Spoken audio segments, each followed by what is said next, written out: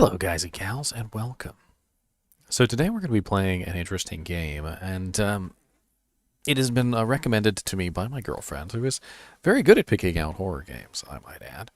And this one in particular is called Inscryption. I guess it's supposed to be a play on words between inscription and scrying, which is like, you know, fortune telling and things like that. But this one is inscription, which is very interesting. We're going to take a look at this game today, and I don't know if it's going to be any good or how long it's going to be, but it definitely seems like an interesting one, and it may end up being a multi-part series. Who knows? But we're going to find out. I said I would start this at 6 o'clock, so give me just a little bit of time here. I'm still setting up a few of the details.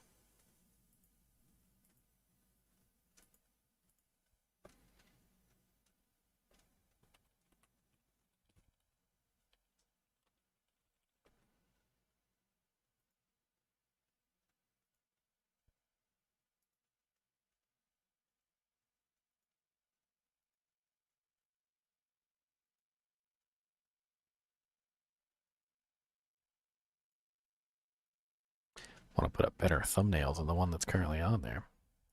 Something a little more cool, shall we?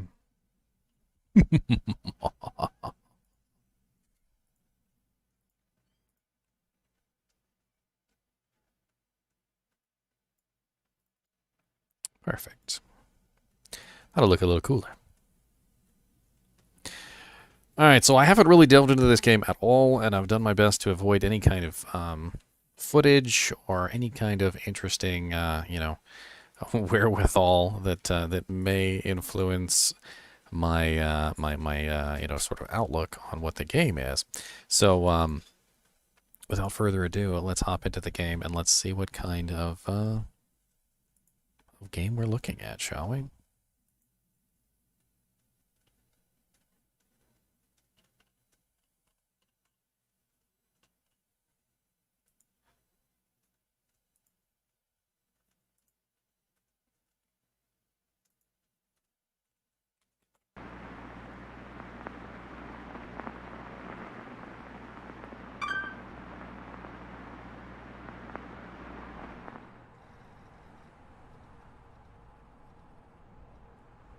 Okay, time to figure out what's on this thing.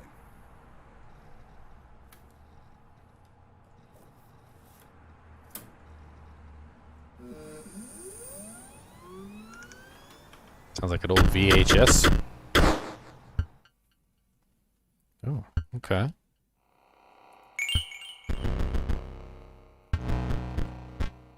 Ooh, I like the vibe. I like the sound effects already.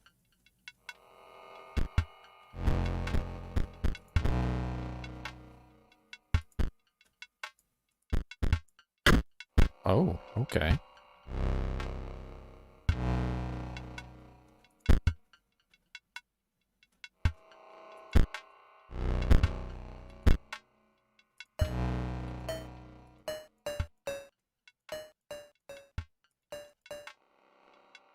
But make sure that sound and volume is a little bit lower than my voice, otherwise you won't be able to hear me.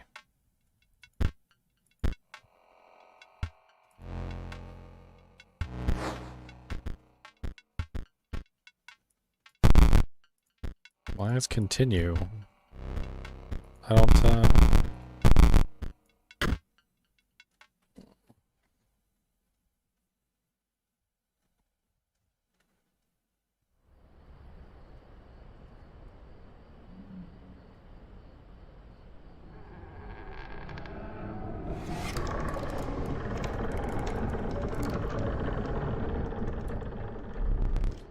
Another challenger. It has been ages. Perhaps you have forgotten how this game is played. Allow me to remind you. Play the squirrel card. Now play your stoat. I just started, beautiful lady. Uh-oh, she's got her green screen green hoodie on.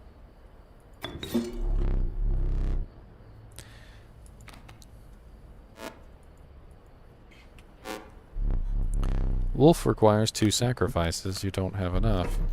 Ring the bell to end your turn. Your stoat stands unopposed. The number on the bottom left is the attack power. Your stoat dealt me 1 damage and added 1 to the scale.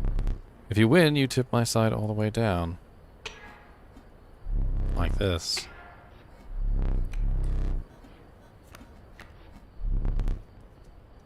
Your stoat stands in the way of my coyote. 2 damage to my stoat. Made your stoat health is 2 of those. If the creature's health reaches 0, it dies.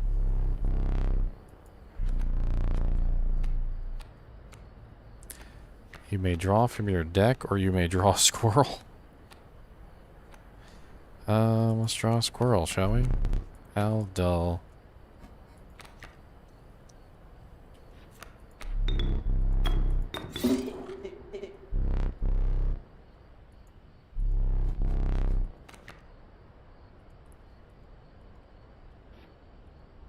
Attack.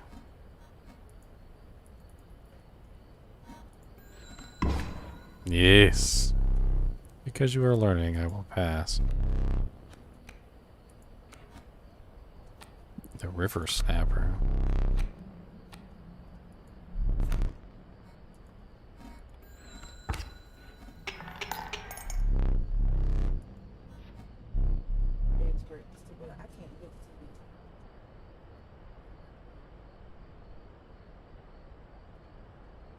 So I guess I'm drawing another squirrel. Down goes the squirrel. I need another squirrel. Only 1 card per turn. Don't be greedy. How strong is the river snapper? Can I put him down? So ooh, he's got 6 health, but he's only got 1. He's only got 1.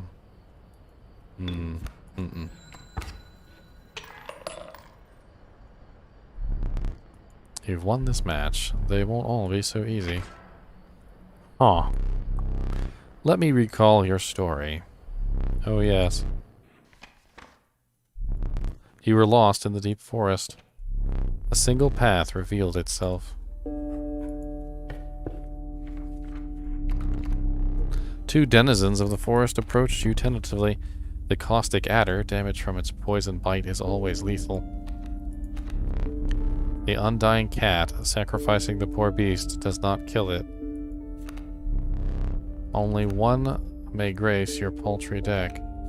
Sacrificing the cat does not kill it? That sounds really powerful. I think we're going to use the cat. Another key creature joins your caravan. Some of the creatures of the forest seem to be following you. You came across an abandoned sack. You found a squirrel in a bottle. Break in case of emergency. And have a second. Another useful implement. It'll allow you to tip the scales with it. 3 is as much as you can carry. Huh. You were ambushed while crossing some rough terrain. You sacrificed me while I was sleeping. It was the right plan, I get it, maybe. You'll help me. Play along for now. What?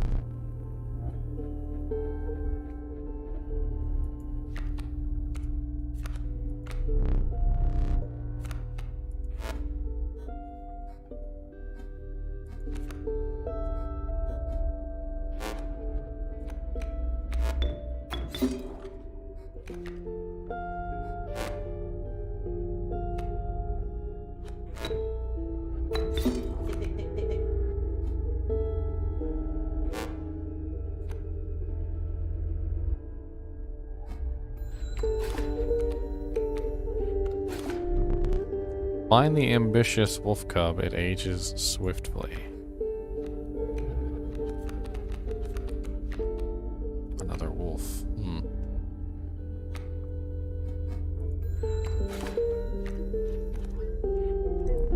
The airborne bat flies over creatures to attack directly.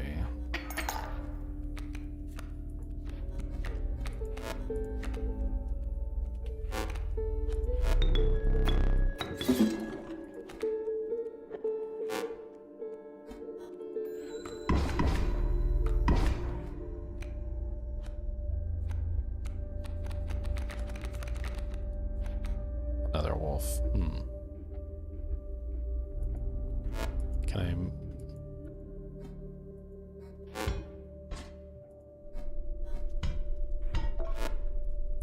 Huh.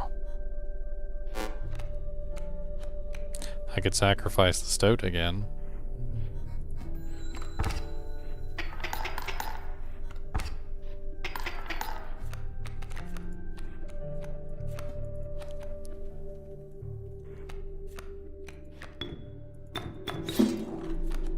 This is pretty fun so far. I actually really like this.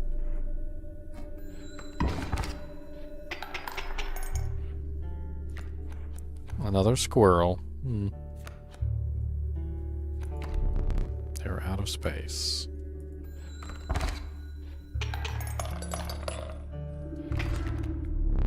You prevailed and trekked onwards past the now bloodied terrain.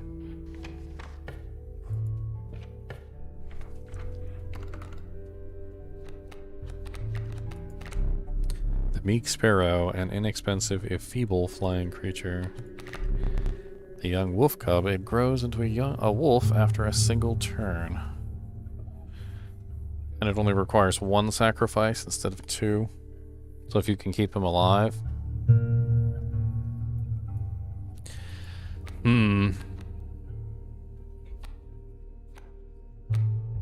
mean, it's pretty obvious. This one flies.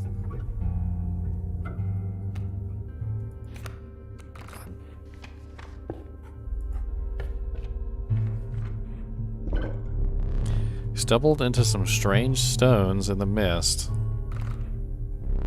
You were compelled to choose a worthy sacrifice, one that will be lost forever.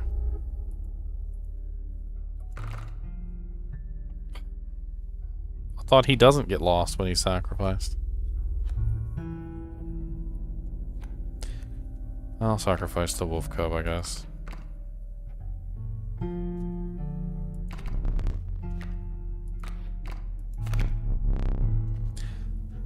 Fledgling. A card bearing this sigil will grow into a more powerful form after 1 turn on the board.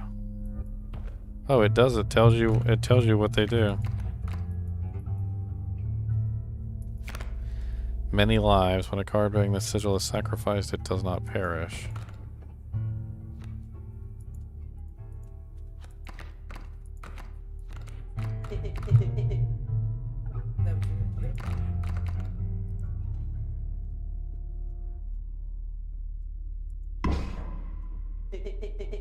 What an honor.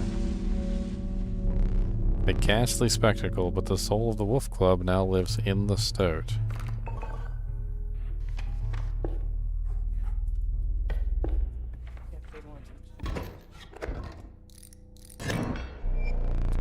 Behold my totem, it inscribes my canine cards with the airborne sigil.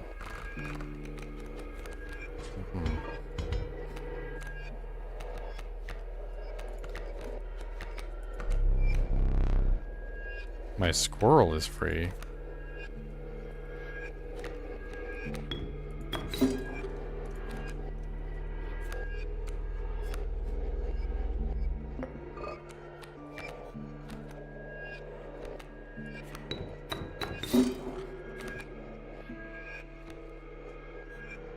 Sounds like a good turn.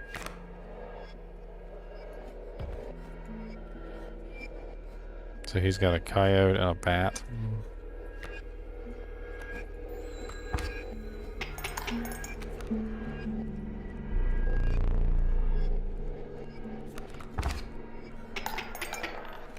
Terrible.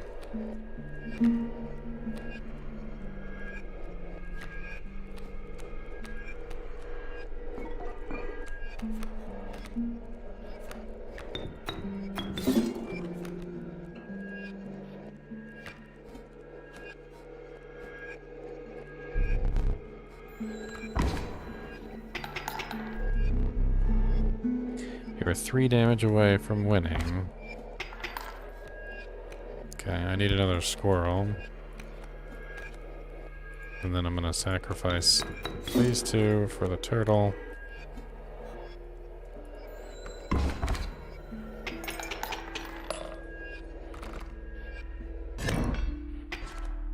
Impressive, you may yet survive this ordeal. What's up, Noir Wrath? You finally got an Ohm rune and rolled your CTA? Nice. Congratulations, man. Knock on wood. Uh-oh, we got a choice. A river snapper, a porcupine, or an adder. I didn't mean to do that. It's right-click to look at the information.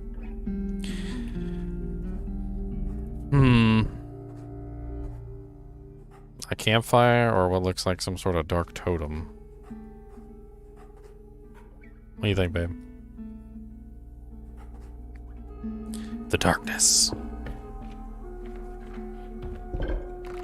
Oh, another sacrificial thingy-jig. Touch of death. When the card bearing the sigil damages another creature, that creature perishes. So I can imbue another character with this effect, is basically what's going on. So I could imbue my immortal cat. He's always going to be on the field anyway.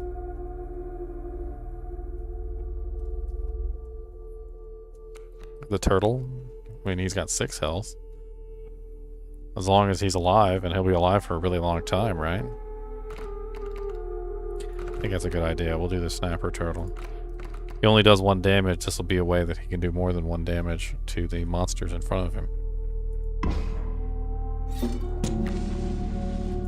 And then now the turtle is poisonous.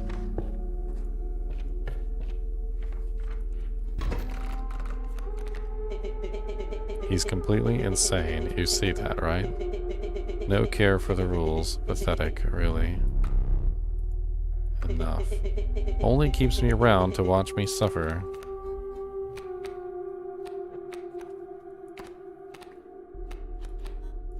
Squirrel.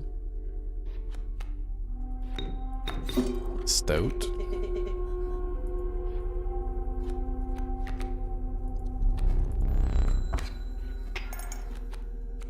Oh, he got a dang grizzly bear. Oh, Lord. I think I might be in trouble. I can't summon anything.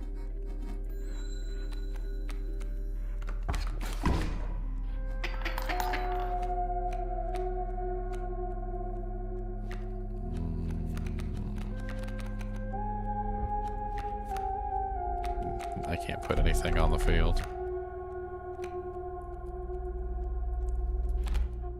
A card bearing the sigil will block an opposing creature bearing the airborne sigil.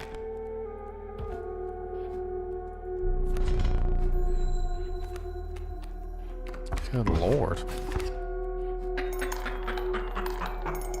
Was I supposed to lose here? I don't see how I was supposed to beat that many bears. Using this as a learning opportunity may be the only way to mitigate my disappointment. Get up from the table. Fetch me the candlestick from atop the barrel beside the door.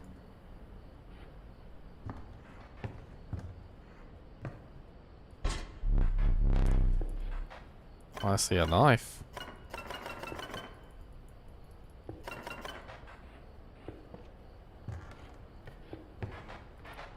So freaking... What is this? There's a lot of cool things in this room. What is this? Why is there so many cool things in this room? There's a little wolf in a cage. I'm gonna let you out, sir. Haha, I put out your candle. Ooh, did you see that thunder come through the door? There's a hammer and a magic wand? Where does he want it?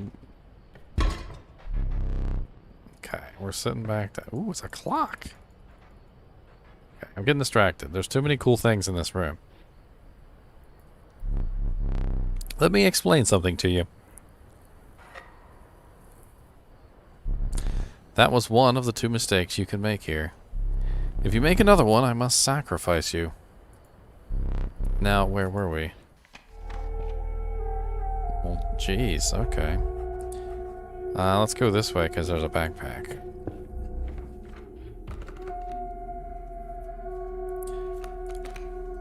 Alright. We got a card bearing this sigil will block an opposing creature bearing the airborne. Okay, so we've got an airborne blocker, we've got another river snapper, and an airborne bird. The bullfrog and the sparrow are both only one sacrifice, and I have too many two sacrifice cards in my deck. So honestly, I think the one sacrifice cards are probably better at this point. And the bullfrog blocks aerial attacks, so let's go with him.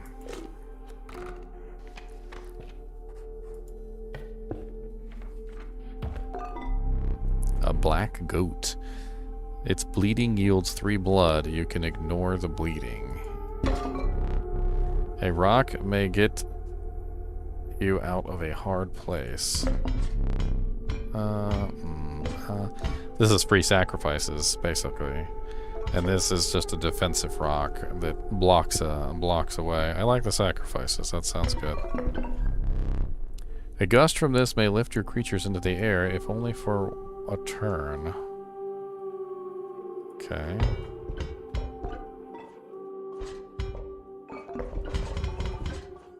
That sounds good. Sounds good. I like that. Feeling overburdened enough with a full 3 items, you carry on. It's the boss. Oh lord, a skull with little thingies in it. The trees seemed to close in around you as a chill mist descended. In the distance, you could hear the clinking of metal on stone. A hobbled figure stood in your path. Hee-haw, 'twas the Prospector. Hee-haw!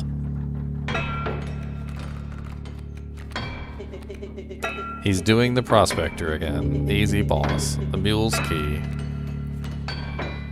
Okay. Let's go ahead and put down the squirrel.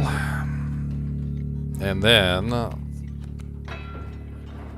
we got a coyote and a black mule.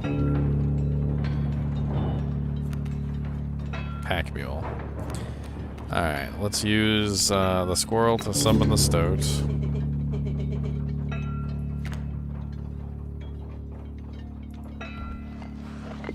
And then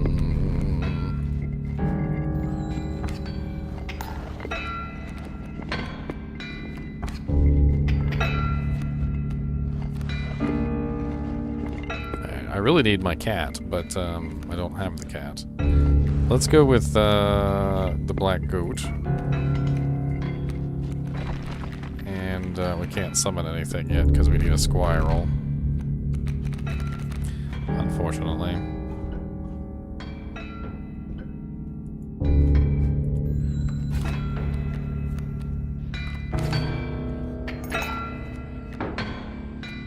Okay. Squirrel, go down. Alright, and then we're going to use the squirrel to sacrifice for the black goat. And then we can bring out the river snapper, which can kill the coyote in 1 hit. And we'll have to wait for the next one.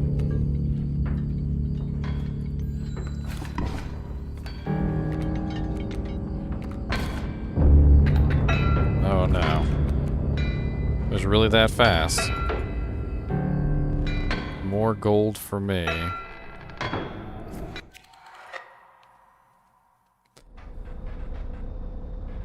Maybe I should have taken the rock.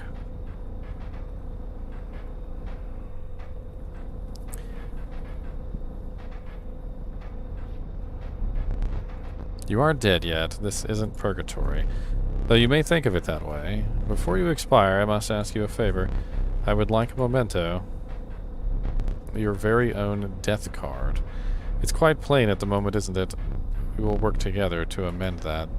I want this to be the perfect memento of you. Here are some cards from your mediocre deck. We can put them to good use. Please choose a card to draw the cost from.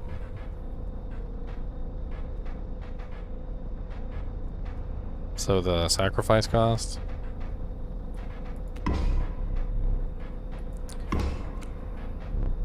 And another, this time we'll use the power and health numbers. The wolf is better. And now choose a card to extract the sigil. I never did ask you your name.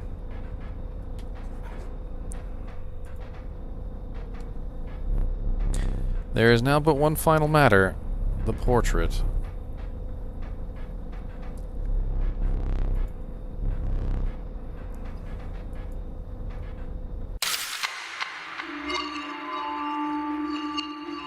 Did you get my good side?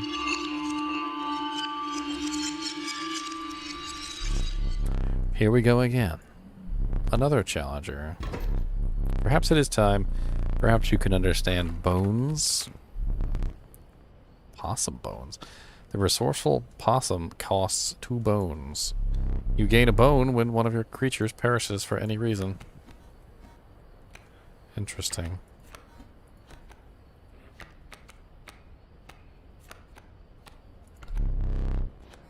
No bones.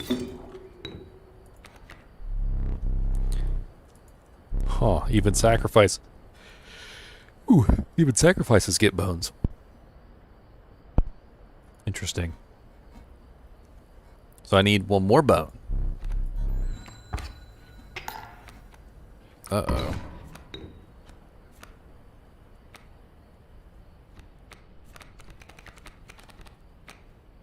I guess I can play my possum, but I need another squirrel for sacrificing.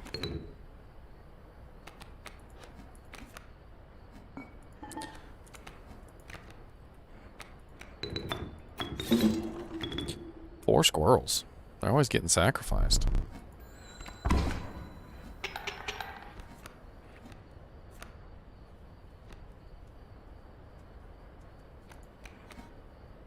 Bullfrog.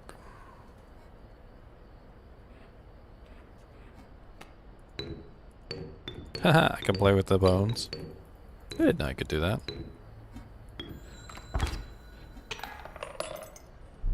How brutal of you. You dealt me more damage than you needed to win. However, in my game, such feats are rewarded. To be precise, a tooth is kept for each extra damage dealt. The trapper may be interested in your spoils.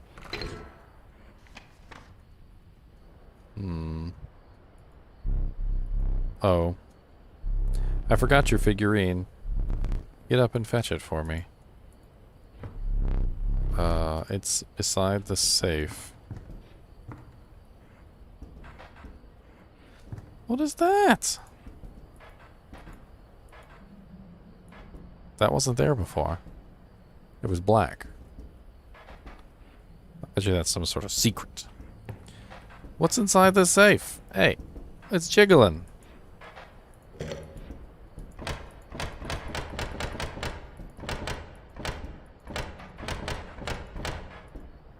safe is jiggling. Do you know the code?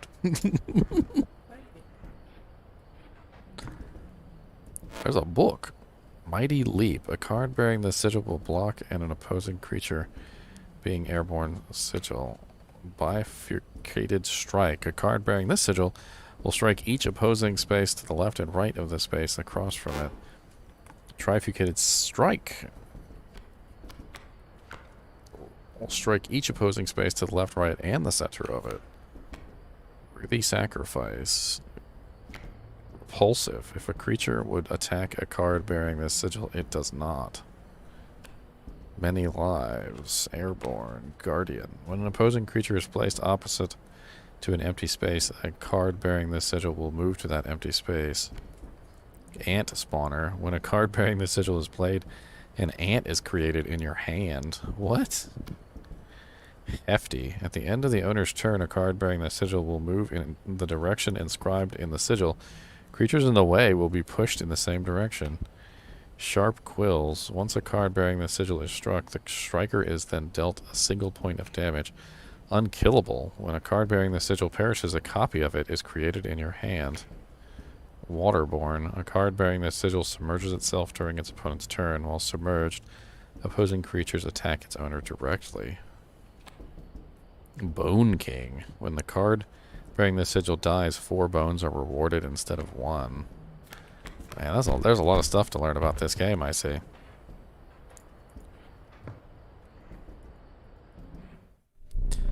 Let us continue.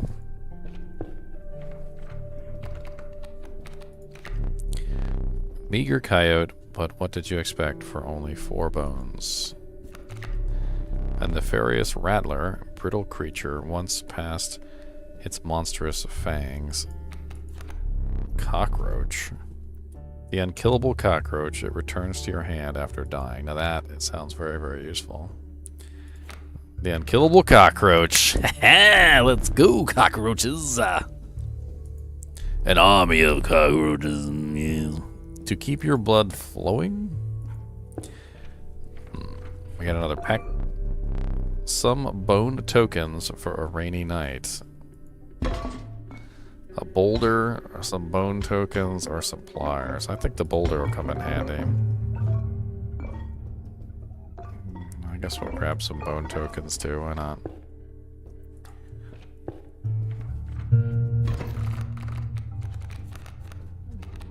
Hey, we got a cockroach. He cost 4 bones to summon though, unfortunately. But he is unkillable. Alright, let's put down our squirrel. And can't summon any of these, unfortunately.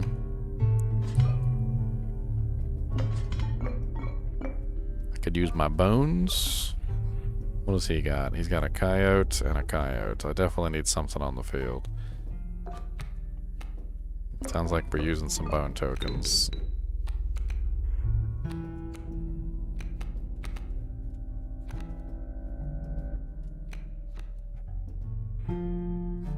How much do these guys got? They got 2 attack, and neither one of these guys has more than one health. So neither one of them is going to survive, unfortunately. So we'll use the cockroach since he's infinite. Yeah, he'll block the hit at the very least. And then we're going to go grab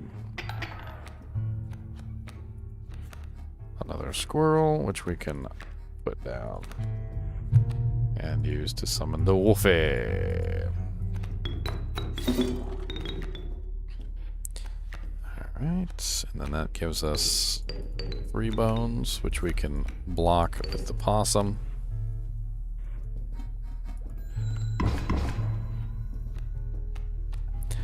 And unfortunately we can't really pull a squirrel because we don't have anything to summon.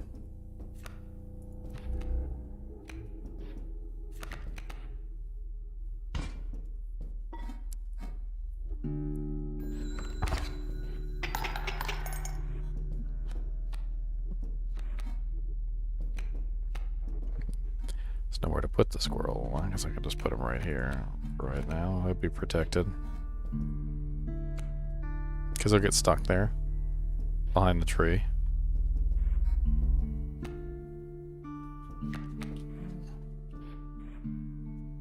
Could sacrifice the opossum.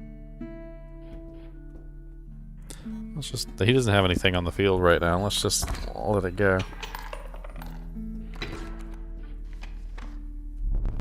If you desire it, you may stand up now. It will allow me time to plan. I am no tyrant. You may stand wherever the map is unrolled. It allows me time to plan our next encounter, but do keep your hands off my possessions.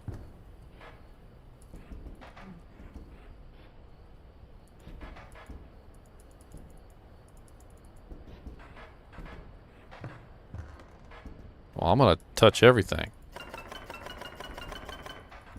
A little squirrel in there, and a little wolf in a cage. A little thing click. Putting out your little candles. I don't know what this is. There's a candle up there. A cuckoo clock.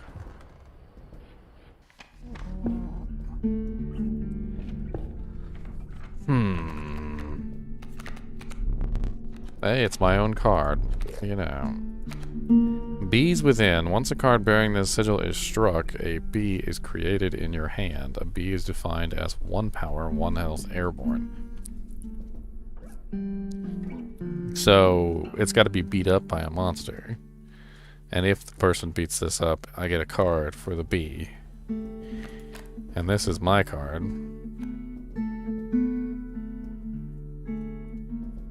Honestly, it's 3/2. It's only 1 sacrifice power, and it kills anything it touches. I feel like that's probably the best choice. We don't really need anything right now. Our bag is kind of full. Well, they're missing 1 item. The bones.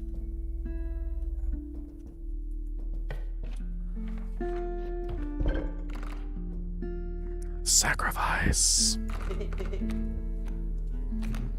I thought I already gave you a power, sir. What happened to his power? I thought he had one.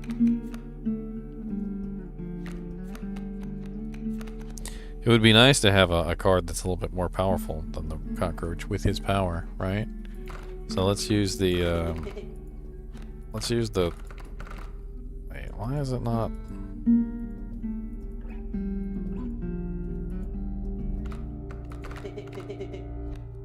I thought it was the one at the bottom was the one it took the power from.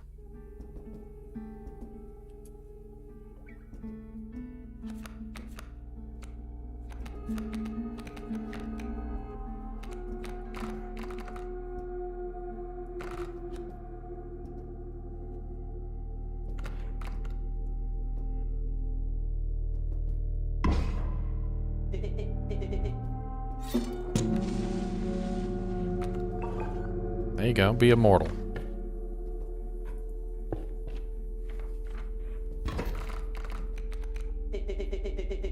There's a way out for both of us. It's somewhere in this foul cabin. Be silent or I will tear you to shreds. Wow. What's he got on the field? A coyote and a coyote.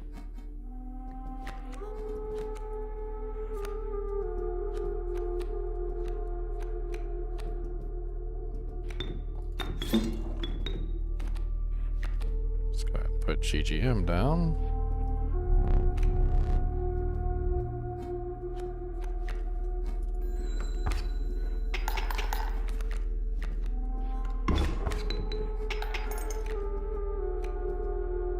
How did he kill him in 1 hit? I thought he had more health than that.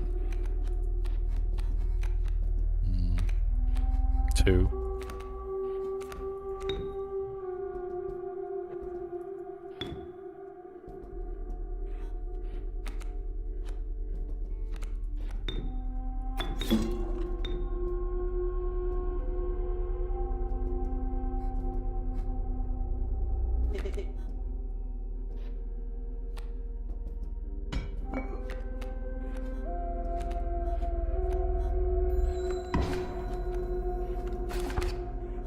Alpha.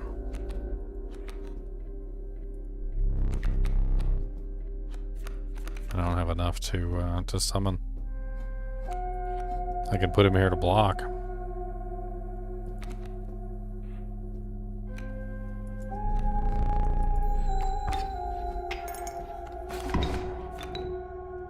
Gives me a bone at least.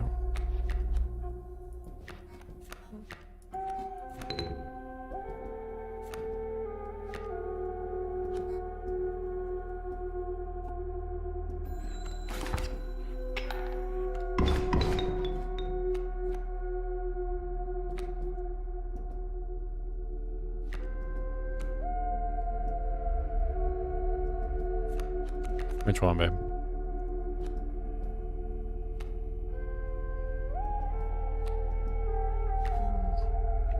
I mean, both of these guys do 1 damage. No, this guy does 2. I do 1. He's almost done. So let's do the squirrel. We'll put the squirrel in the way of the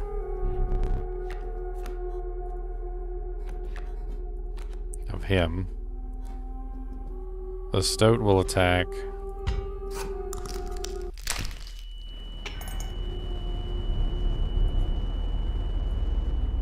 And then one more point will come from the stoat.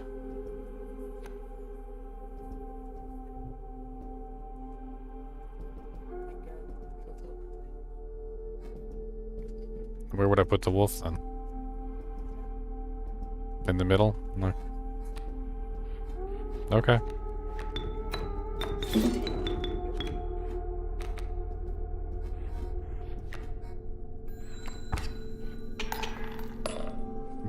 Good thinking, my beautiful lady. Blood card or question card? That's an odd one. I do need a pack, though. Because I have used up most of my items now.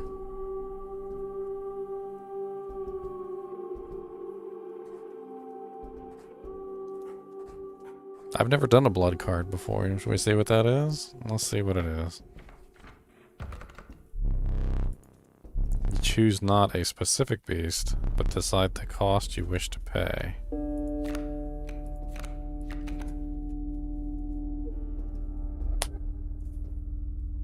I mean, I've got tons of 2 sacrifice beasts. Yeah, I've got 2 wolves. I've got the snapping turtle. That's 3.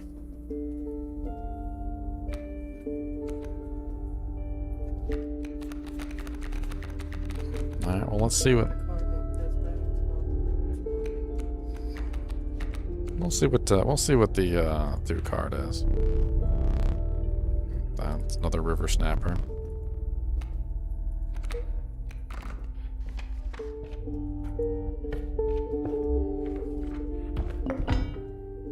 Another boulder will come in handy. Powerful item. Turn this and I'll skip my next turn. Now that could be actually really useful. And the black goat. Hell yes. The black goat. Oh, sorry, hold on. I think I forgot to bring up chat.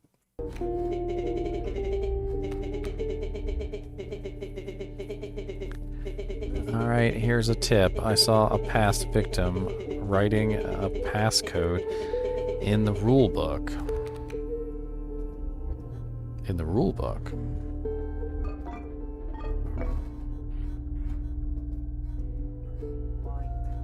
Two flying things, both doing 1 damage apiece.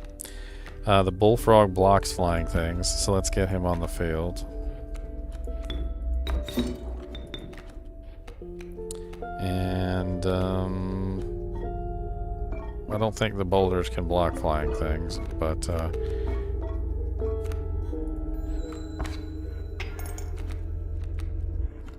he's also got a skunk.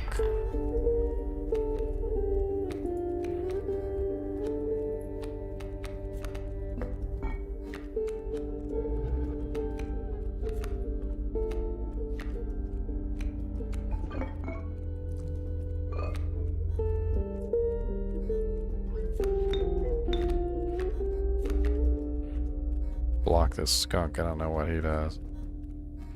No, I didn't.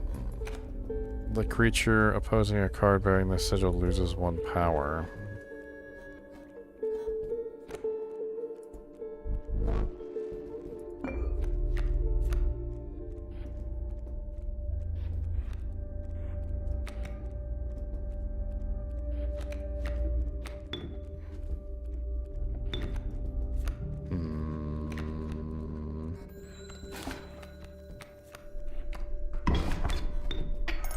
So many air cards.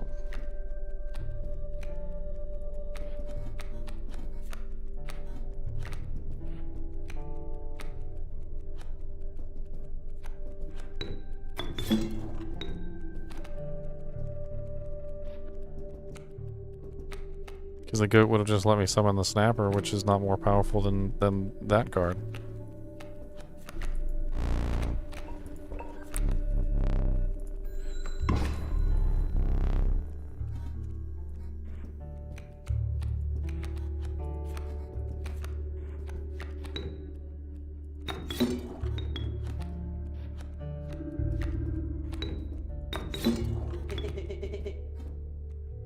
Total misplay. He doesn't like being played, does he?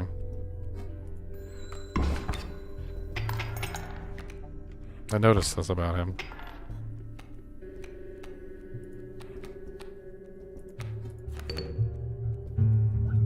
Perfect.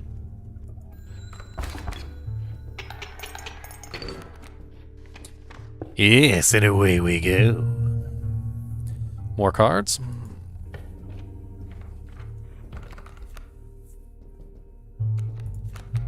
A porcupine.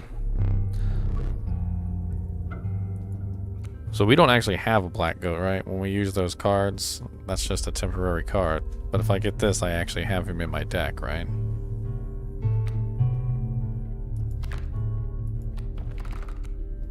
Because I don't.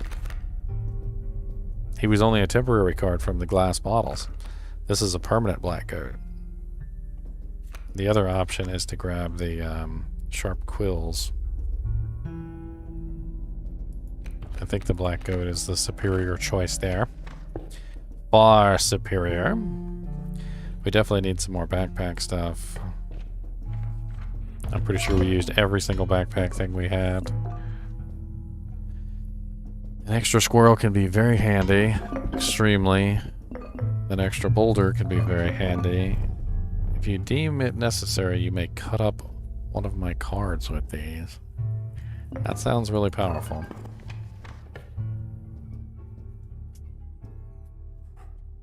I want to take a look in this rule book real quick. Is this the code right here? See how it's written in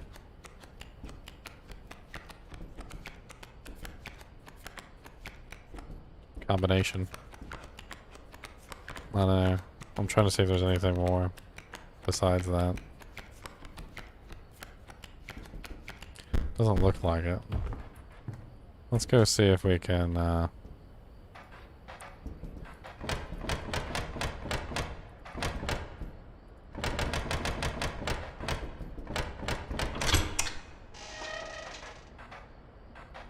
stink bug.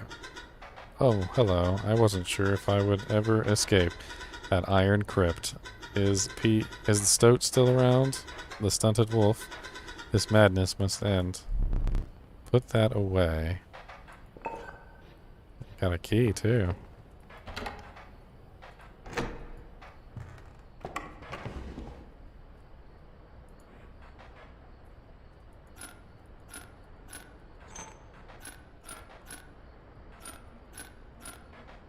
These are cards. 1, 3. Those are power levels.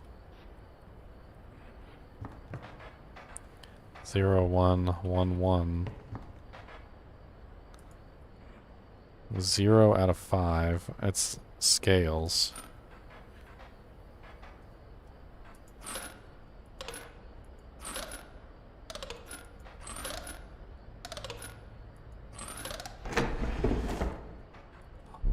A skink. I forgot that I had put that there. Very well. You may add it to your deck, and I'll deal you one every so often.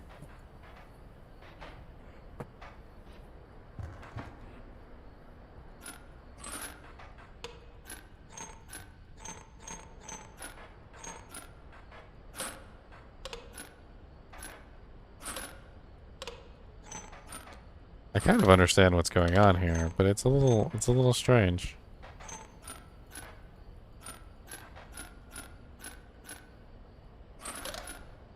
Almost. Not quite.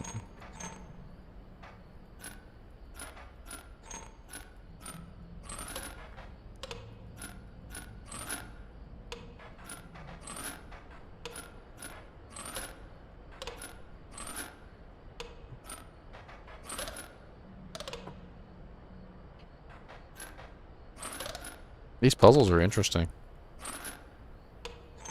It's like setting up little battles.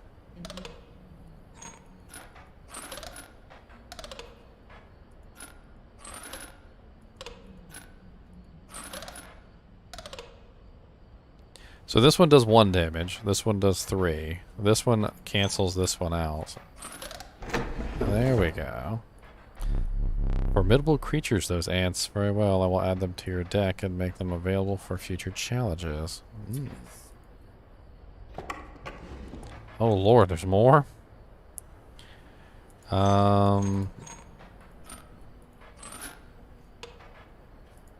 all ants.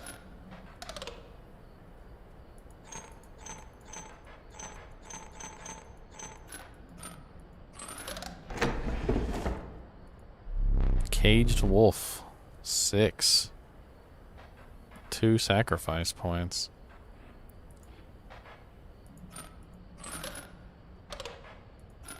One, 2, 3, 4. Not enough. 3, 4, 5, 6. It goes over. These two are canceling out. Without having met her, this wood carving is meaningless. In time you will understand its power.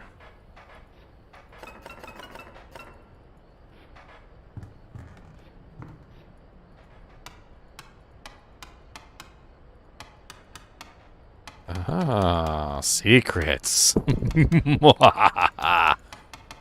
What time does it need to be? Let's try midnight, shall we? Midnight? Does it fit? There's got to be more to it than that.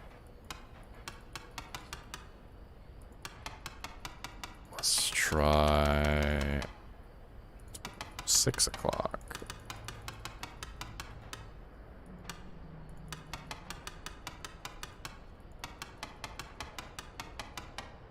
I know something comes out of here, I just don't know the time. I guess the other one completely by accident, but you know, midnight is often a horror game kind of a thing, you know, so that's why I tried midnight. Do not ask for whom the bell tolls for the... These kind of clocks, they cuckoo on the hour, right? So, let's try 1 clock exactly.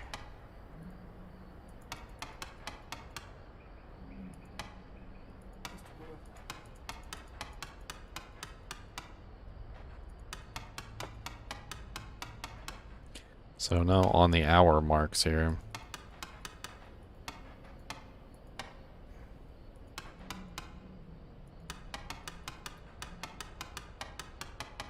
I'm sure that the game will eventually give me a clue. I'm sure it will, eventually. That's right, I got some new cards. Check out my skink. I got a skink. What does he do?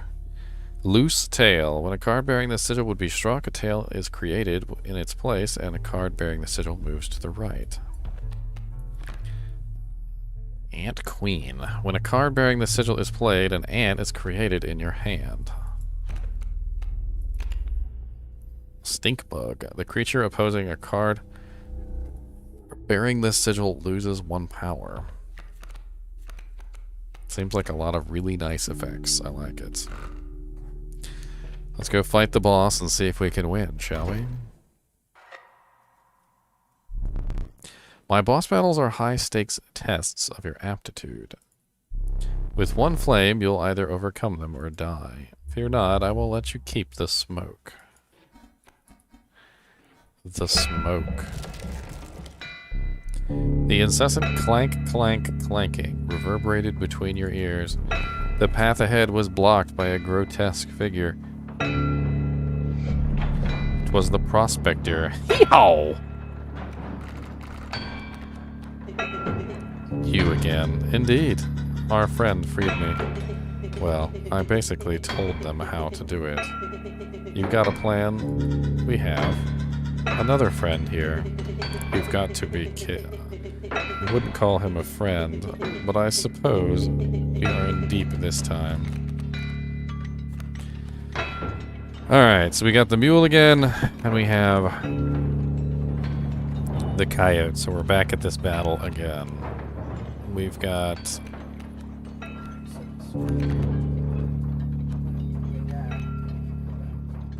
So we kind of want him to die.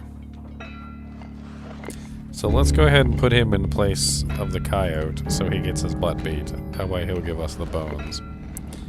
We'll use the squirrel to summon something. Can we draw a card at this point? Not yet. He gets... Oh no, he lost his gain in power. Now he has the I never die thing. The pack mule doesn't have any actual attack. So we want something in his way then. So let's put the stoat... Yeah, let's put the stoat in his way.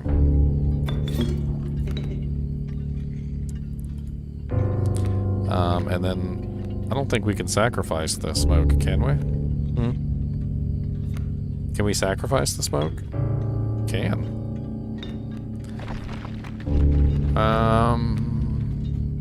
Let's put the stink bug in there. That sounds like a good idea.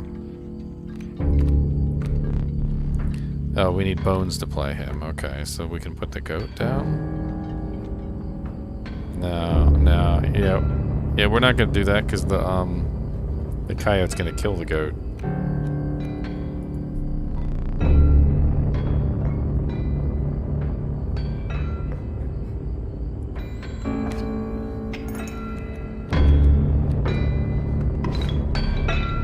Alright, so we have some bones.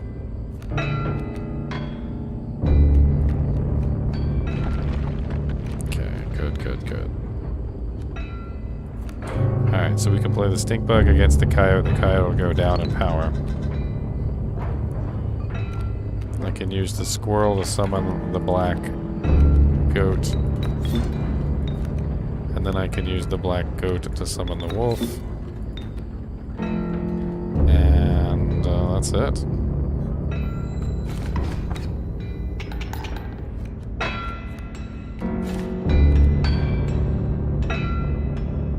I don't have anything left, but I could sacrifice the stink bug. Worker ants.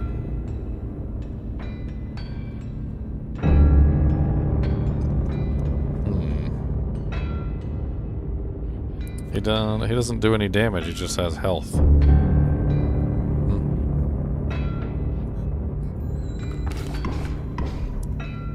Do I neglect to mention overkill damage? Excess damage is not wasted. It carries over to the card behind the mangled corpse of the victim. Lucky for you. I hope you didn't think it would be that easy. There's gold in them cards. Oh, you killed my stoat.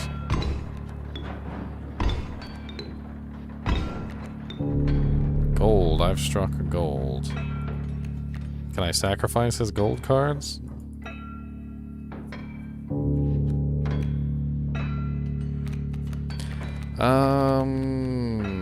Well, I have nothing to summon with, so I need some squirrels. So I might as well grab a couple squirrels. I can't place anything because he's got all the spots filled. I could go ahead and grab the boulder, though.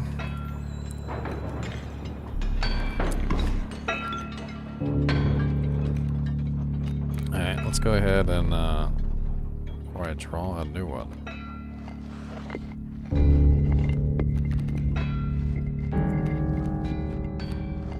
River Snapper, nice. Guardian. When an opposing creature is placed opposite to an empty space, a card bearing this sigil will move to that empty space. I'm just gonna go ahead and put the boulder in his way for right now.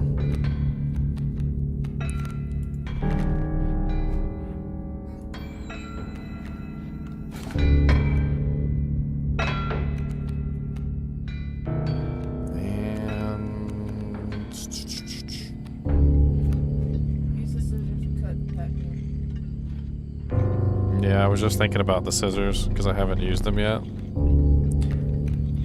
I can't do anything until I draw a card. Can't cut that, it's too thick. I guess I should cut him then.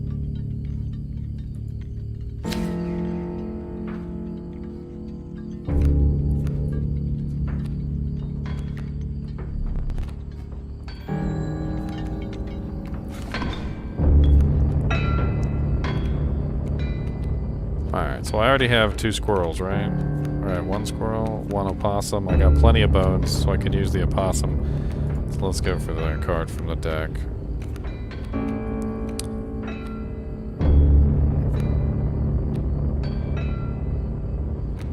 I mean, my card has a poison ability too, but...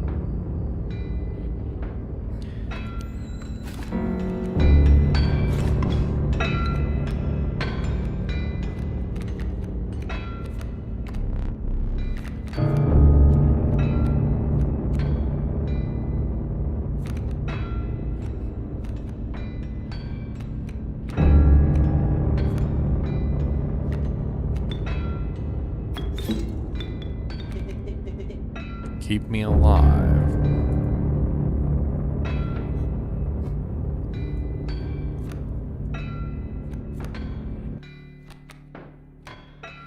I could sacrifice the possum for this one to get more damage. That way he'll be hitting for 3. That'll put 3 teeth on his board. And everything I have is 2 or 1, so I need something to sacrifice. I'm not going to sacrifice the stoat, so might as well just take a squirrel for now. That should end it.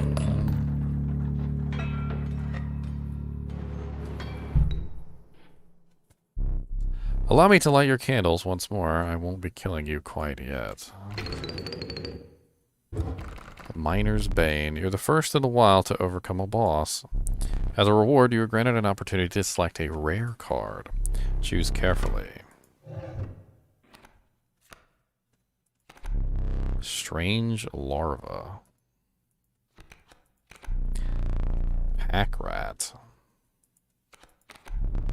The Eternal Serpent. Death strengthens it forever. Unkillable. When a card bearing this sigil perishes, a copy of it is created in your hand. When a card bearing this sigil is played, you will receive a random item as long as you have less than 3 items. A card bearing this sigil will grow into a more powerful form after 1 turn on the board.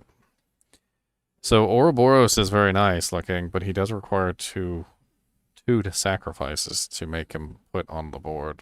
My invisible girlfriend, ladies and gentlemen. She's back! The invisible one! I would do tech wreck since you use all your items a lot. Both of them are good though.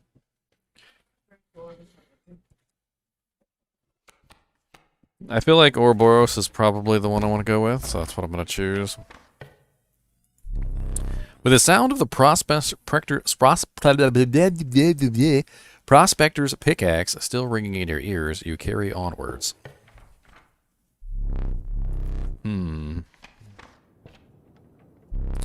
The rank smell of rot and mold permeated the humid air.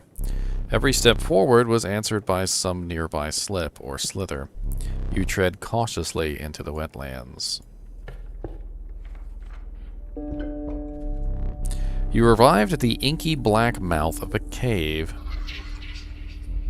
A strange beast lurked within. It spoke, "Pass one of my trials, and I will be yours," in a raspy voice. 3 creatures will be drawn from your deck. They will decide your success or failure. It spoke again, but first you will choose a trial. The Trial of Wisdom. The 3 drawn cards must have at least 3 sigils among them to pass. The Trial of Health. The 3 drawn cards must have at least 6 health combined to pass. The Trial of Power. The 3 drawn cards must have at least 4 attack power to pass. I don't think I have... Well, actually I do. I think I do have at least 3 cards with sigils, but I also have a lot of cards that don't have sigils. So, you see, I got a lot of 1 health cards too, and I got 2 river snappers. Let's do the health, because I got 2 river snappers. I got a lot of health cards. 2, 2, 6. There you go. See, we got 6, 7, 8, 9, 10. I was hoping I'd draw the river snapper because I got 2 river snappers, and that's 6 and 6. The beast revealed itself. It was. Oh wow. The skunk. Stinky. The creature opposing card loses 1 power. The card bearing this sigil will strike an opponent directly, even if there's a creature opposing it. Fledgling. A card bearing this sigil will grow into a more powerful form after 1 turn on the board. Raven egg. So it's going to turn into a raven? Unkillable? Bone King. When a card bearing this sigil dies, 4 bones are awarded instead of 1. When a card bearing this sigil damages another creature, that creature perishes. What does the raven egg turn into, though? A raven? Does it gain the airborne perk? Because I feel like this sparrow is probably going to be one of the most powerful cards in my deck. Because anytime there's a rock or a tree or anything in the way, I can place the sparrow right in front of it. The sparrow can continually attack the opponent the entire time while I'm waiting. And if I can just continually resummon this sparrow over and over again, that means whenever it does die, I can just bring it back to the field and it can continue damaging. That actually seems really nice, but I wonder if the raven egg also has the similar effect. I think I'm going to choose the sparrow. The inhabited sparrow joined your menagerie. We've got a pack, and we've got one of them sigil summoning doojanks. Looks like there's some sort of evil pig creature in the road up here.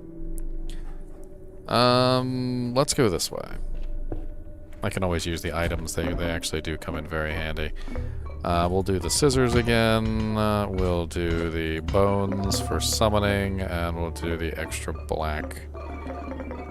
The black goats.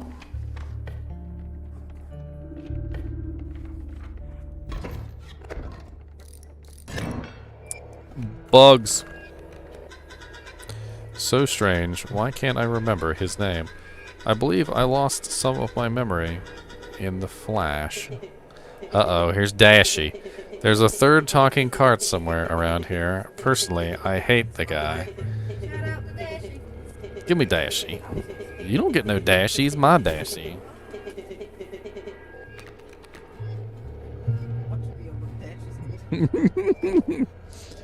That's right, we're playing a horror game. Dashy always has his doll whenever he's playing a horror game. Alright, let's take a look at this. He's got bees. Okay, so he's got 2 airborne cards, and they have the stinky modifier. So his bees are going to make any monster that they come against basically absolutely weak. So I've got a squirrel, a stink bug, a stoat, and an ant queen. Alright, now here's the thing though, does my stinky work against their stinky? Because if it does, I can put the stink bug in the place.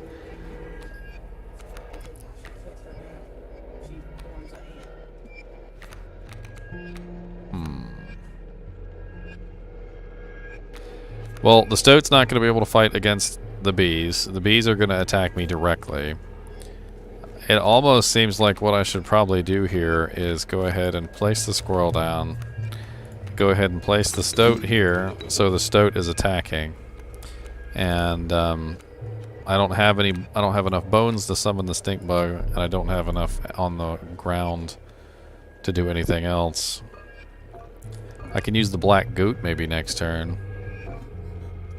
Let's wait 1 turn before we decide what we're doing here. Yeah, that's already looking nasty. Nasty.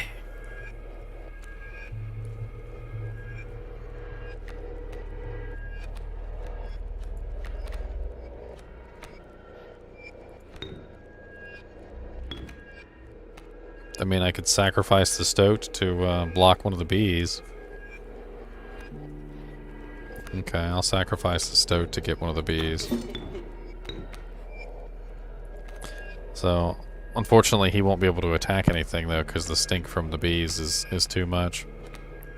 And now I have 2 bones, so I can place him in the way.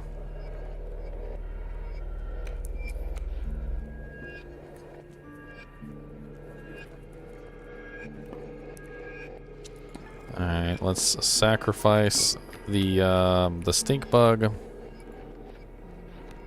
to get the ant queen.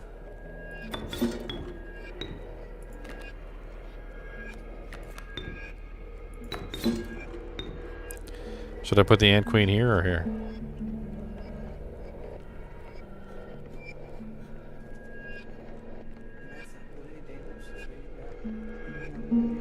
Well, she doesn't do damage though, does she? I don't think she does damage.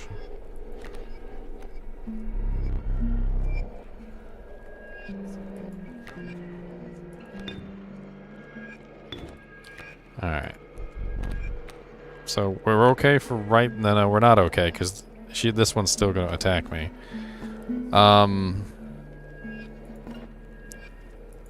Shweek. Oh, she does attack. Okay, well that was worth it then. Alright, so let's grab a squirrel so we can summon an ant.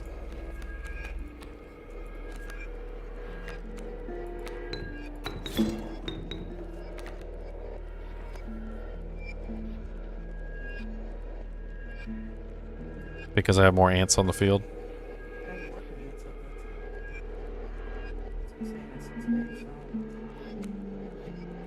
And it seems very strong.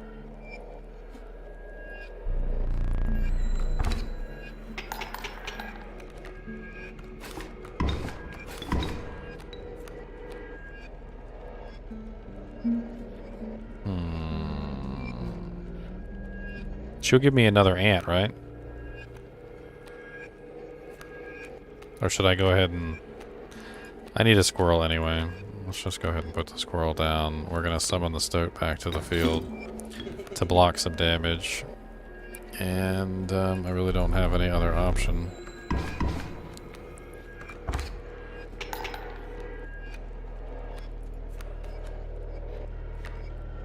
I don't have anything to summon though. If I put him down, he's just going to die.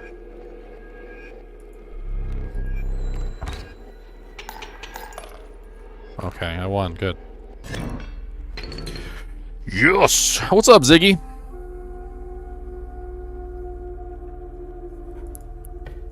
Looks like a booby trap. You were stopped along the way by a trapper looking to liquidate his pelts. There was something uncanny about his appearance, but you were quickly distracted by his wares. Care to look at my pelts?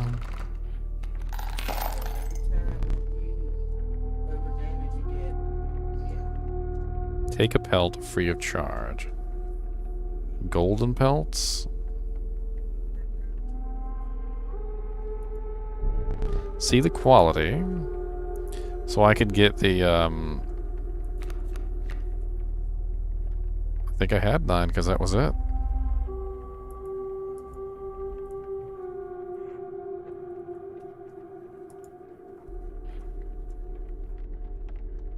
I did? You're leaving already. Please consider me pelts. Thanks for your business. The man assured you of the value of the pelts. They appear to be useless in a fight, but he mentioned that the trader further down the path would reward you for them. An axe, a campfire, or a sigil.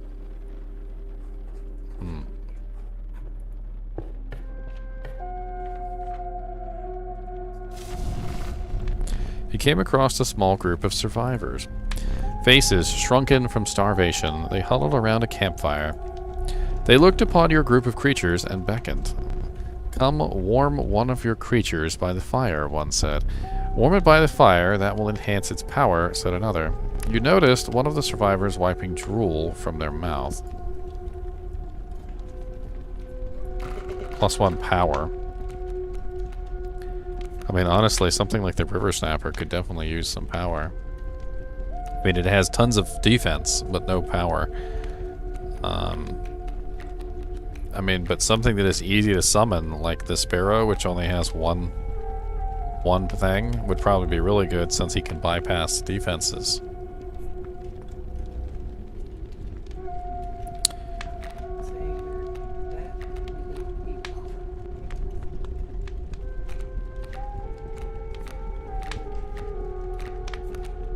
They both have the immortal thing. Yeah, see, immortal, immortal.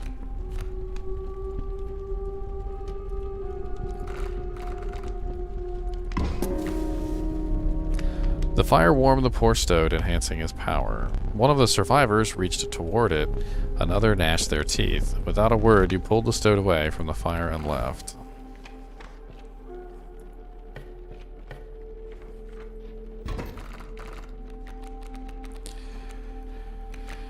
Alright, so we got our little Stoat. Let's see what's on the field. So we got a stump. So this is what I was talking about before, is that I can take the Stoat, or the Sparrow, and I could put him here, and he can still attack. So because he's an airborne creature and he can attack over top of things like this, which makes him extremely useful for that kind of purpose, he'll just sit there and he'll just continually attack the whole game long. And I've got to figure out what to do with them, so... Alright, so let's get the bullfrog in the way. Since the bullfrog can block the bees.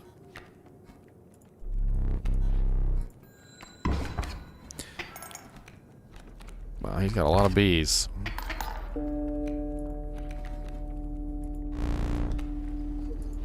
I don't have enough cards to block him. The teeth aren't, the bones aren't going to do me no good because I don't have anything to put in its place.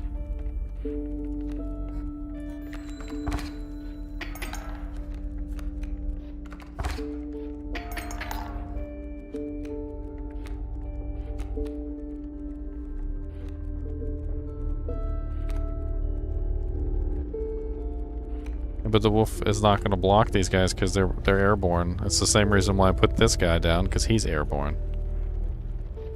They attack over top of my, This guy can't attack the bullfrog.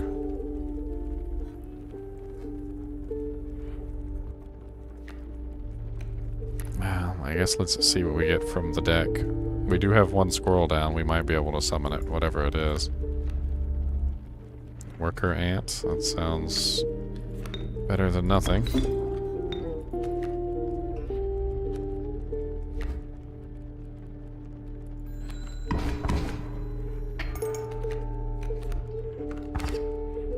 Yeah.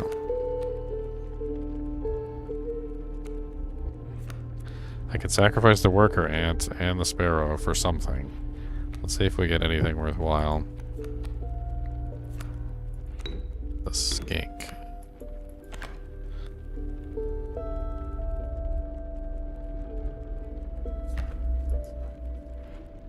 I mean, it'll attack at the very least. I could sacrifice the sparrow to try and get rid of the bee.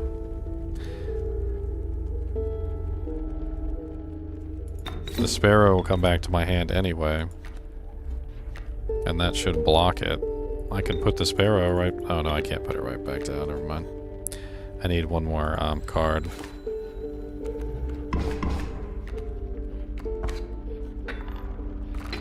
That's the end of that. One candle. How disappointing. Let me go for the cards. Or should I go that way? Let's go this way.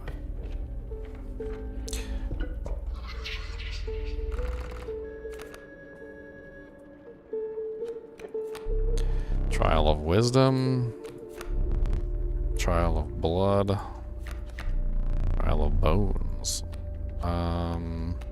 Blood, I think. I have a lot of high cards. Oh, God. Had to pull two horrible cards. Failure, the creature whispered as it faded into the darkness.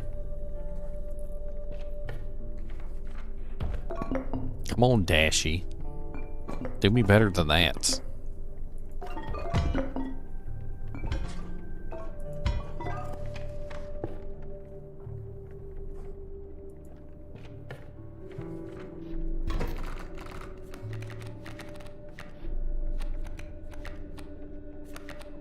No. Oh, you did. No. Kingfisher. Coyote. Kingfisher. Yeah, but they have this waterborne effect. A card bearing the sigil submerges itself during its opponent's turn. While submerged, opposing creatures attack its owner directly. Which means that that anything that I put in the place of these is going to attack. I can attack through them.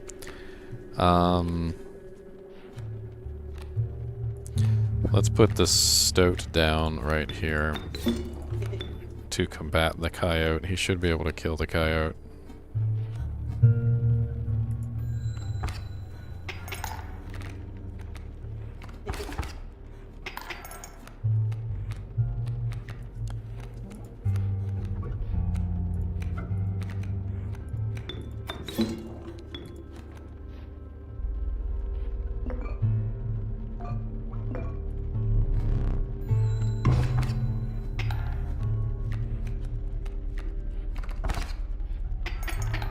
Oh.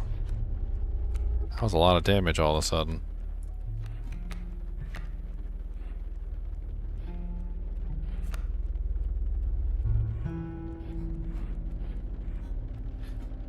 Well, this is an air card. I can't block him. I can grab the squirrel to summon the goat, but I have nothing to summon. I really don't have any choice but to skip my turn. I mean, I can grab the squirrel and put him down, but...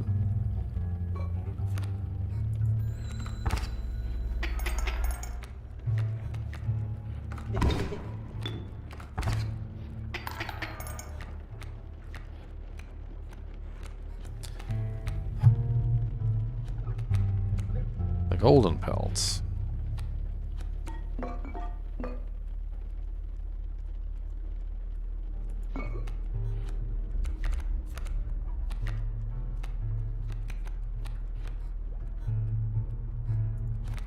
I need him to take out this bird. And, that's unfortunately all I can do. I think I might be about to lose this, babe.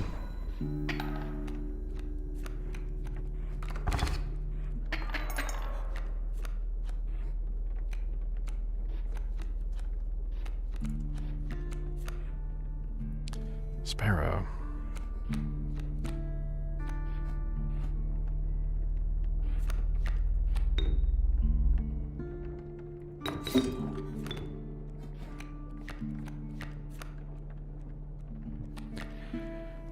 I mean, because I was hoping that he would be able to attack over top of these guys anyway.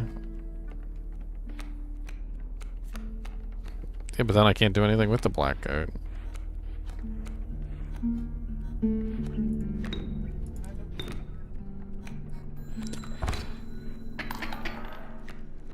Dead.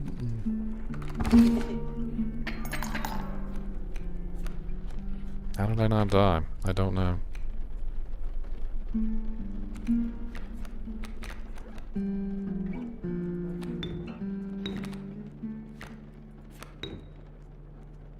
I've got to sacrifice the sparrow. You can't summon the black goat without sacrificing something. He's a one blood card, which means you need to sacrifice something to put him down. The black wolf, I mean the caged wolf doesn't do me any good because he's just going to block an attack. I could put down both the pelts and I could save myself.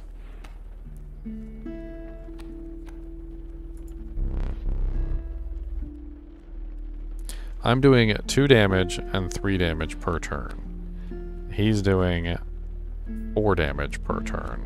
So I'm losing by 1 point of damage every single time. If I can put one thing on the field, the damage will be equal. But I'm pretty sure I'm gonna lose anyway.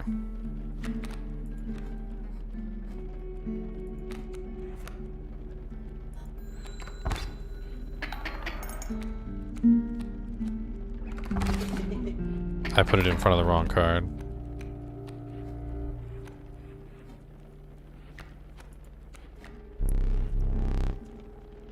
You have me here, I surrender.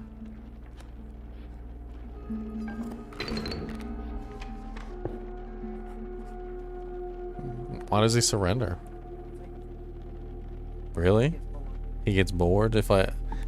Good. Nah.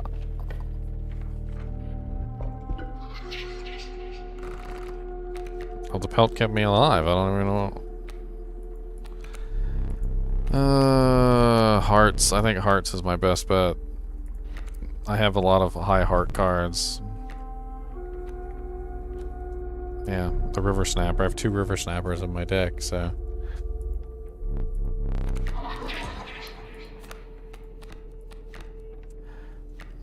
A Possum with the Touch of Death. The Rattler with the Ant Spawner card. And the Alpha with the Leader. Creates adjacent... Creatures adjacent to the card bearing this sigil gain 1 power. It seems like it could be really powerful, but it does require 5 bones. He also has the Touch of Death on him as well.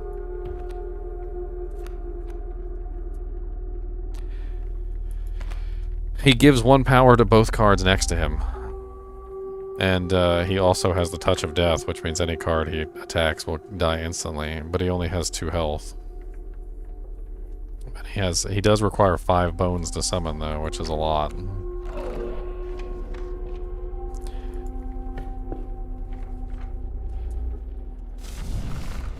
Hey, we can give him some extra power.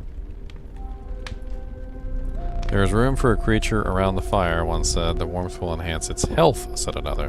One of the survivors said nothing at all, but could not stop licking their lips.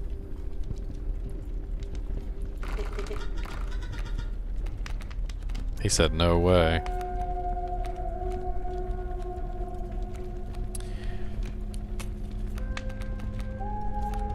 I mean, health is a good thing and can be very powerful to keep your card on the field.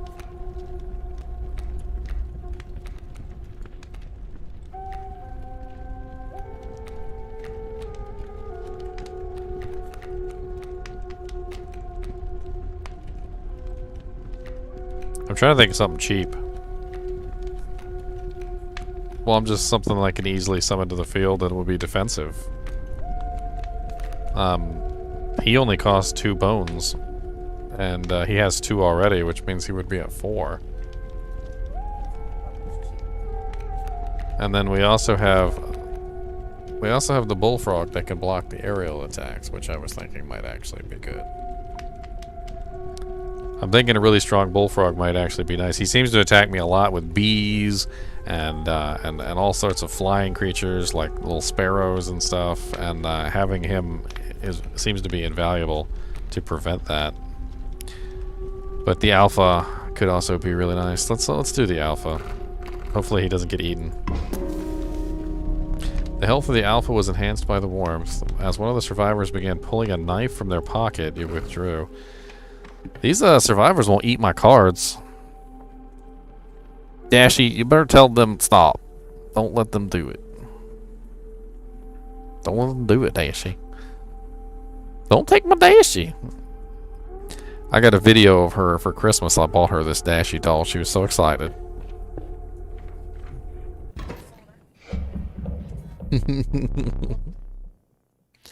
A foul smell invaded your nostrils and caused your throat to seize. A hulking man sat by a brackish pond with his feet submerged in dark water.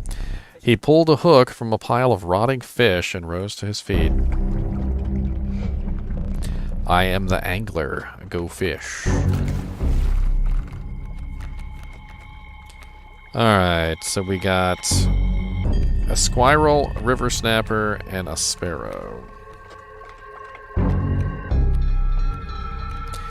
Alright, so that's not a bad starting hand. We've got the Kingfisher who can attack by air.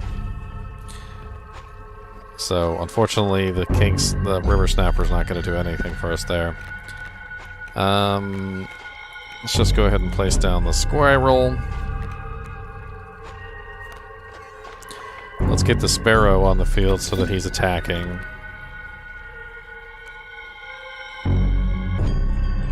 Let's go ahead and grab the black goat since this is a boss.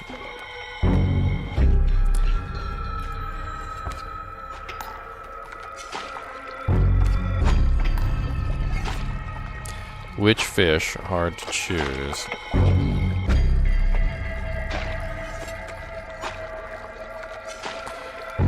Alright. What? Yeah, I see the hook. So he's trying to steal my card? He's a thief?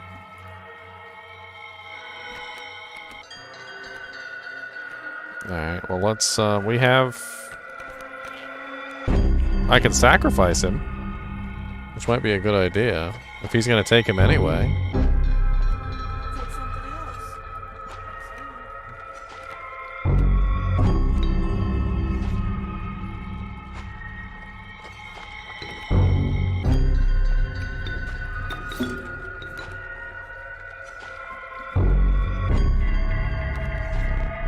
Alright, I'm gonna put down something better. Oh, he really don't care what he attacks, does he?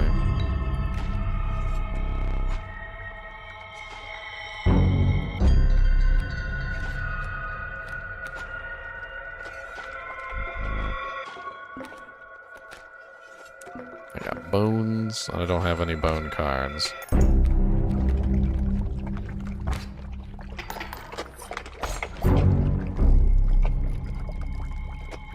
Mine now, go fish.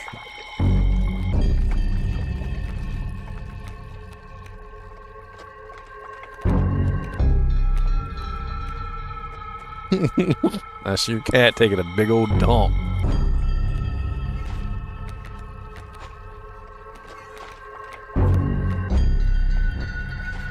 You understand only one.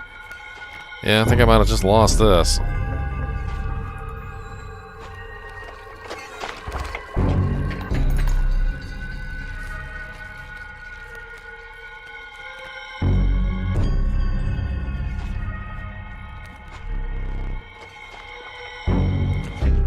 Well, it seems like the only way to combat against that is to have multiple cards down. Kyle is here to haunt me. What's up, Kyle?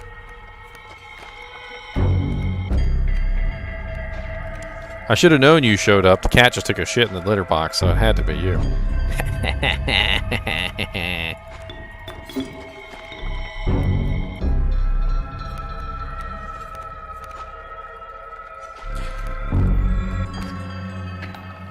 He's a thief. He's a card thief.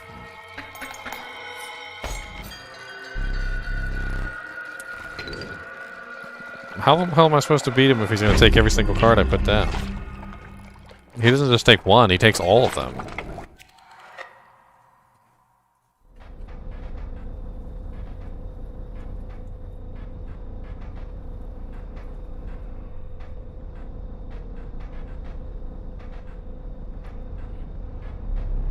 Stay there, no need to move. I'm afraid you are not dead yet. Hold still. Where did I put that camera of mine?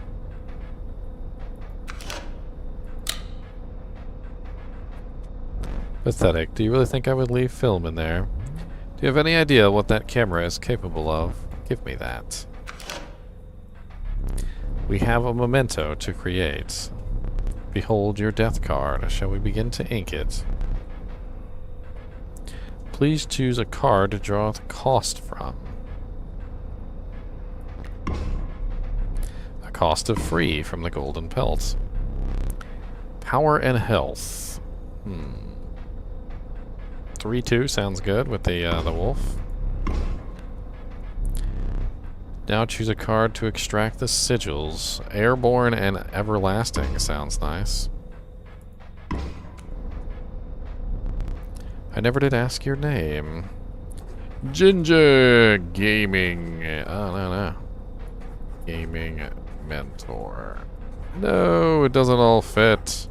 GG Mentor. There you go. One thing now remains. I must capture your visage. Yes. Get my good side.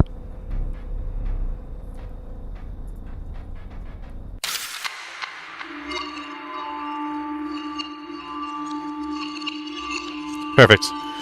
Perfect picture indeed. Yes. Are you prepared for what lies ahead? To be impaled on the angler's hook, like the one who came before. It seems the lowly stink bug has made its way in. But it is dealt, so it stands.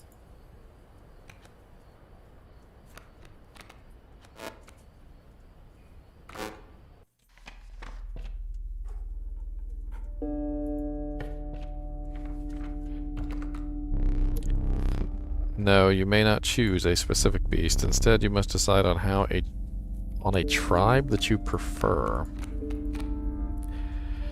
Wolf, raven, or animal. Let's do raven.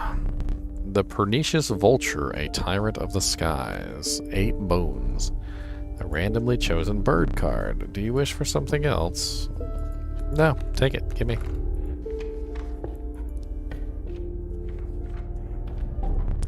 An ancient woman emerged from behind an oak tree. She carefully laid out an intricate wood carvings, then gestured at them brusquely. Choose. Unkillable. Waterborne. Bees within. Once a card bearing the sigil is struck, a bee is created in your hand. A bee is defined as 1 power, 1 health, airborne. Let's do bees within. That sounds like fun. The old woman bared her teeth in satisfaction. Your first totem was complete. That's right. Bees within! Bees! Bees! Bees! That caged wolf, he did that for a reason. The card seems useless, but...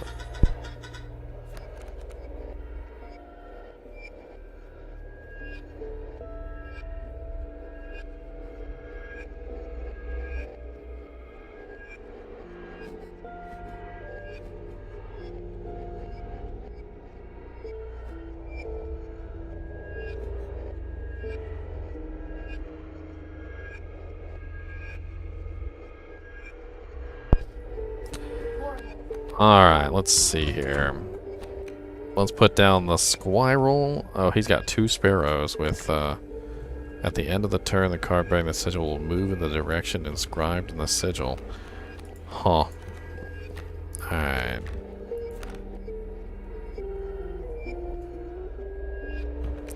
Let's put the bullfrog down.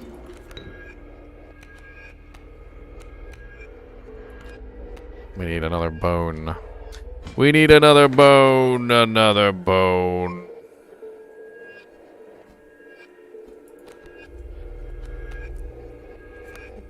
Bones. All the bones.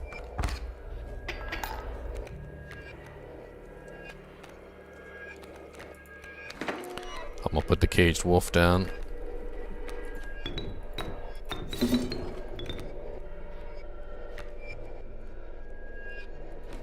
And the stink bug.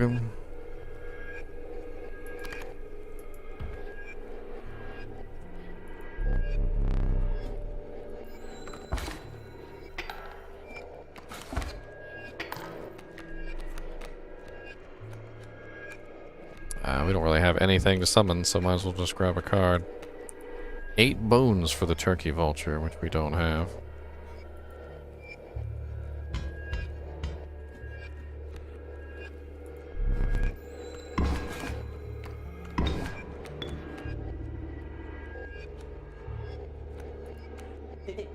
It's me. You concede, huh? I don't like it when you concede. I don't get my teeth.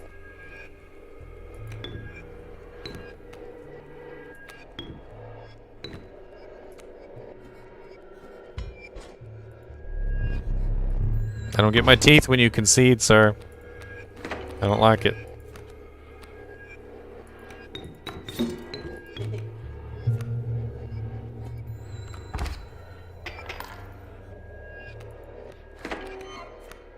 It's Ruad.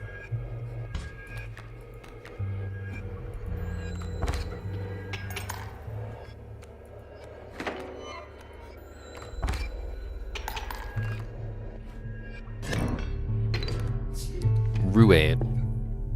I want my teeth.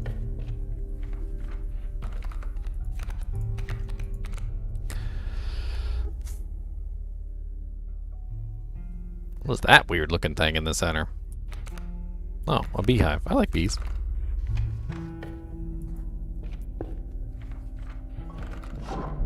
So I lost my cards then because I died, basically. So all those cards I was storing up, they're unfortunately no longer in my deck, which is sad.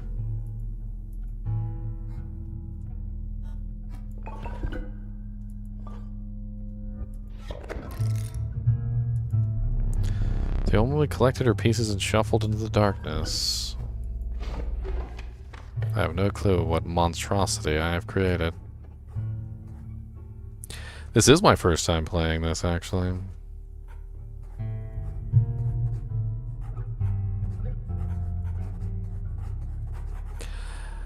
Let's go this way. I don't think I've done one of these before. Oh, okay.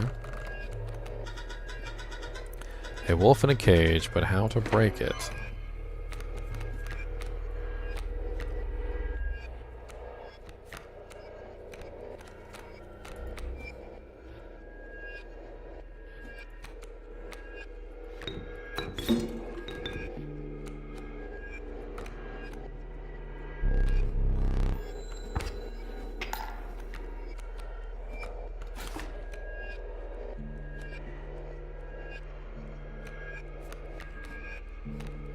There's my stoat, which I can't summon. You don't have 2 bones yet. There's some bones. How about those? Oh god, bulldog, no.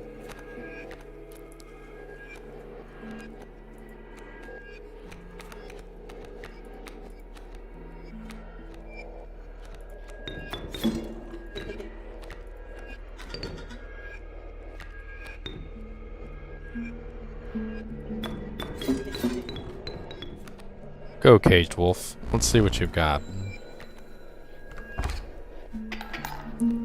What? He can attack past my my caged wolf? That seems ruad.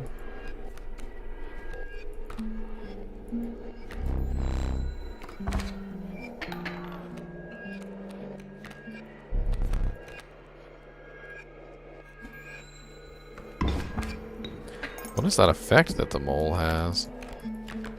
Burrower. When an empty space would be struck, a card bearing the sigil will move to that space to receive the strike instead.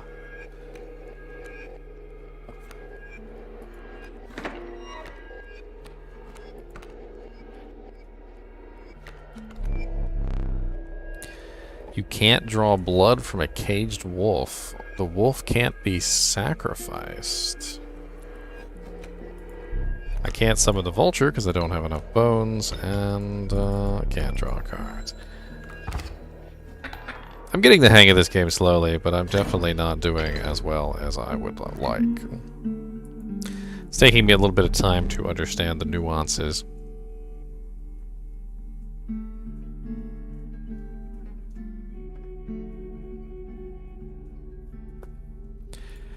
Hoped for more, he says.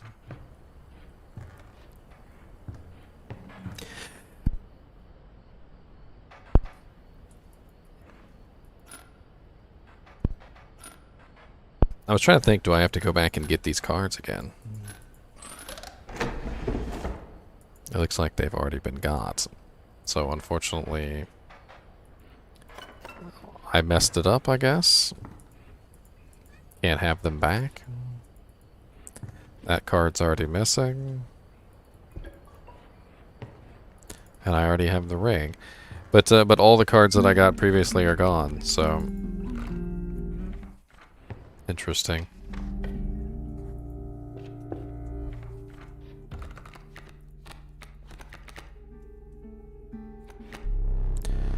The dauntless bloodhound, it leaps to oppose new creatures when they are played. It's not a bad card.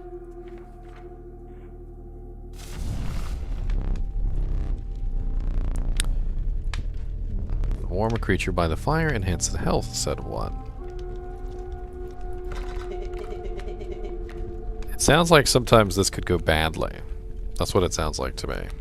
Like sometimes, occasionally, the monster gets eaten. The survivors were right about the flames. They had enhanced the creature's health. Spotting a few of the survivors drooling, you made a hasty retreat with your bloodhound.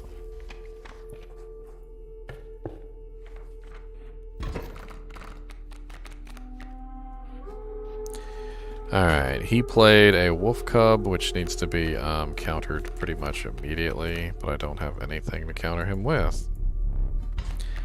None of these can be summoned with a squirrel, unfortunately, which means he's going to go unchallenged. Let's go ahead and put the squirrel on the field. We can pull another squirrel next turn.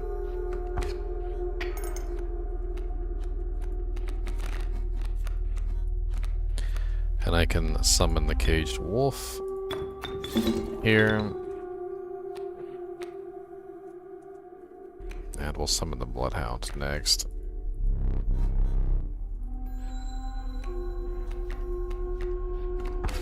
Ooh, this is gonna go badly really fast. Just thinking about that wolf.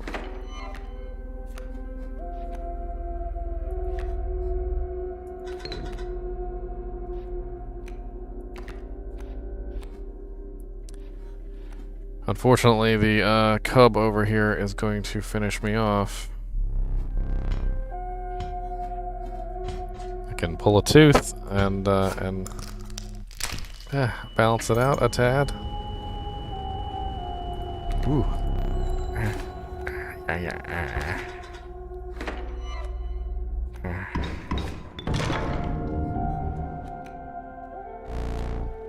What was that? So I uncaged the wolf. Alright. Your turn to draw. Oh, I gotta draw first. Alright, so I've got the, let's go ahead and grab a squirrel. Let me put down the bee. Let me put down the squirrel.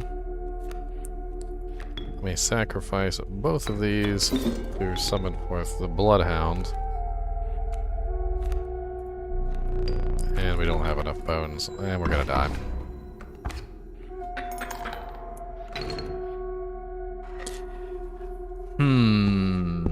I'm terrible at this game. Alas, it is time for you to perish.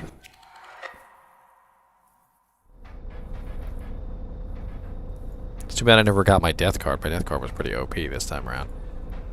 It was free, and it was pretty powerful.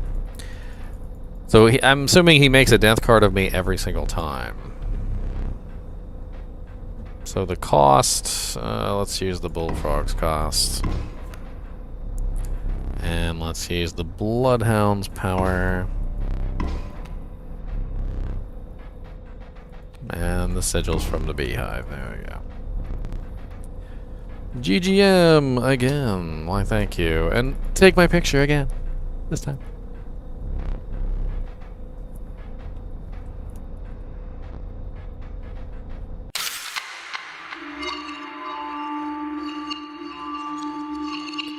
Oh Lord, how many times I'm gonna die?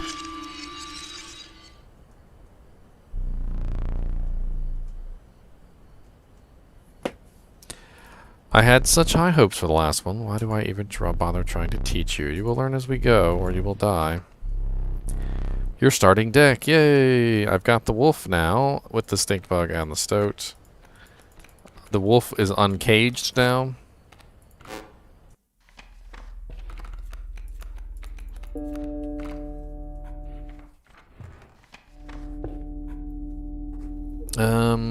Let's go this way.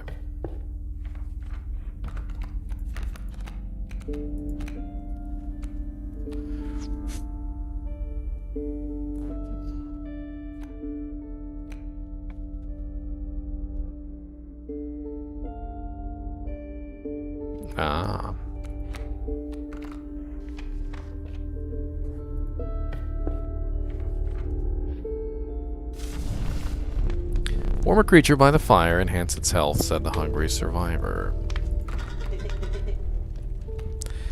Alright, so we need health. And quite honestly, the stink bug is the one that I can summon for free. And the possum is a summon for 2 bones. Both of these are really cheap. I'm kind of torn between summoning one that is more useful, like for instance giving the wolf 2 more health, but he requires 2 blood, to instead giving someone like the stink bug 2 more health, which I think would be more useful. Unless he gets eaten.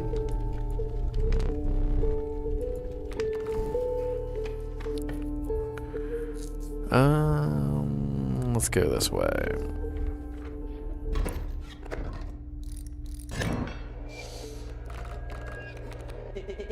A lucky draw. Alright. So we've got 2 sparrows, both can attack over top of objects. We have the grand fir over here, which is of course... oh, it's blocking. Good, good. It's blocking airborne sigils. Alright, so this one won't be able to attack for at least 1 turn. We need to summon the bullfrog. He can block at least 1 turn of their attacks. And then we could use a squirrel to summon forth the stoat.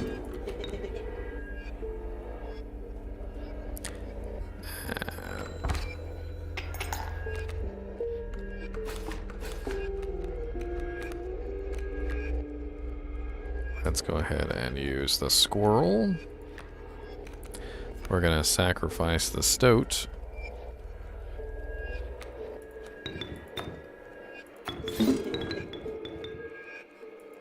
Summon the wolf for 3 extra damage.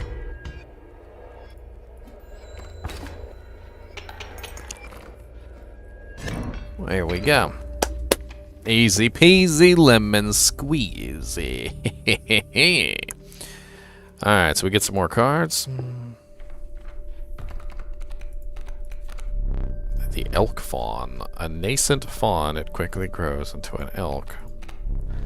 Ringworm. The unappreciated ringworm, its value not readily apparent. A ringworm is a parasite. Parasites infest other creatures, right? So, if I put this card down, I'm thinking that the ringworm is going to infect the other card, whatever card the ringworm encounters, and perhaps it will bring it to my side, maybe?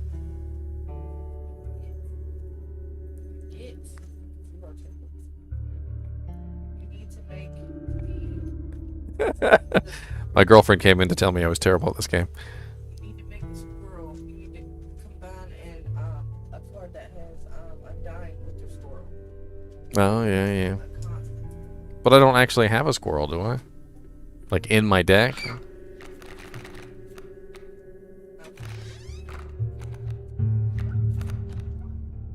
Let's try the ringworm. I'm gonna give it a try. We get the ringworm! Alright! Ringity ring! Hopefully he's more useful than he seems. Oh, okay. Air defense would definitely be nice to combine with a more useful card. Let's give it to the stoat. Let's give it to the stoat.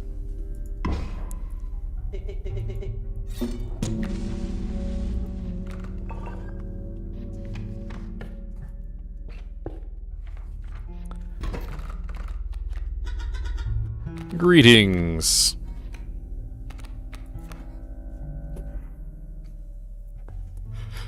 A true stinker.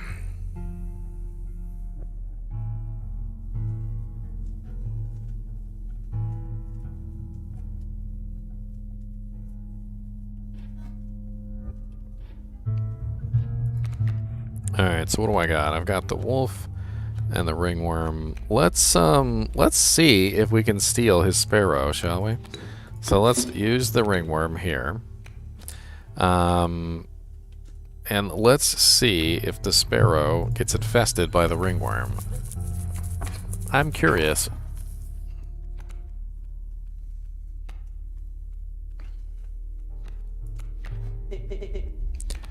That's right, you again.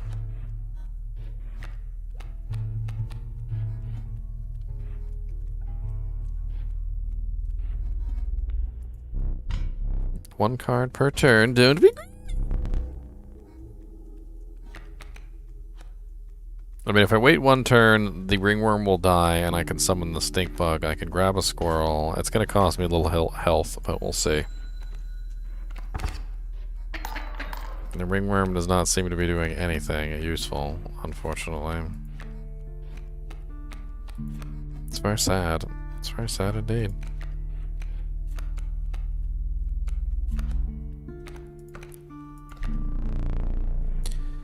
Creature demands more bones.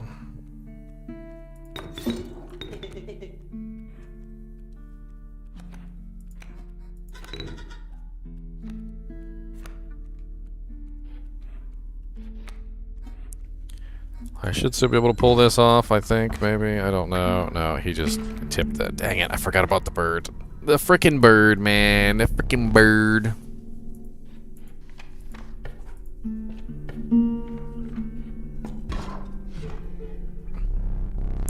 I have the most exquisite pelts. I don't have any extra teeth.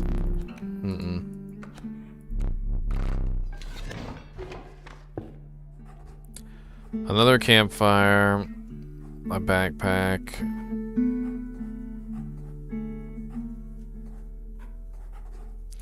Let's go to the campfire. I think we could really use it. The crackling fire lit the starving faces of the survivors. We have not food, one said, but perhaps one of your creatures will join us and enhance its power. The stoat is just like, nope. Here, have a ringworm. The survivors are right about the flames. They'd enhance the power. Hasty retreat with my ringworm. Well, at least my ringworm can attack now.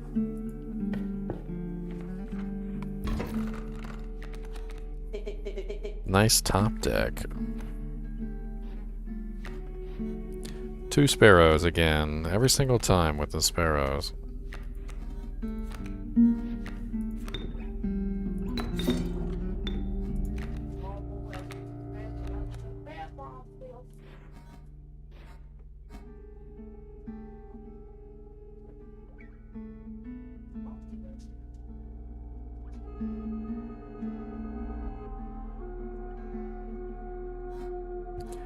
Is that a spider? Did you see that spider on the field?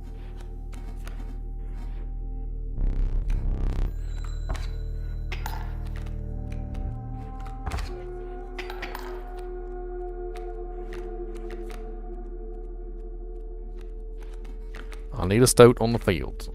Go stoat.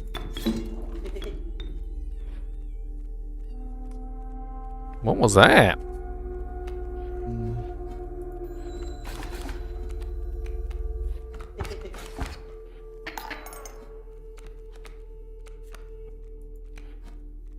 Possum. Nice.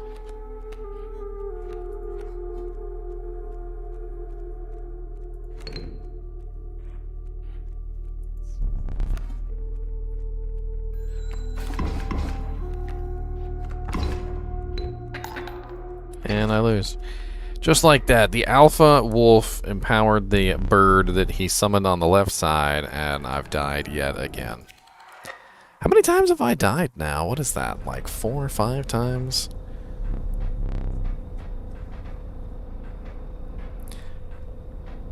Ah, death card again. Let's go. The cost, rabbit pelt. Sure, why not? Let's go. Oh yay, 1-1.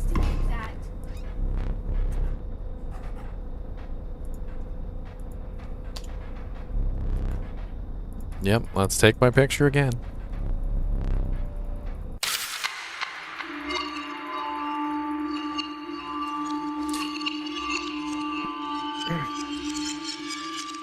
Alright, let's get serious about this. Oh wait, are we dead forever?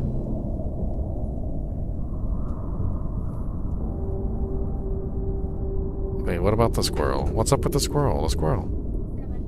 Squirrel. Whoa. You will prove your worth in short order. Here is your deck. Study it.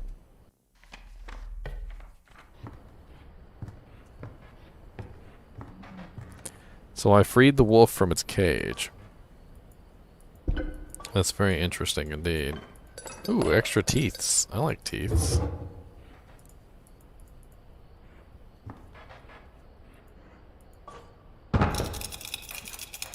Ah, I free the dagger. You finally pried my special dagger from the paws of that squirrel, though you may wish that you hadn't.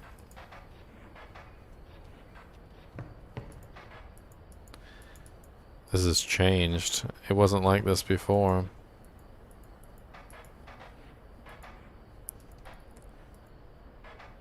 Why is the mantis there now?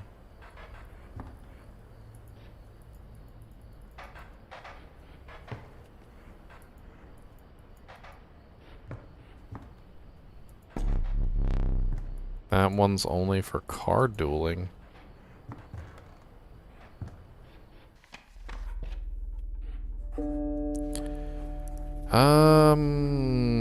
Let's go over here, shall we? A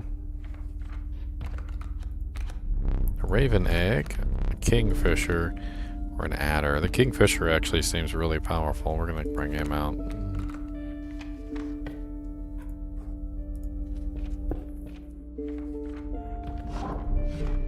The decrepit woodcarver appeared before you.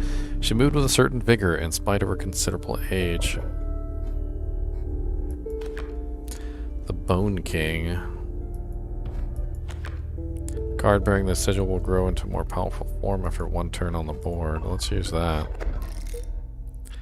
So the squirrels will turn into more powerful. Oh, that's interesting. So if I leave the squirrels on the board for more than one turn, they'll gain HP or attack power. That's it's rather interesting indeed.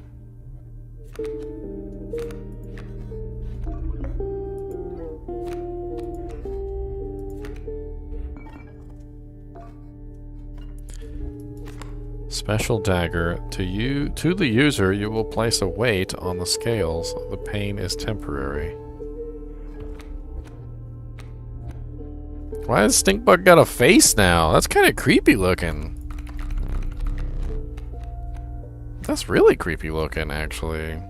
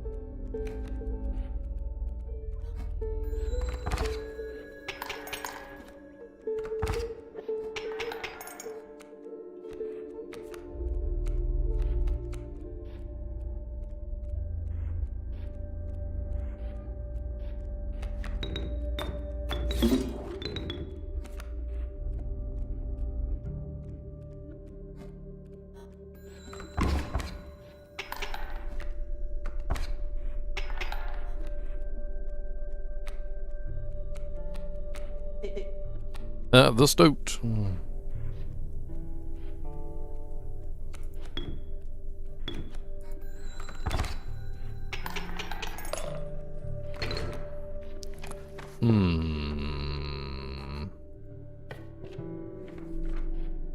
It's interesting that it almost seems like you're supposed to die, because things seem to progress. And I got the dagger. I freed the caged wolf. There's a bunch of interesting things have gone on. Apparently the dagger has its own thing. What's up, Calvi?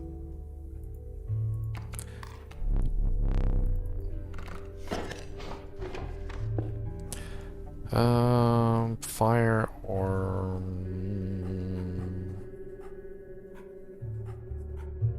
I don't think so, not at this particular point. Let's go to, what is that one? I can't remember.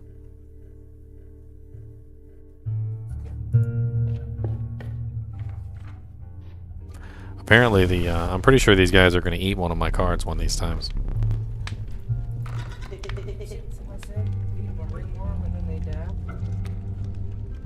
I actually fed them a ringworm one time, and they didn't get it, but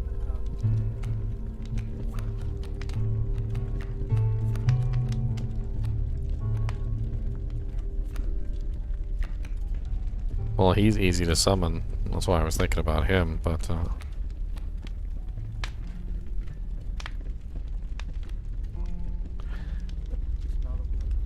gonna do the Kingfisher. One of the survivors took a step closer. This would be risky. Push your luck or pull away. That sounds dangerous. Push my luck. Luck was on your side, but you sensed the risk was now even greater.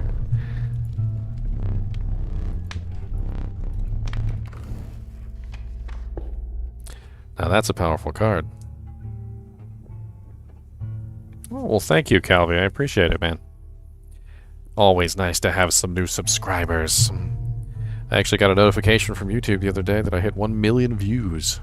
Not on like one video or anything, but like all my videos combined, I hit 1 million views. I was pretty excited about that. Squirrels. Infinite powerful squirrels. Alright, so what did he summon? He's got the wolf cub over here, and I've got the tree. Which means that the wolf cub's going to become really powerful really quickly. Let's go ahead and summon our Kingfisher, so our Kingfisher can start doing damage. He can hit for 3 per turn, every single turn, no matter what. So that's pretty nice. And we'll just leave him up on the field the entire time.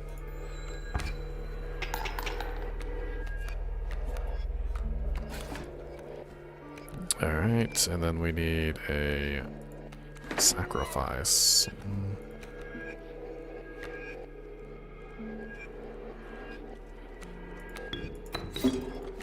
Now I can hit for 4 per turn. This should go pretty quickly.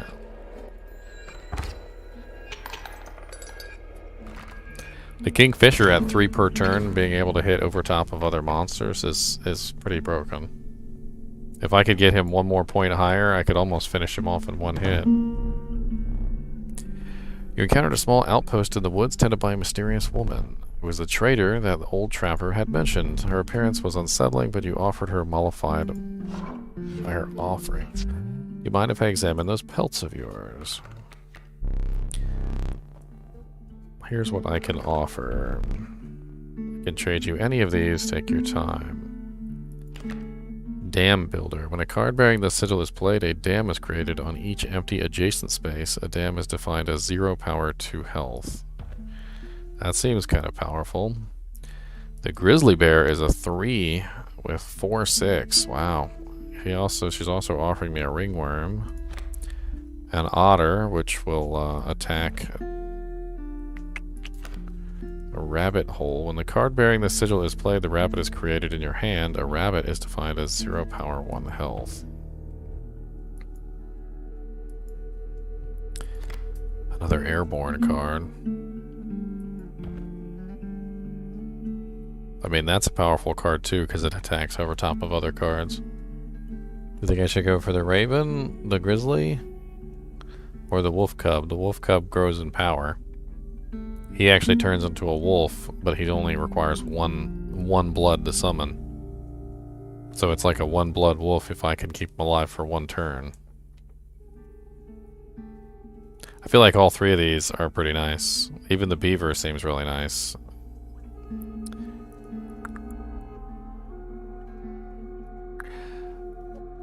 I think I'm gonna go with the Raven.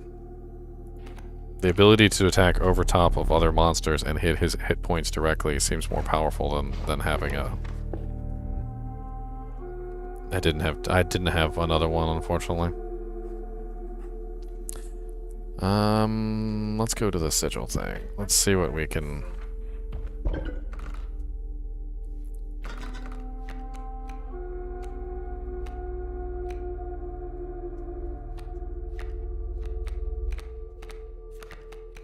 I mean, one thing we could do, which doesn't seem like the brightest thing in the world, but it would work, is if we could sacrifice the Raven to give the stink bug the ability to hit over top of the cards. And since he only costs bones instead of blood, I can summon him more frequently.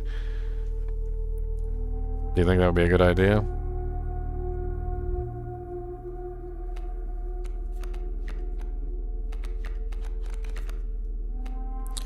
Or we could just combine the bullfrog and the stink bug together so that he can block aerial attacks. Let's do that. I think that's a better idea.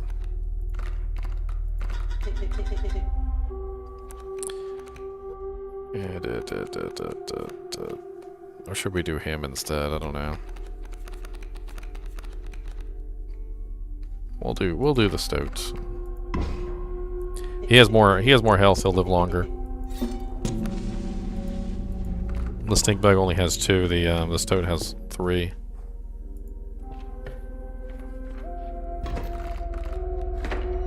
Squirrel. Salutations. Alright, so what has he got? 2 coyotes in both corners of the map. So first thing we can do is put down a squirrel.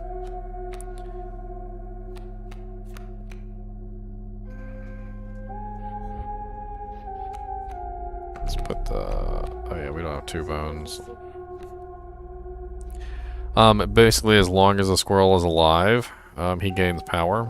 So the 0-1 squirrel will turn into a 1-2 squirrel in 1 turn. Yeah, I'm going to sacrifice him to pull... I'm gonna sacrifice him, that's the whole point.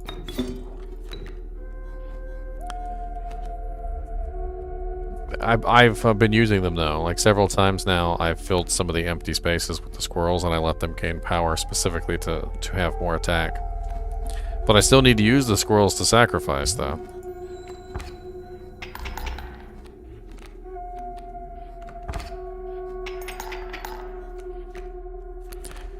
Alright, we need a squirrel or we need a card. We need a card, don't we? Because we don't have anything to replace. I could always put down a squirrel.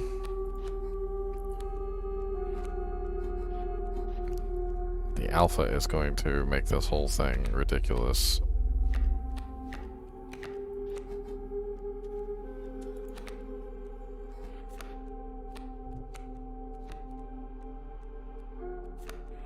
I mean, I can sacrifice the kingfisher for the wolf, but the wolf is only going to kill one of these coyotes.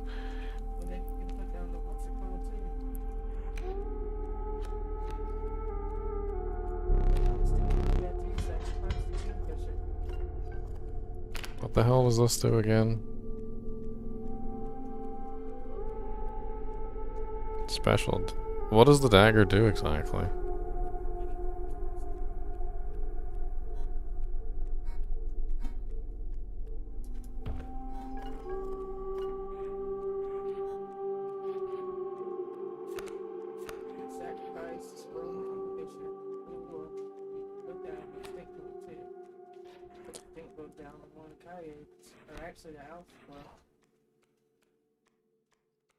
Yeah, I mean, I get what you're saying.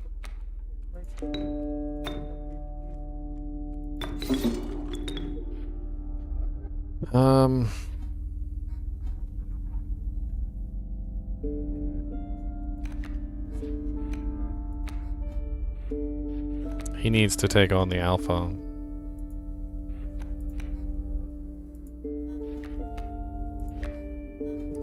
He won't be able to kill the coyote. He can take on the alpha, but he...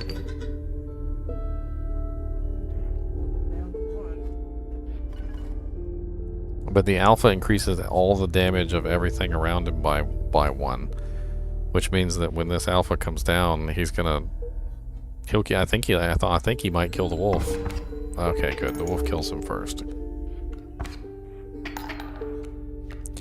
Alright. So now we have a squirrel. So let's just go ahead and put the squirrel down. He should kill him. The wolf is going to attack and add 3 to the scale. And the squirrel is going to gain in power this turn, and he's going to turn into a 1-2.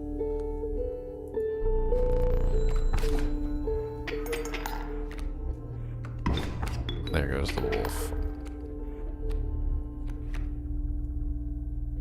So that the alpha is trouble. There's the raven that I can't use, and an elder squirrel.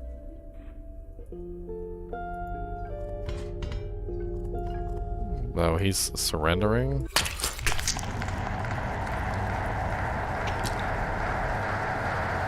He was gonna surrender too, I just wasted it for nothing. Well, there's my eyeball.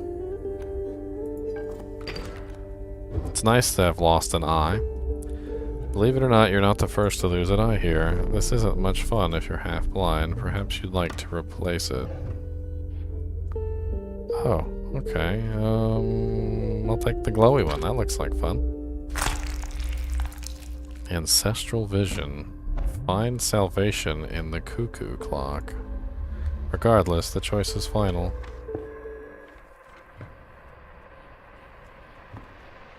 Oh,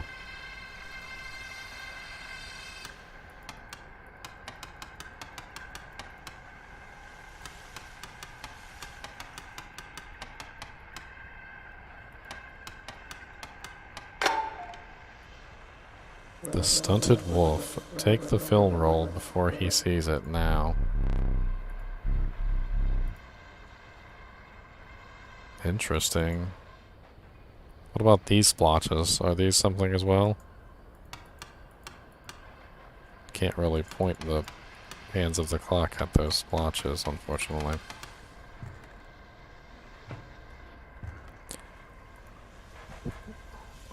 Just has... what is this? So I need to use the mantis and the squirrel together.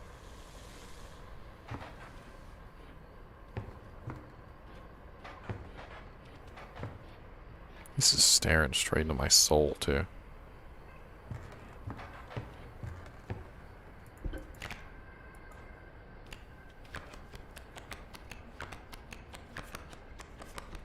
I was just trying to see if there was anything written down anywhere else.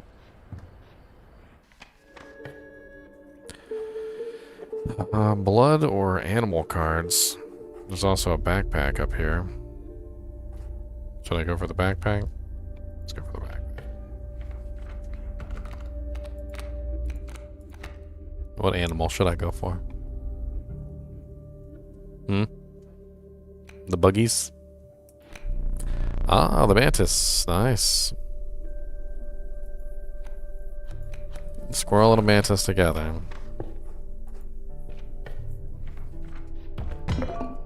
Boulder. Pig. Let's grab the boulder, it's useful. Let's grab the squirrel, that's useful.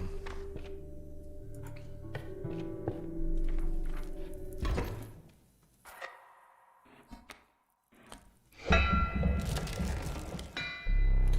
chill mist closed in around you. You were not alone. A figure emerged from the fog. Stand in the way of me gold, be darned. Oh, we're back to the Prospector? I ought to thank you. How has it been? It has been quite bad. I'm trapped in the body of a stoat, in the paper of a card. I see that, and I have, of course, set up a way to reset once more. Go on. Our player friend here, they already hold the key.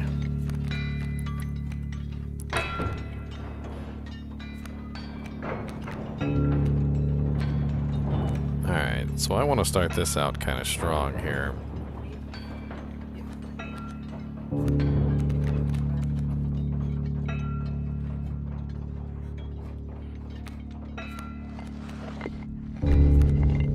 the mule is going to move down over. He's just going to keep moving over, which means I can kill him, but I've got to place my cards correctly. Let's go ahead and put the smoke down here, because I know that the mule's going to move over.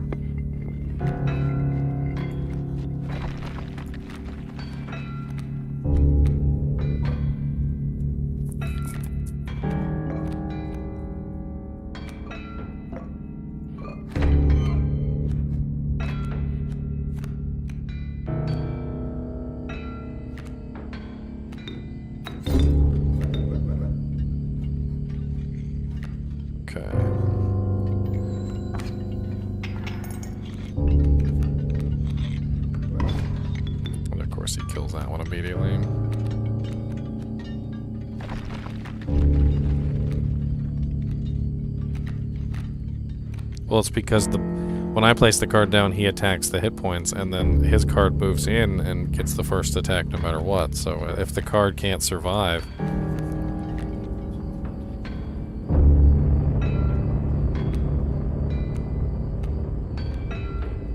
I mean, that's the combination right there. Should I just go ahead and do it, just so I have the combination?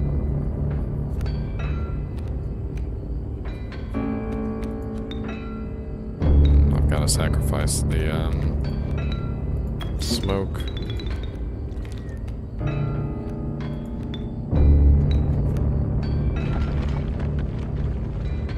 Because isn't that part of the setup? Had to be a squirrel and a mantis together.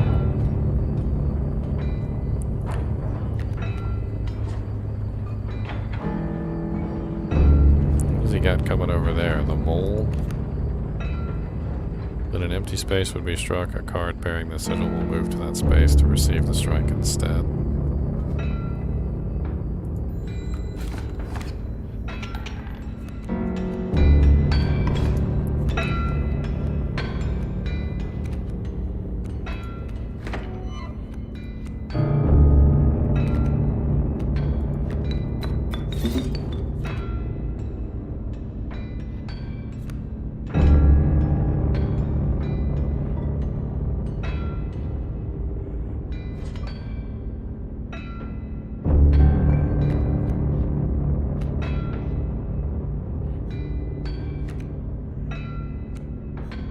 All these freaking bones I got stacked up.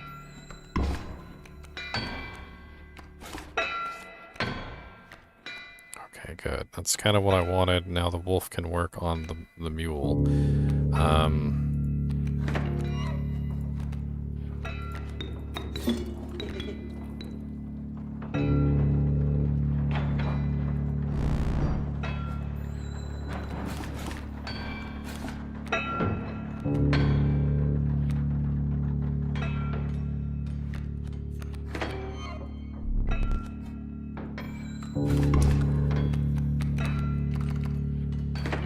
Holy jeez. Tag nabbit my mule. I see what you mean, I need to get the mule. I think I have enough cards for the vulture.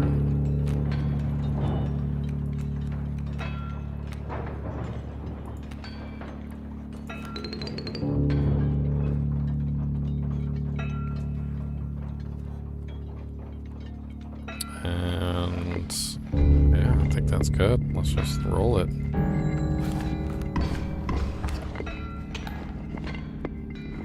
And now he's going to kill all my cards with gold.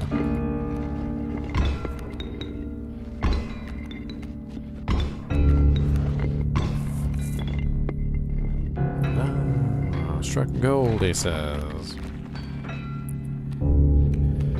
I've got a 2, a 2, a 1, and a 2 squirrels. I think I'm okay to pull from the deck. I have seen this play enough to know that a plan is in motion.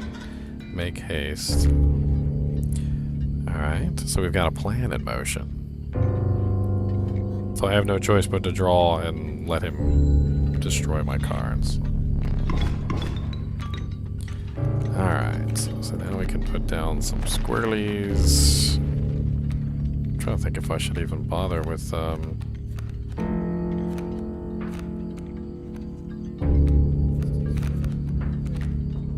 Well, I was trying to think whether I should draw another squirrel or draw another card.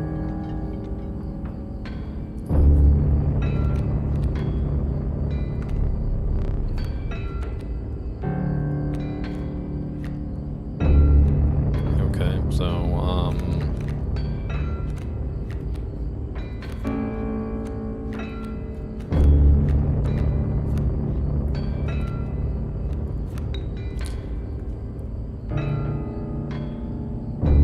if I put the raven here, the coyote will definitely die.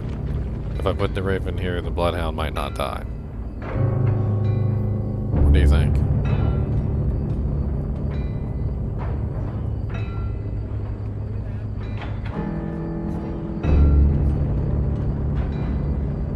Okay.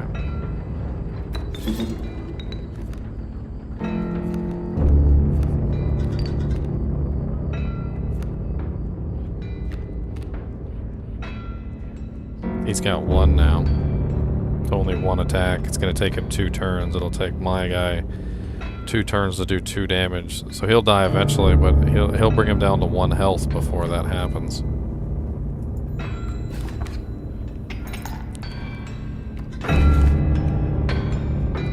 We need another squirrel. I have no choice, really.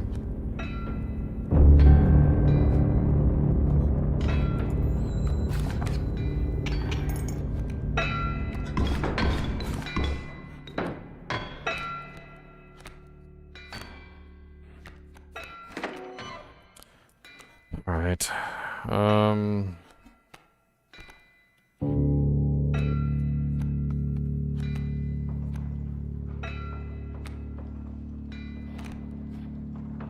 mean, the worker ant, I believe, can kill the adder.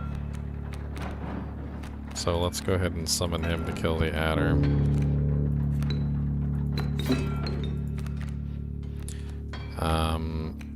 The kingfisher will attack directly, and he is really low on health. So let's put the kingfisher down. And then we're left with nothing else. There we go. Yes! Goodbye, Prospector! Your 2 candles have been put out. Let me relight your candles. Very well, you may choose a rare card. Gek, the uninspiring Gek. Perhaps you can find a use for it. This level of brutish strength need no expiration. 7/7. Sure, why not? So we'll summon 4 cards for 1 brute. After the harrowing encounter with the Prospector, you've gathered yourself and continue onwards. Let me see. The air grew thick with moisture. We got an animal card, or we've got... You beheld the wetlands. So an animal card, probably? What I'm thinking. Just a random card. We also got the sigil up here, though, and the backpack. So the sigil, the backpack, or the...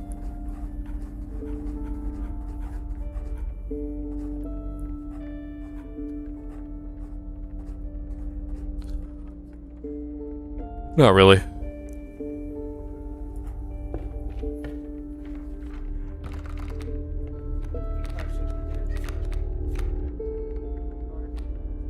Bug? Lizards? Is that lizards? Let's do bugs. Oh, we got a ringworm. Yeah. Good, we'll feed it.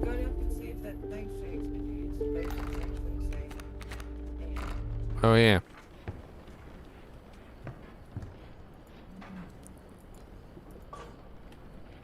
I got a pot. What do I do with the pot?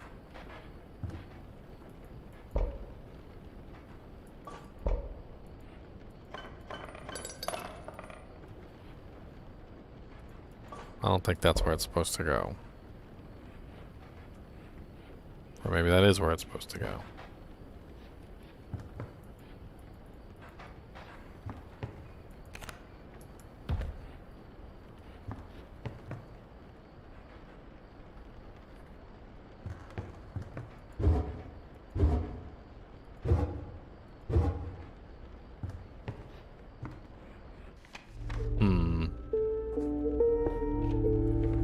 Let's get some items, shall we? The squirrels come in infinitely helpful, but so do the scissors. Let's get the scissors. Oh no, you can't use that. What is that? Failure. To the user, nothing will happen. This bottle of goo has no use. See, that makes me want to pick it.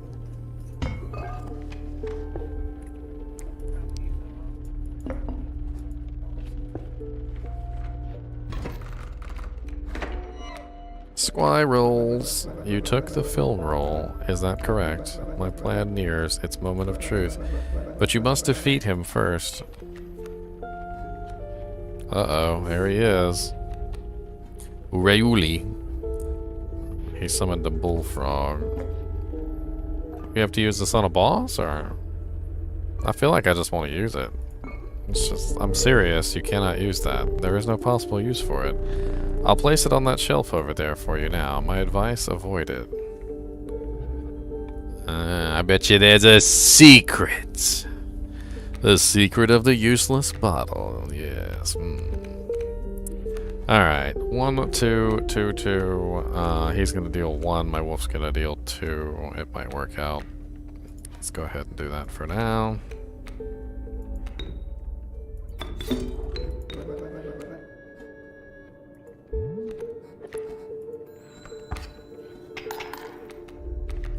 Uh-oh.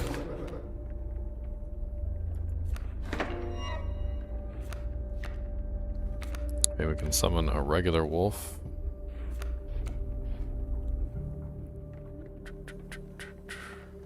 I mean, he'll kill this one, but the coyote will kill him. I really want to use him for a sacrifice before that happens. Let's take the squirrel and put him here for right now. We'll wait 1 turn.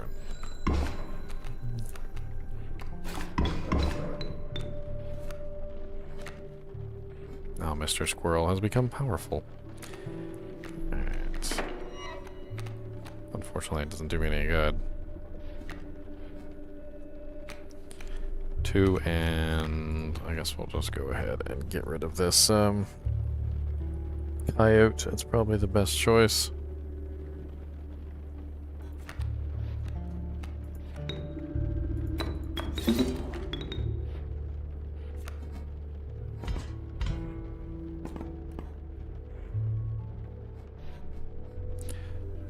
That rattler does 3 damage. I don't want him on the field. Goodbye, Siri. Oh, I can't slice you up? What?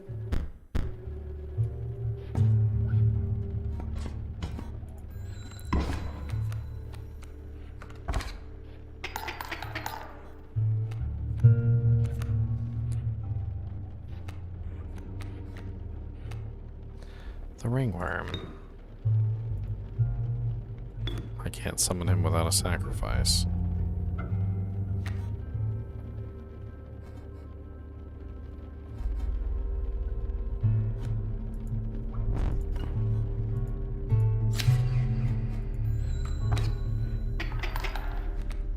And now the wolf's dead.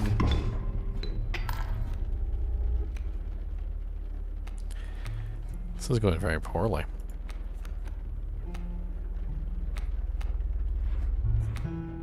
I had all the bones. I was hoping for the ones that only require the bones.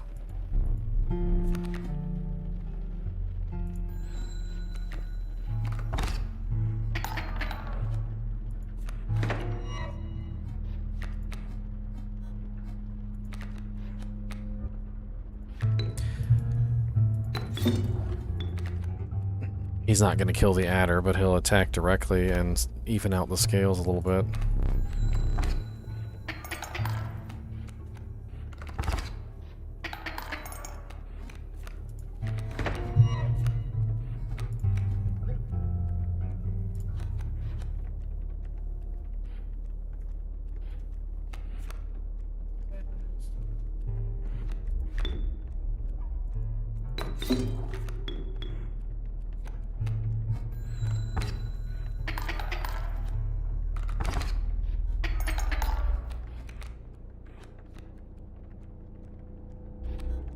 I don't really know what it does.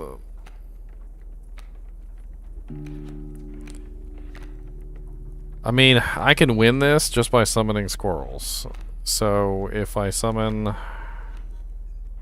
one squirrel every single turn and put him in the place of the adder has to attack the squirrel. Since my kingfisher does 3 and the adders and the bullfrog only do 3, every time I summon down one squirrel, I'll be 1 ahead in damage for basically every single turn until eventually I win. And it's going to take forever. But it will, in fact, work. He'll probably give up before then. Or maybe I'll run out of squirrels. Is there a limit to the number of squirrels you can summon?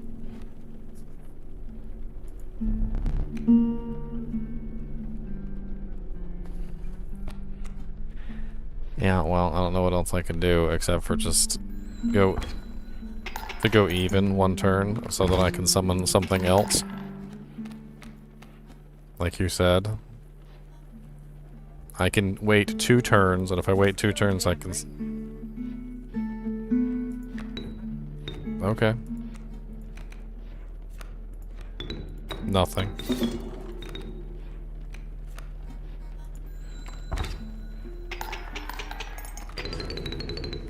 That took forever, but it worked. Whatever. Yay!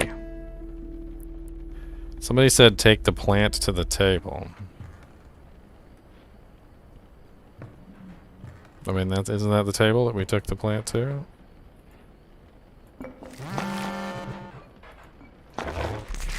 Even after all these years, what do you want? I have very little to live for these days. Could it be you have the Master's eye? Does this mean the Master can see me? Magnificus, can you see me? Can you free me? Arg, it is done. The Master is free. Oh, the end must be close now. If Magnificus is free, it must be close. Oh, I see you have a little something special up your sleeve. Fear not, I won't blow your cover. You need to get a hold of that camera of his. Maybe if you defeated him, you would get a chance.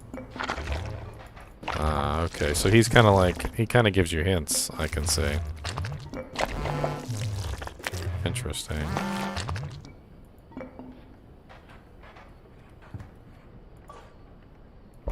Not really sure what the plant's supposed to do. I mean, that is the table, right? You plucked that from the oil painting. You must not like the cards, I deal you. Fine.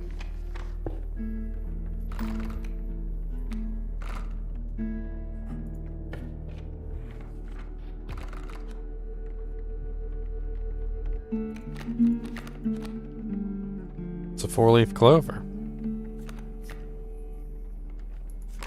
Waterborne. And it moves. The cockroach, it seems really valuable, though. Aniva never dying card. That has an X on it. It's got a mushroom. I ain't never been to no mushrooms. Oh wait, no, I got the ringworm. Let's feed it to the dudes. Let's feed the ringworm to the dudes.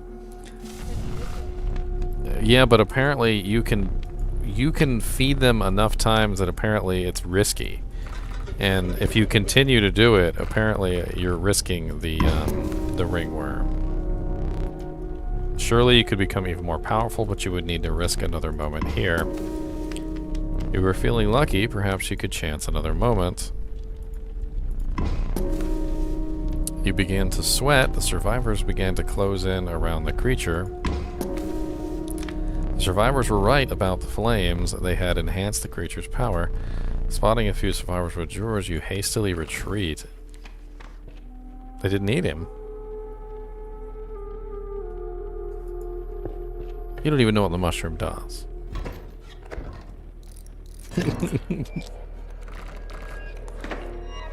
It is kind of a little silly.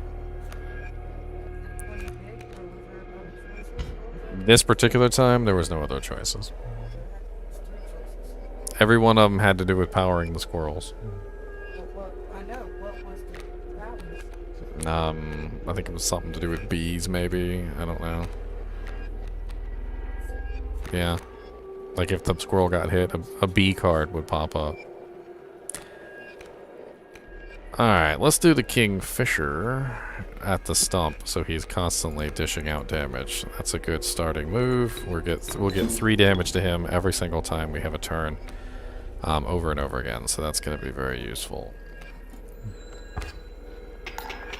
So no matter what, we're getting 3 damage to him each turn. Alright, let's grab the alpha attacks here.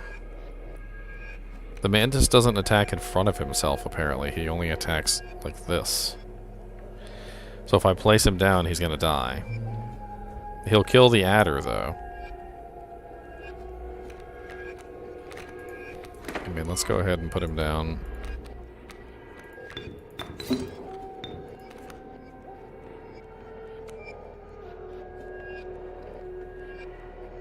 Let's look at the hand right there. Tapping.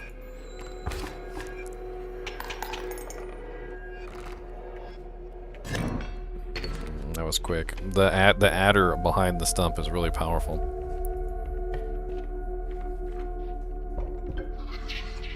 This is one of those challenges, right? So I've got 2 health, 2 health, 3 health, 1, 3, 1, 1, 7, 1, 2.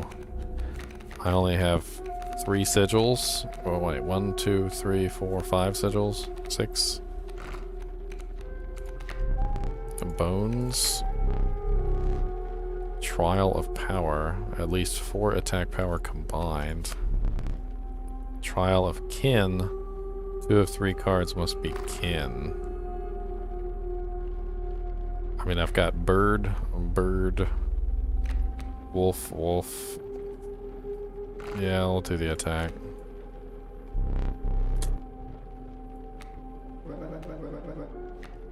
Nice. We overkilled that by a ton. Success. Skunk with the stink power and the unkillable power. Corpse maggots blocks aerial attacks, and also Corpse Eater. If a creature that you own perishes by combat, a card bearing this sigil in your hand is automatically placed in its place. So if my monster dies, this automatically plays on the field. That seems really nice. We also have Hefty. At the end of the owner's turn, a card bearing the sigil will move in the direction inscribed. Creatures in the way will be pushed. Many lives. When a card bearing the sigil is sacrificed, it does not perish. But it's a 3 sacrifice card. I'm thinking this Corpse Maggot card is really powerful. If it plays automatically when a monster dies. It says a card bearing the sigil in your hand is automatically placed in its place. So it plays to the field. I'm gonna get it. I like it. Mushrooms! You found yourself among a grove of thick, pungent mushrooms. You squinted to see a figure through a thick cloud of spores. We are the mycologists, yes? Yes. And we are performing our experiments far from. We are not welcome elsewhere. We will experiment on your flock, yes? We will need 2 of the same creatures, 1 for each of us. Oh dear, you don't have no duplicate cards. Take one of ours, we will use it next time.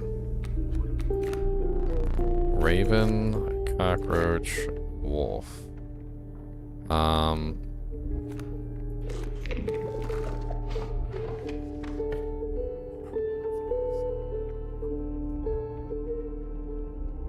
Okay, we'll go that way. Except I'm really curious what that other thing is. It's like, it almost looked like a gravestone. Alright, so he's got 2 kingfishers which are going to attack constantly the entire time, which is a pain in the butt, and he's got a coyote. I've got my frickin' 4-attack ringworm, but he only has 1 defense, which means I can't place him down immediately because he'll just die immediately. It looks like the stoat is gonna have to. Oh, that's a good idea. That 4 damage will be very nice, actually. Good thinking, my lady.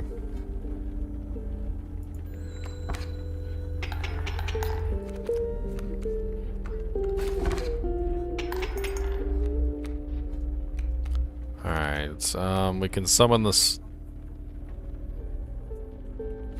5. Well, I was thinking we can put the stoat down. We can put the stoat down right here. No. If we put the stoat down right here, he'll kill the coyote. I think that's a good first play. Yeah, because the coyote only has 1 health. So he should kill the coyote immediately.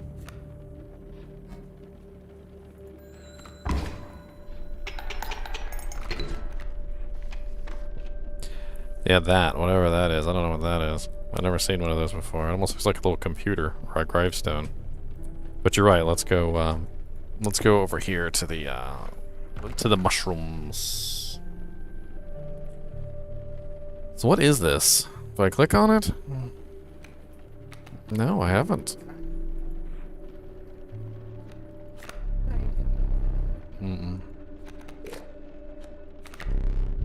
The inevitable maggot. They will lurch forth from your hand when your creatures are killed. That's...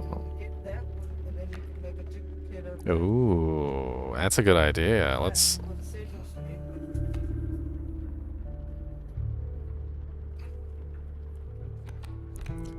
That's a good idea, babe. We'll do that.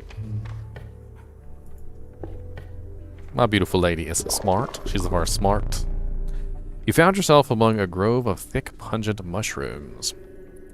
You squinted to see a figure through the thick cloud of spores. And did you bring up 2 of the same? We would like to experiment. So yes, I did. We're gonna do the corpse maggots. That sounds good.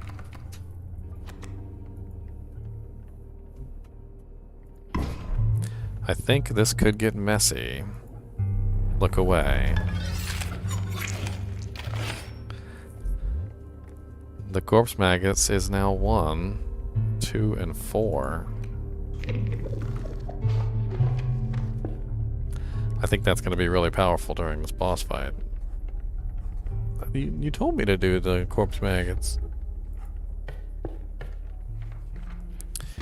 Clover is a reroll. Every time you see it, you can use it for free if you want to reroll the cards dealt.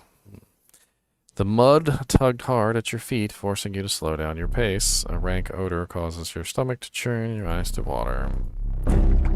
Kingfisher. I haven't gotten past this guy yet. This is the... Alright. Well, let's play the smoke immediately.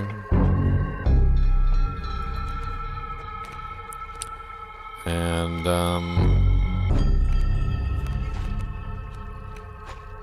let's play the squirrel immediately. And then if we sacrifice these 2, we can also play the roach, which I would really like to play, and the mantis together. I'm thinking for this guy we need as many cards on the field as we can, attacking him all at once, which, honestly... What?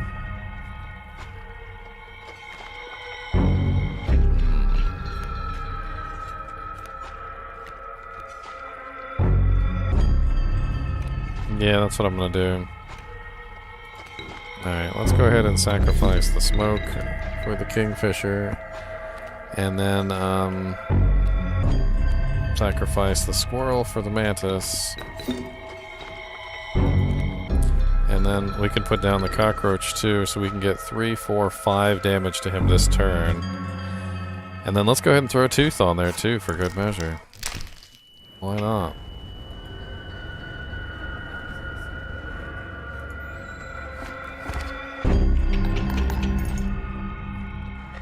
Yeah, but he's gonna start using his hook soon. I wanted to get him out of this as quickly as possible and move on to the next one. What is that? So I gotta kill him fast? Alright, so I'm gonna put down a squirrel. He'll actually grow in power, and then I can maybe use him to sacrifice it for something better later.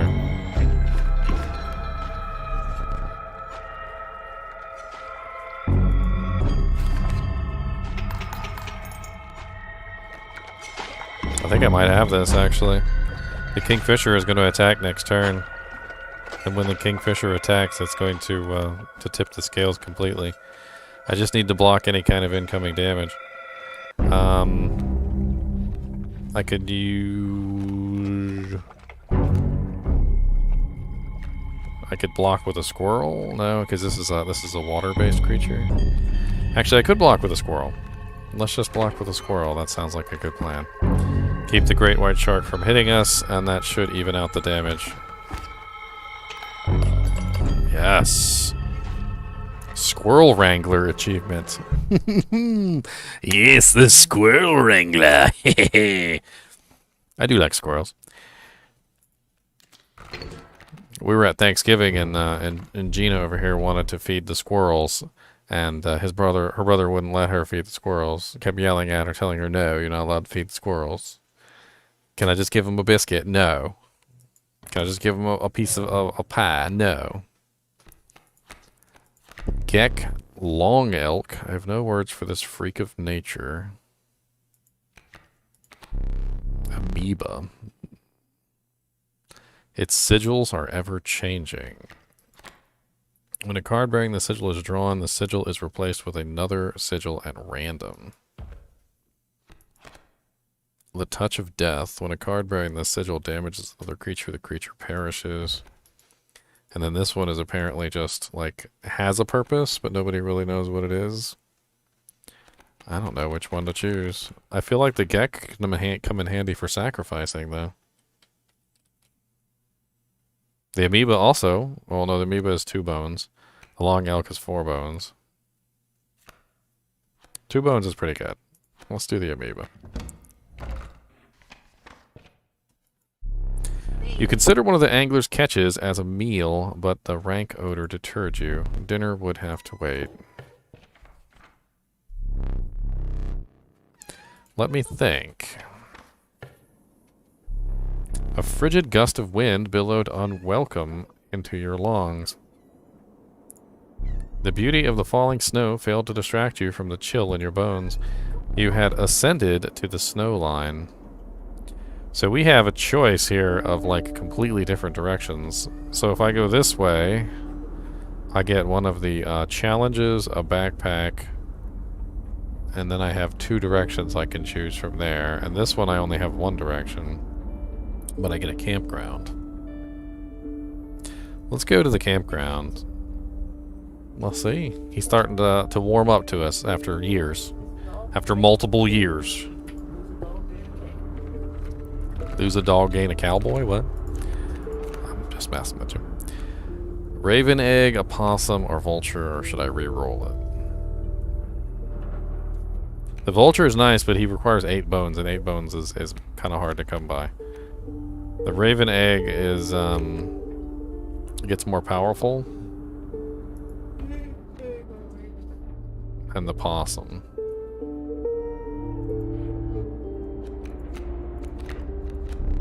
Moose buck. The regal moose. The creatures of the wild make way for it. 3/7. With hefty. Bifurcated strike. Wow, that's I'm gonna get Casey. What's up, Casey?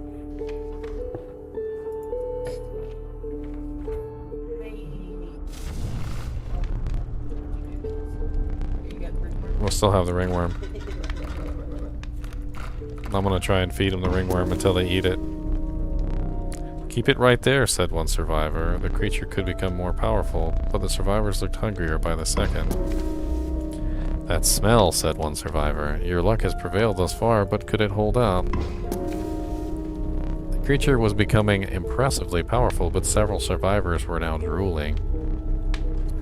You know, at this point, like, I understand that I'm supposed to feed the ringworm to them, because obviously it probably gets them killed. But look at my card. It's 4-7 at this particular point. 4-9. Now I have a 4-9 ringworm that only has a 1 blood summon power. That is a great freaking awesome card. Don't you get mad at my totem, okay? My power squirrels. Look, my power squirrels are none of your concern. Don't get mad at my power squirrels.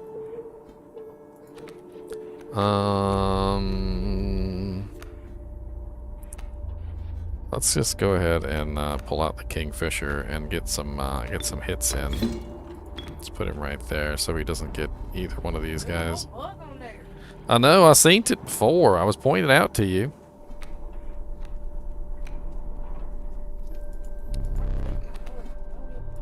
I want 1 million. Okay, it's just gonna even out for right now. Unfortunately, that moose buck is gonna keep moving over. All right, so let's grab another squirrel. And let's summon Casey. Because he attacks like this. I want him to attack the moose, and I also want him to attack him. But he attacks twice. Like this. He also has sharp quills. A card bearing the sigil struck with a striker is dealt 1 single point of damage.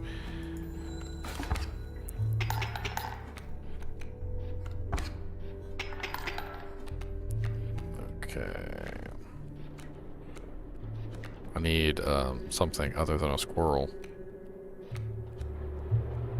I mean, I could put a squirrel right here. He can't fight. The mole can't fight back, and the squirrel will eventually gain power and kill the mole. So that might not be a bad idea. And if the squirrel dies, the corpse maggots will go in his place. Oh, the mole moves. Interesting. I did not know the mole moves. The amoeba. 2 bones.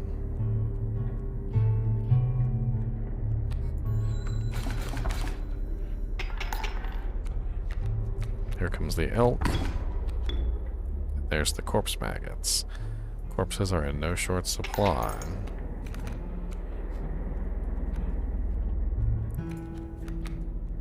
Holy ringworm. Holy shit. Oh. I might as well just sacrifice somebody for him. Sacrifice the amoeba. Because he's got 4-9 and he's going to kick butt.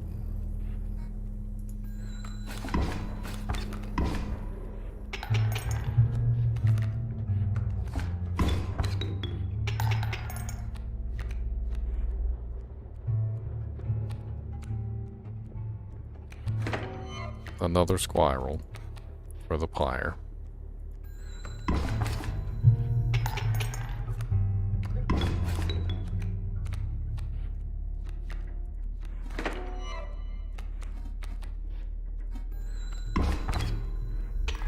I wanted the overkill teeth that I can spend on the pelts. You have to buy the pelts with the teeth. But you passed the trapper. You didn't go the right way to get to the trapper. No, my bad. My bad. Pronghorn. The sadistic pronghorn, woe to those that meet the end of its antlers. I think I'm going to reroll. Magpie. The covetous magpie, it can fetch any card in your deck. The moose buck and an elk. Magpie. Sweet. Oh. Well, dang.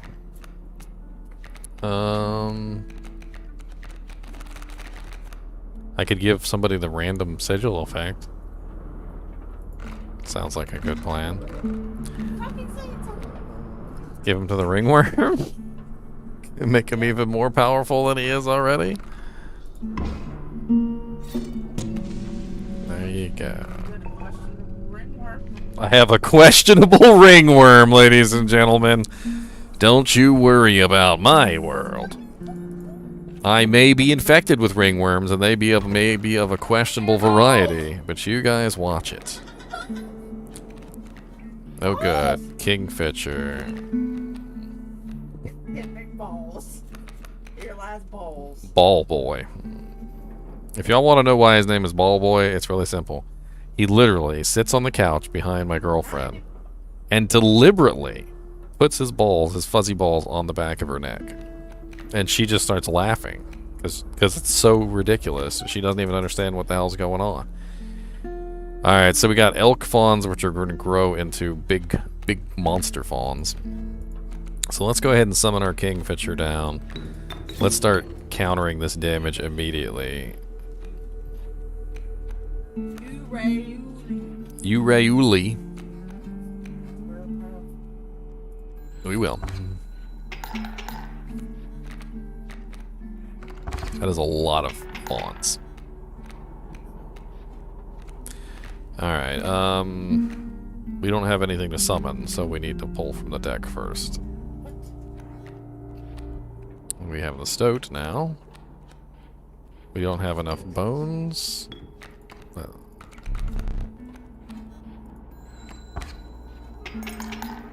I mean, the Kingfisher is gonna... Oh, no, he's not gonna counter that much damage.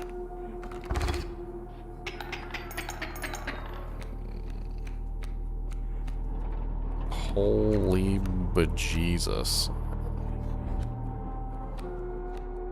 I mean, I can get one... You're pretty sure I'm dead.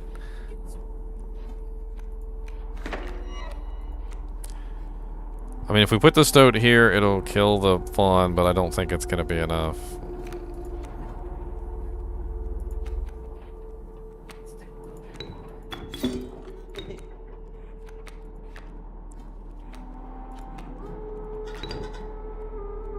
Okay, the stink bug will live for 2 turns.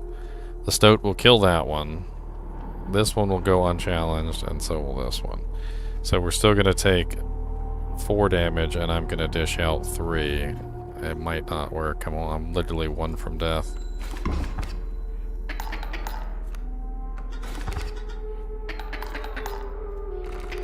No, that's the end of that one. My stupid squirrel totem. Alright, which way am I going? Combine some more cards?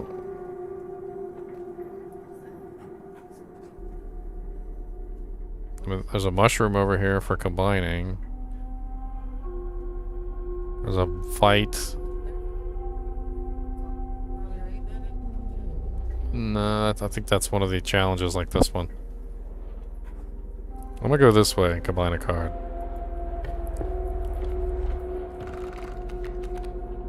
Hey, it's me. I'm gonna get myself. Let's go.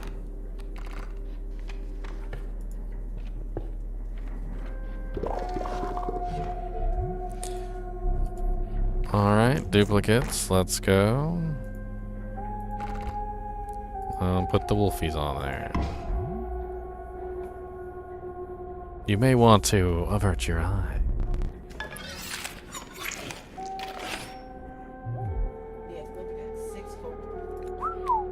Powerful.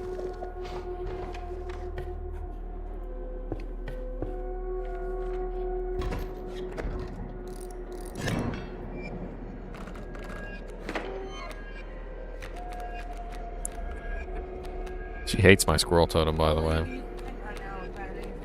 Sweet.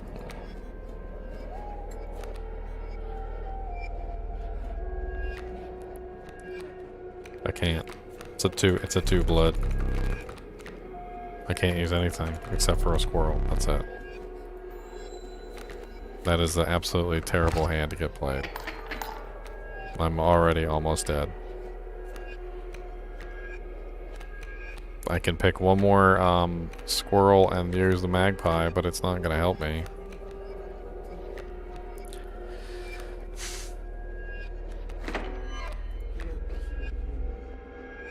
Yeah, pretty sure I'm dead.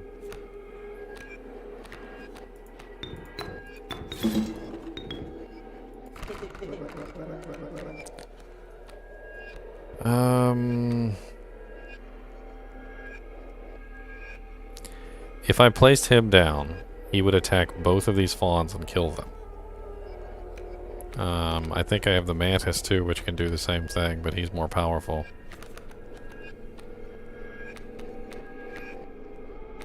I think that's my best bet right now, is to bring out Casey and let him kill. I'd have to sacrifice the magpie though. Let's put him down right here. And let's sacrifice the stink bug to put down Casey. Casey will kill the 2 elk fawns here and here, which will hopefully save my life.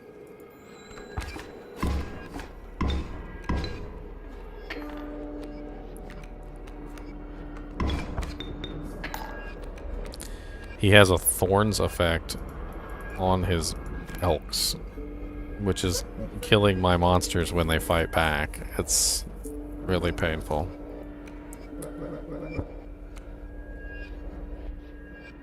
I mean, he will kill the alpha. Oh no, he can't attack sideways. Not like Casey.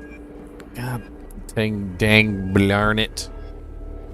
Dang blarn it.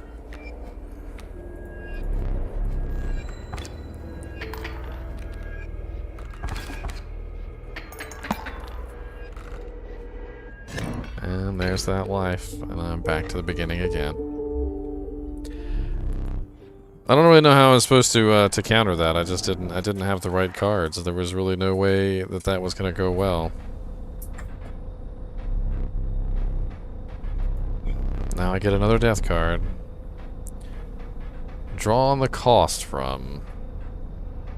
I guess let's do the corpse maggots with 5 bone. First.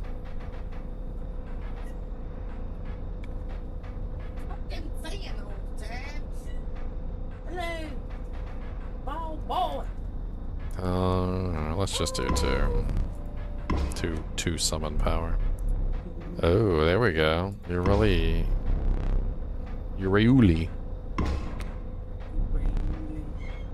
Special attack. Can attack across the map. That is a very powerful card.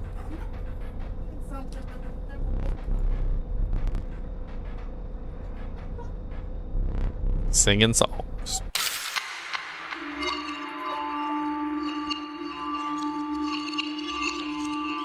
Singing a whole... I got bacon flavored walnuts. I hope you guys are jealous of my bacon flavored walnuts. You use some of these walnuts. But I want some of these walnuts. You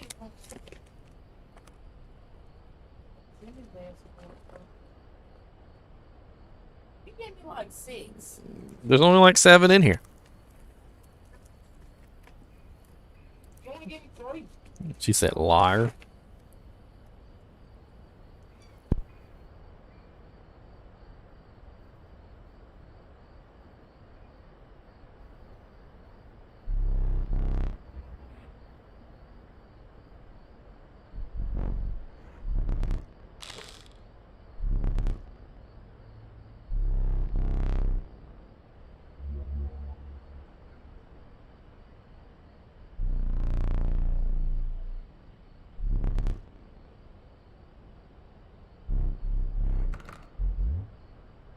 I can steal a card, huh?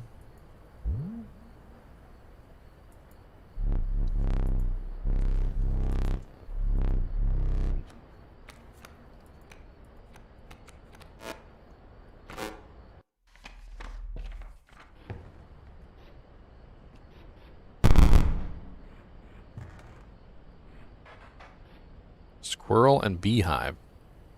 Oh, well, thank you, Celtic Viking. I'm just taking a small break from Diablo. I see, the fat girl.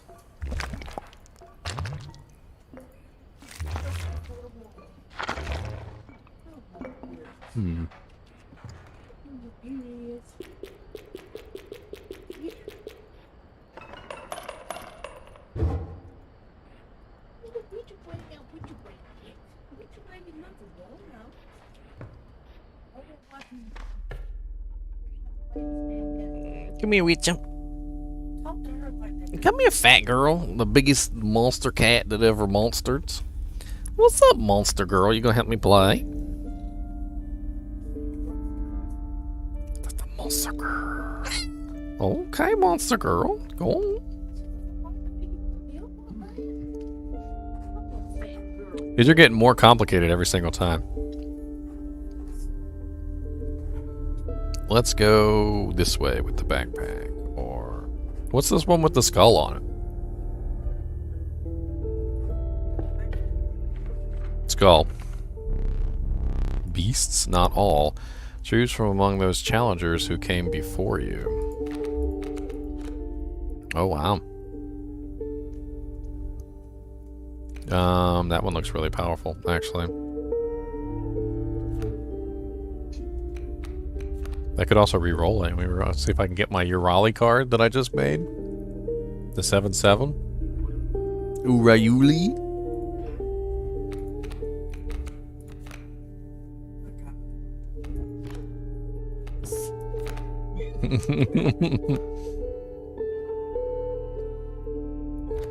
These are terrible cards.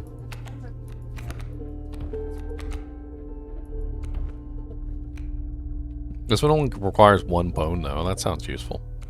I'm gonna do Mr. No attack. Yeah, but he has got quills, which means anytime somebody attacks him, they get 1 point of damage.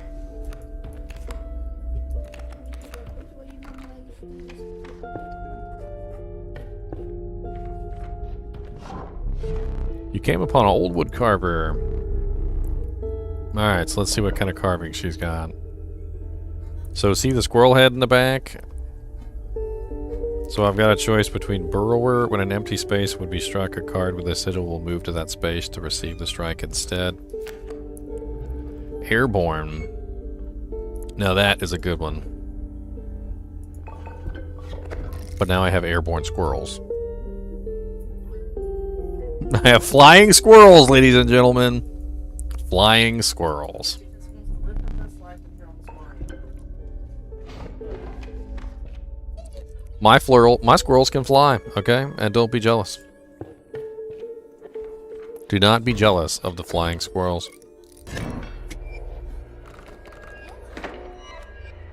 They are more powerful than your squirrels.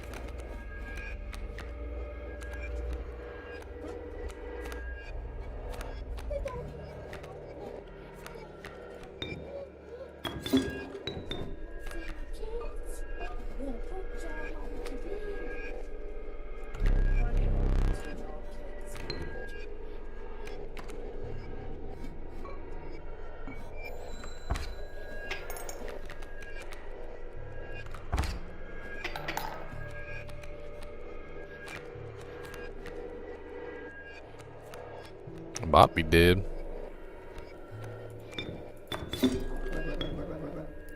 Use me wisely.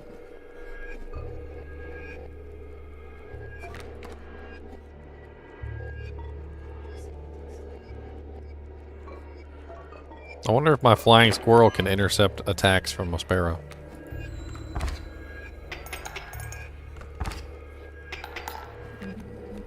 I think he can. I don't know.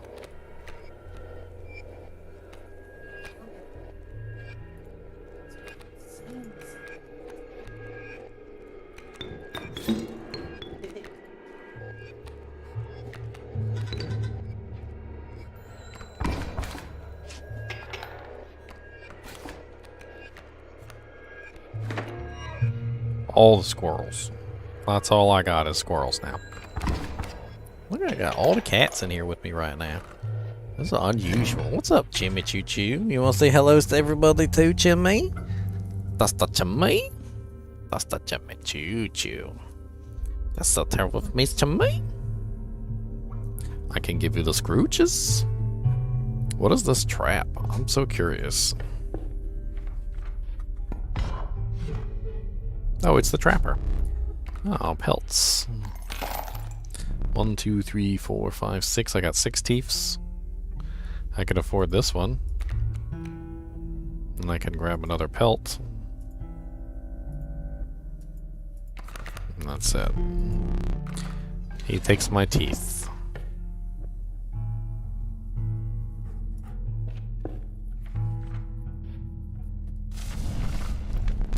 A group of starving survivors stood around a dying campfire. There's room for one creature. It will enhance its health.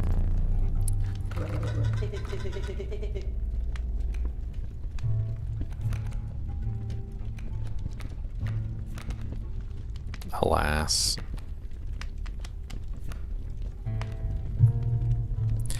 This one needs health.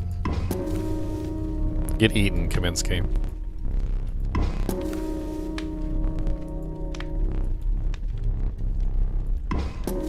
I want to see one get eaten. No, no, no. That's enough. That's enough. 7 health on Kaminsky. That's more than enough. Kaminsky has thorns, which is very interesting. So he actually will be useful. And we can summon him immediately. So let's go ahead and place our stoat in front of one of these coyotes.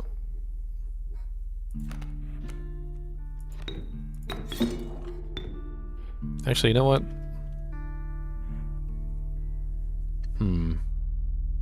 Oh, hello, spider. Yeah, let's put the stoat in front of one of the coyotes.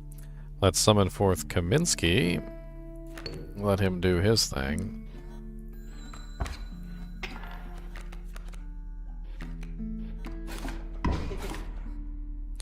Kaminsky has enough health where he can literally kill targets just by simply standing there. So it's rather interesting.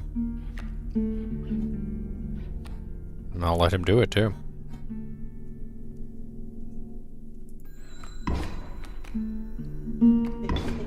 And we have a porcupine. I'm gonna let the porcupine attack, and I'm just going to counter him with my bullfrog.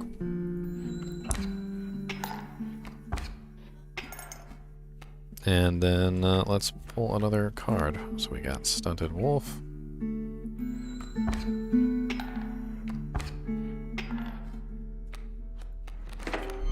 Let's summon our Stunted Wolf, shall we?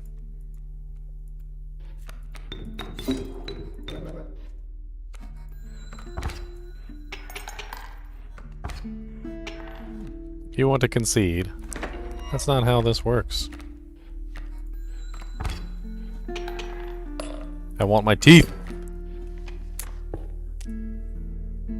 Oh, there's that little computer thing. I want to see what that is. Whether a gravestone or computer or whatever it is. I haven't played with that yet. Show me your exquisite pelts. Oh, it's the guy who buys the pelts. Yes. Alright. We're into money now.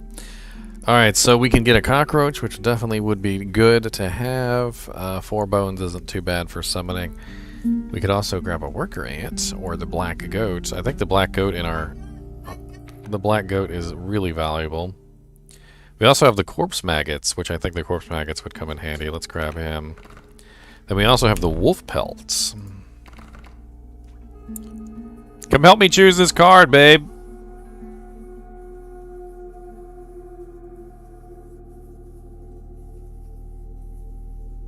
Ooh, they got a magpie. Man, there's a lot of good cards here. Between the magpie with the underwater, there's also a grizzly with the guardian, a ringworm with the many lives. We've got what is that? A kraken or something?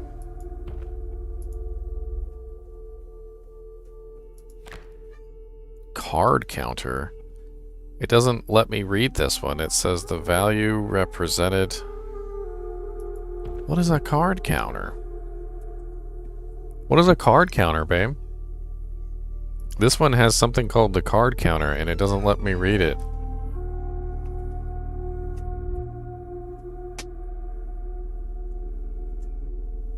I want to say it's like the total number of. So the power of this card is representative of the number of things that are on the field. But there's also an underwater magpie here, which means that he can't be attacked directly. And we've got a black goat with the corpse eater effect. Which means that the black goat is played automatically to the field when something dies. I feel like that's super powerful. I feel like that's the one I'm gonna have to go with. I think the black goat is the one I'm gonna go with, for sure.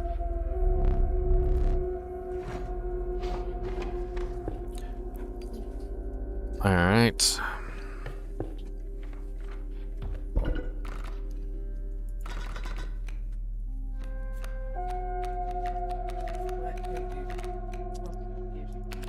The worthy sacrifice? So we could put this worthy sacrifice on something that doesn't cost.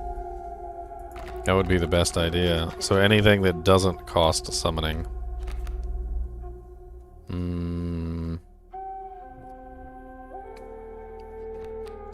The corpse maggots, perhaps? Since they summon automatically to the field?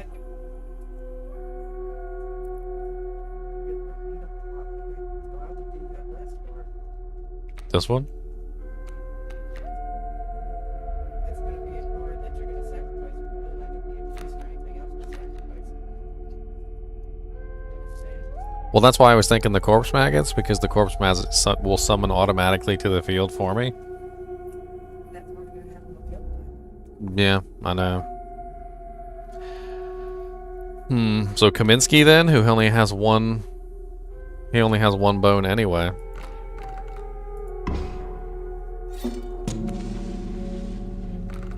He does. Kaminsky's got a lot. Alright, which way, babe? Backpack, random card, fight. Okay, so backpack it is.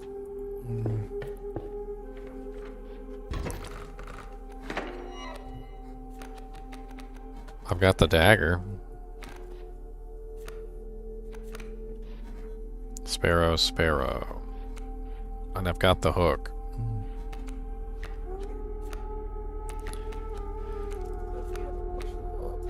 So, I'm gonna go ahead and summon the bullfrog here to block one of the sparrows. And then I can summon Kaminsky.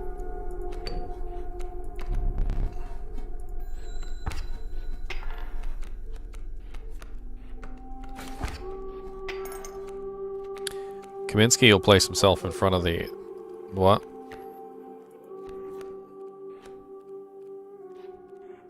Stoat. Bad pull. I'm gonna let Kaminsky stay on the field for now because he can kill the alpha wolf. He will do it. As soon as the alpha wolf moves forward, he'll move into the alpha wolf's place and he'll fight back.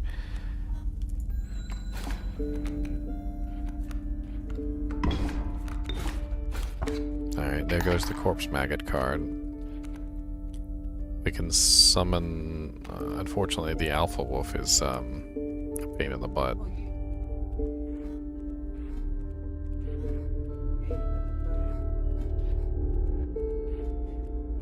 I can use this hook to steal one card from him. But I was thinking... He doesn't have a lot of good cards, though. So you're going to use that now on just a regular fight? Well, I was thinking about stealing his alpha wolf.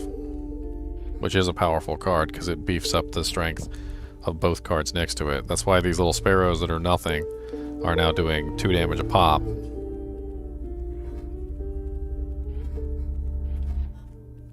I mean, it might be a bad play, but I can at least steal one of his cards. Oh yeah, let me draw a card. Trying to think whether I should sacrifice.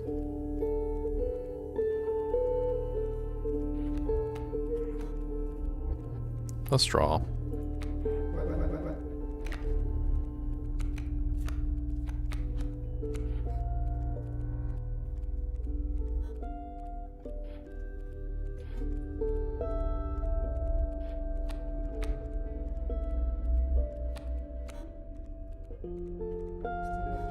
Yeah.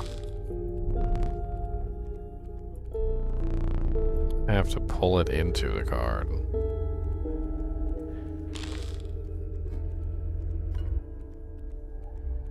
I don't really want to steal a sparrow. mean, it's a decent card, but it's not amazing. Got my eye out. Let's go.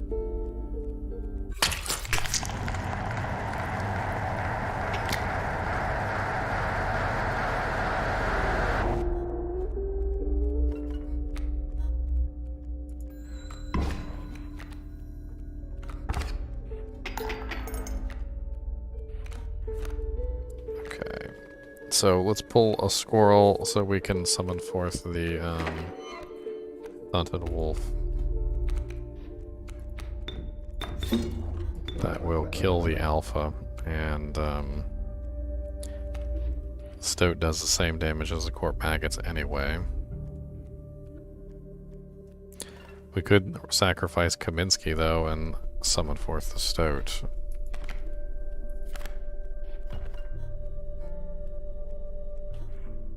Well, the only I'm thinking is it'll block the, they won't do anything for the skunk, will it? Because the skunk is going to reduce his damage by 1, he only has 1 damage. So it's not going to do anything.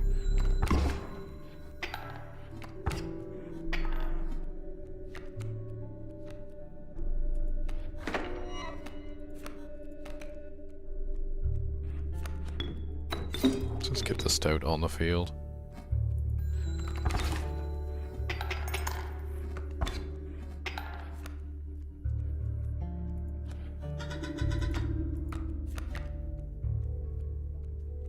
I can summon him if I need to.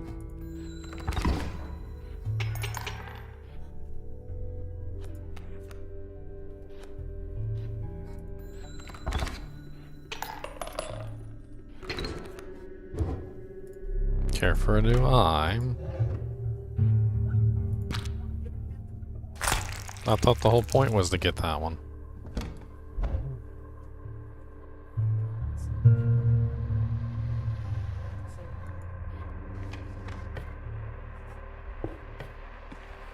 You might be right.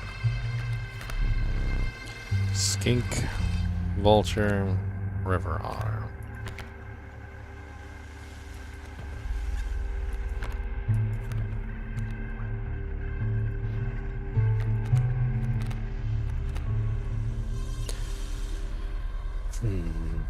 I like the kingfisher, it's free damage, but the one I had before was 3 because I beefed him up at the campfire. I think I want to get the kingfisher again. He's actually really useful.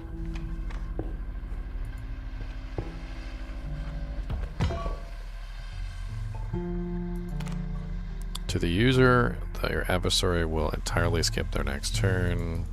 I feel like that's really useful. Boulder, bones, or another turn. No, not this time. Can make him skip 2 turns.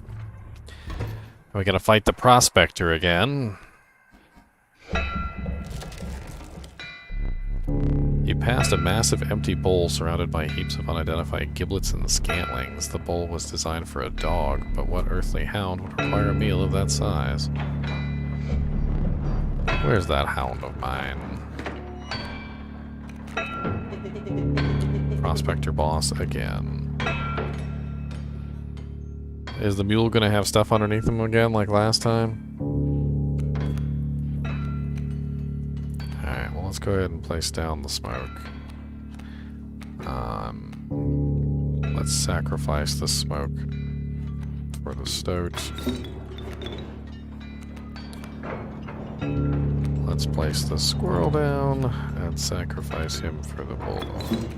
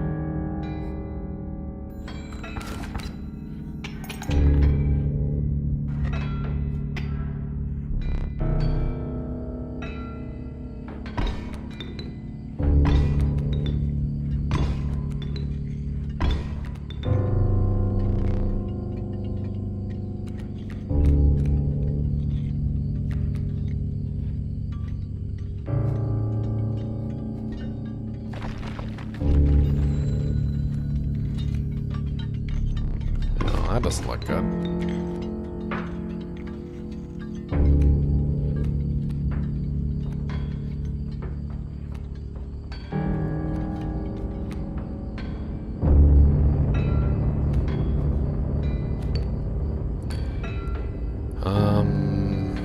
It might be a good idea for me to make him skip a turn so I can get some more cards in my hand.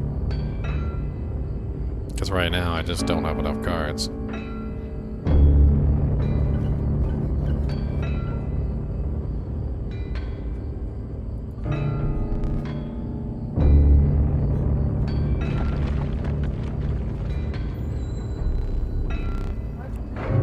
I didn't pass it. Oh, screwed up a lot of tutti patiti.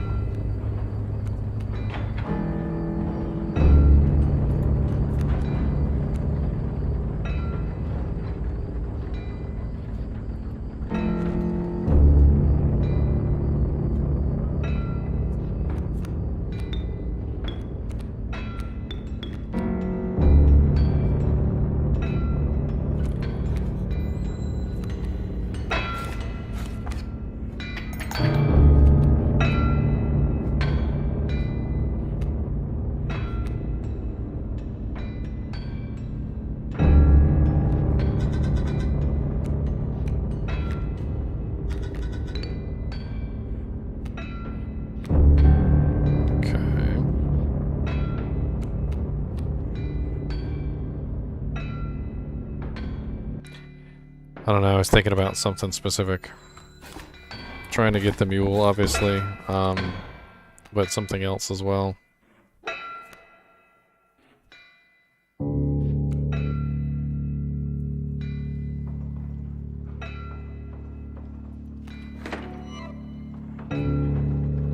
There's nothing else to pick, I'm out of cards.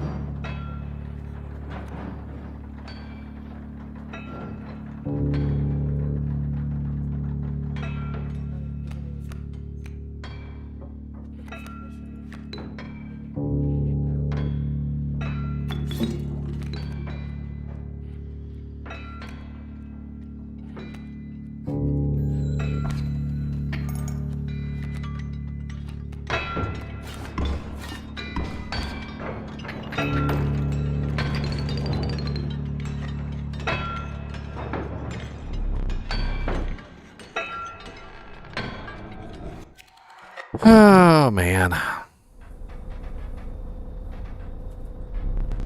Your death card. Beautiful.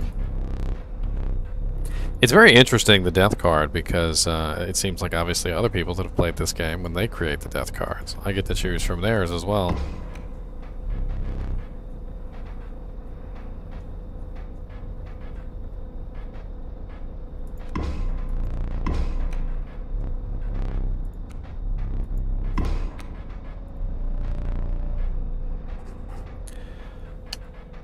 Try and make some good cards for other people to use, I suppose.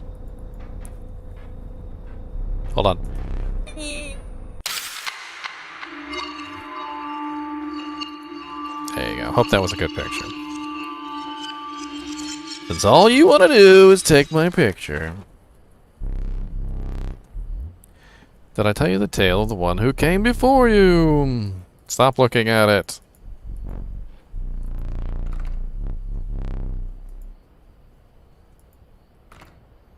The cards I get are terrible, by the way. He has cards that are way better than mine. Squirrel and River Snapper in the right-hand side.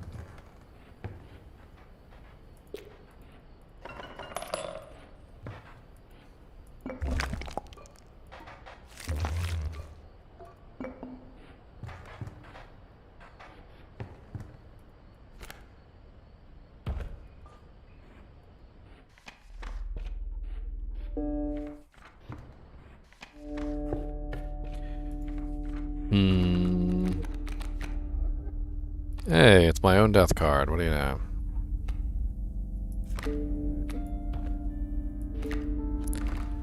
Let's go. Sounds good.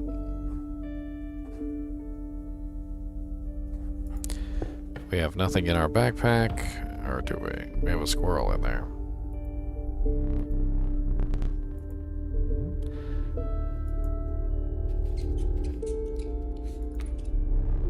prudent pack rat, never doubt the utility of a well-stocked pack. Oh, okay, since I was already full and I went to the pack rat, I got a pack rat card.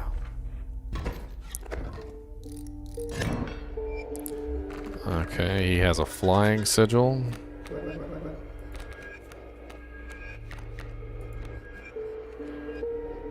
Which means all of his monsters are going to be flying, which is rather unfortunate for me. I'll have to use the bullfrog to block his flying monster. Let's go ahead and use the squirrel and summon the wolf.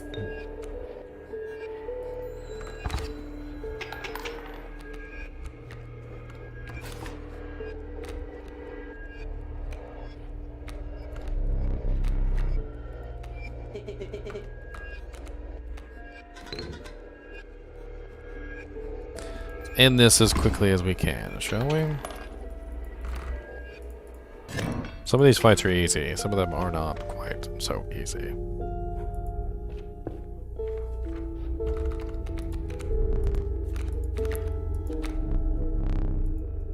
So we've got a bell ring. I have no clue what that is. Bell ring 3 or something along that line. A moving elk and a stinky skunk. Let's pick this. Let's see what that is. We'll try it. Why not? Let's go.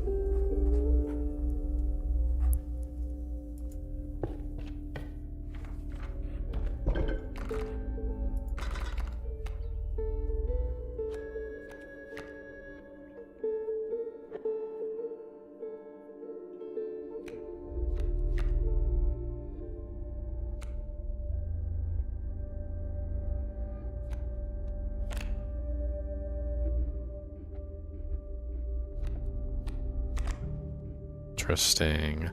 You know what? Let's combine the pack rat card with the GGM card. That way, whenever the GGM card automatically plays, we'll get an item. And the GGM card will automatically play a lot because it's a corpse eater card. So hopefully every single time it plays, we will get another card. Or another item, excuse me.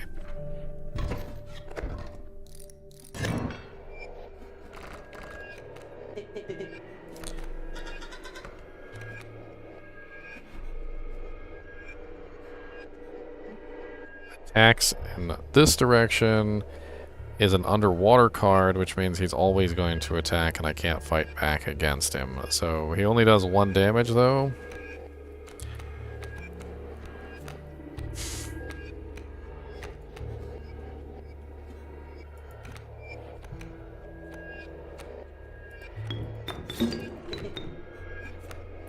And he moves. That's interesting.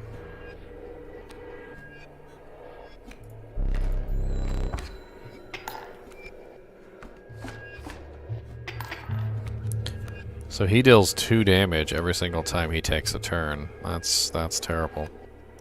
I do not like you, sir.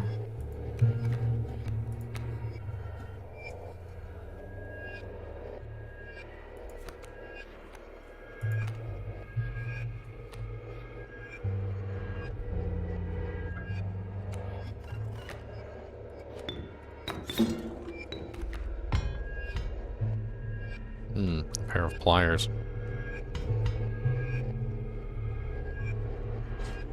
You know what? I rather like that card that he has, and I would like to take it. It's my card now, sir. Mine.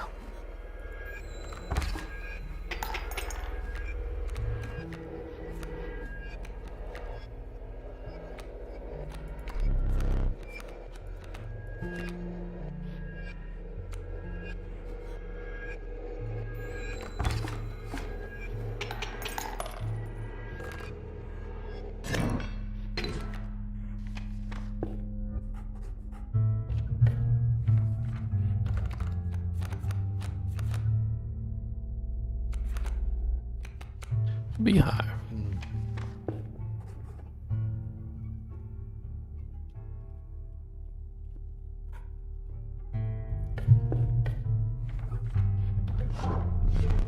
Ah, yes, we can pick something other than the squirrels. We could pick the bug head.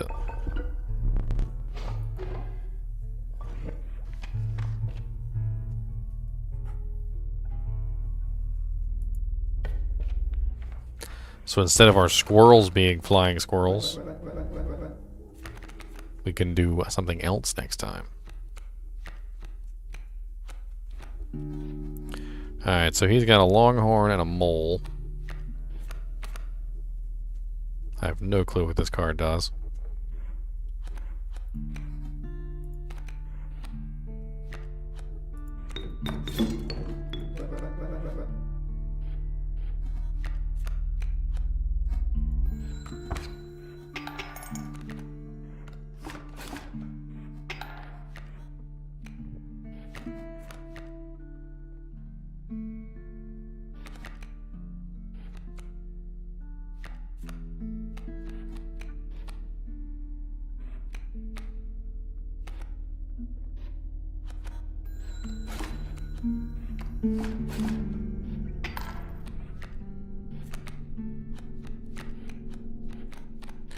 So many squirrels.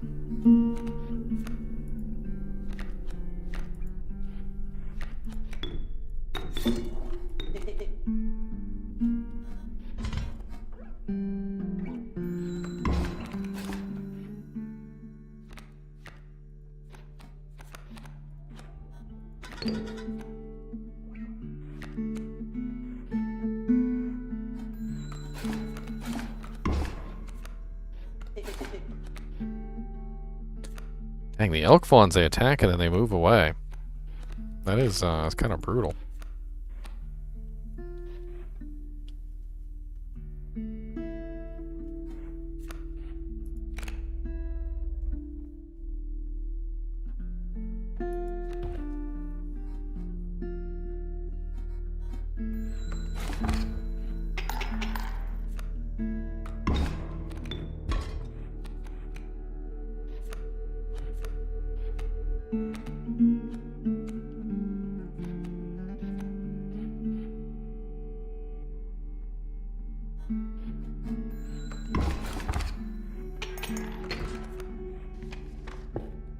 All right.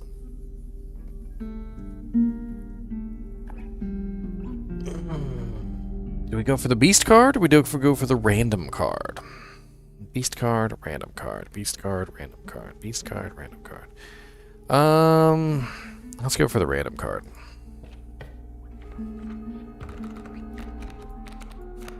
Ah, the infinite cat. Many lives.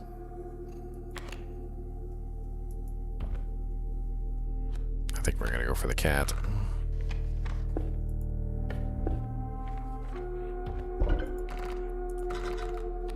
And then we can take the cat and combine him with something else.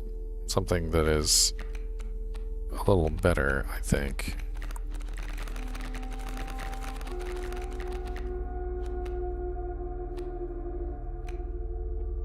Like stink bug.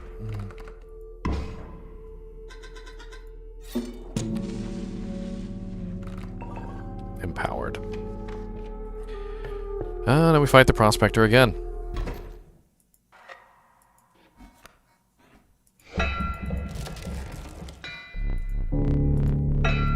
Let's just go ahead and get this over with, shall we?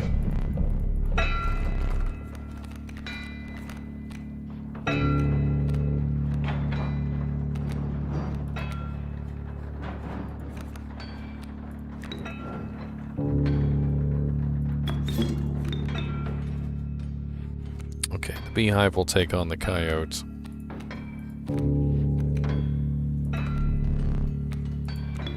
The bullfrog will take the place of the smoke. The stink bug will go in.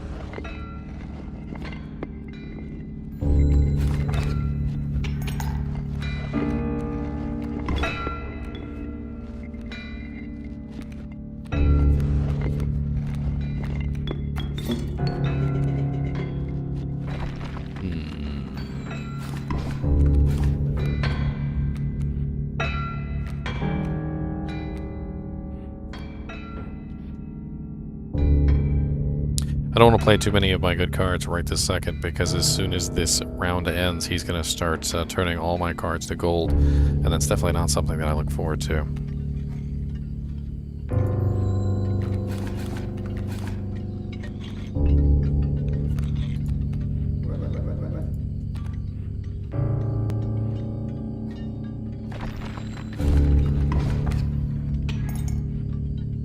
No, I was hoping for at least one more attack on his mule before I had that chance. And now he's going to just destroy all my cards. Stinkbug should return to my hand. He had the infinite effect. And he didn't. That's rather strange. I'm going to need some squirrels to summon with.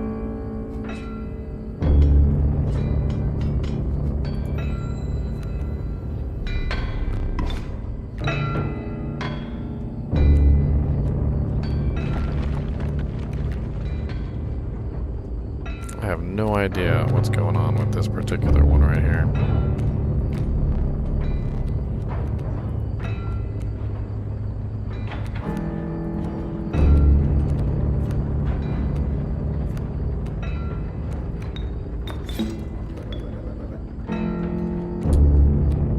No, not really.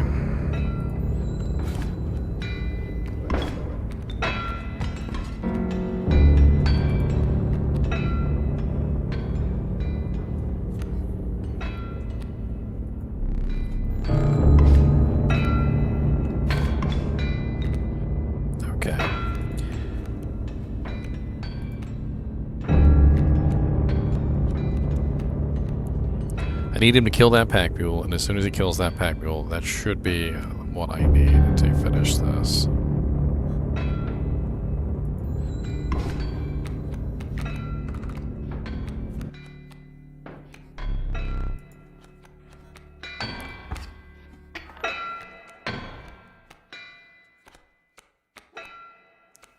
Okay, let's draw, put a squirrel down.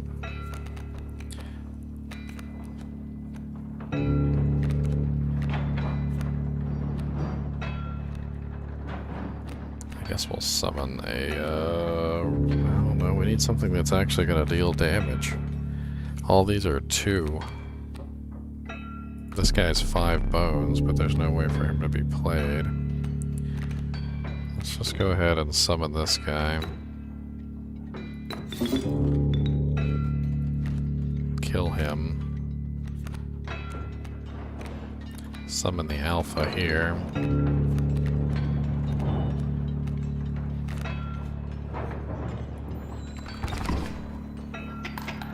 There we go. Now the gold nuggets are attacking because the alpha is next to the gold nuggets. Alright. And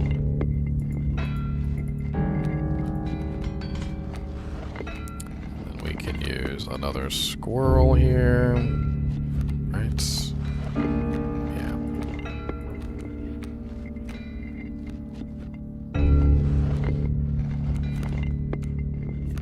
Just to put the raven egg. Actually, no, the squirrel will kill the adder. We don't even need to put down the raven egg.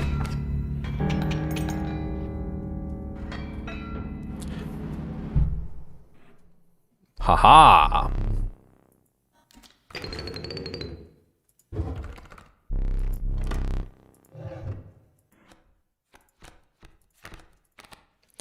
Ah, really?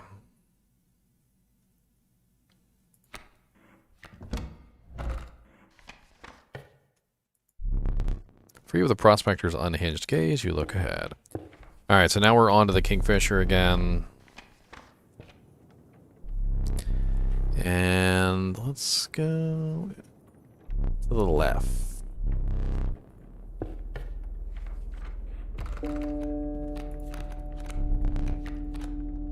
The Rat King. The Wolf Cub. I kind of want to try and feed the ringworm to the guy again. We're going to try this one more time. Hopefully I can get some more campfires. She moved a certain vigor despite her considerable age. Alright, so we already have 2 heads, and we have Burrower and a Trinket Bearer.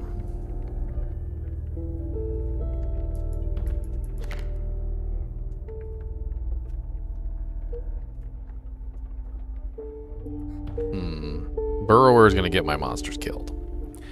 Trinket Bearer is going to give me more trinkets, if I'm not already full. Perhaps Trinket Bearer might be the better option here.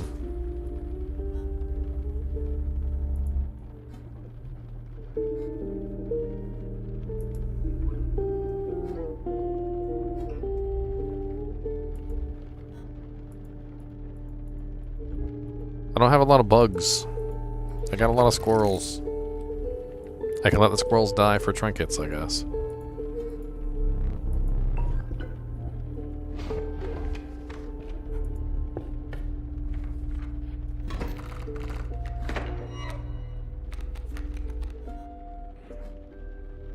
Ant and a ringworm.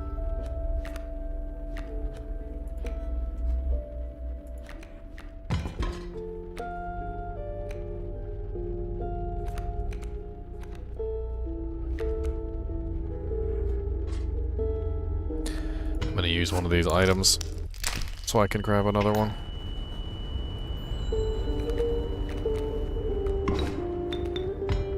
And it gave me another pair of pliers.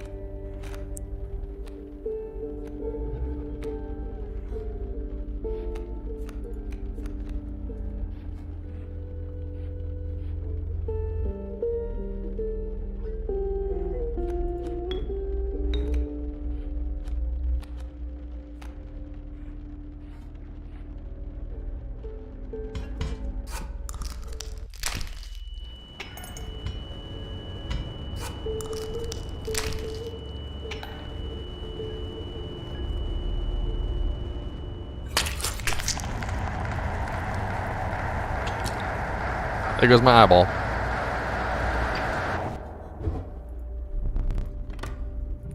My girlfriend said I needed to choose a different eye this time. One that wasn't glowing, perhaps. Let's try this one that has 2 little things on it. The choice is final. Does this eye let me see anything special?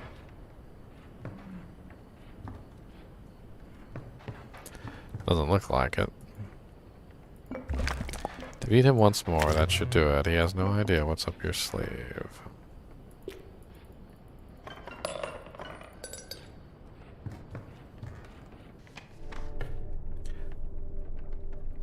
I don't think we have any identical cards, do we?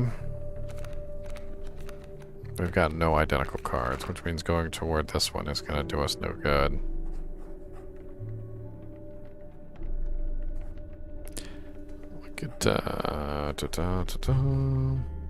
Let's go up through the woodcarver again.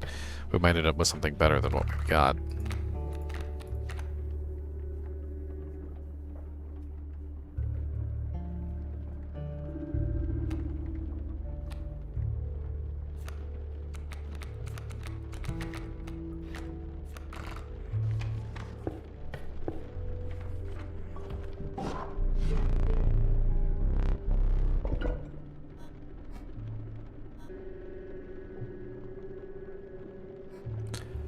Elk. We don't have any elks. We have a beehive. We have 1 bug.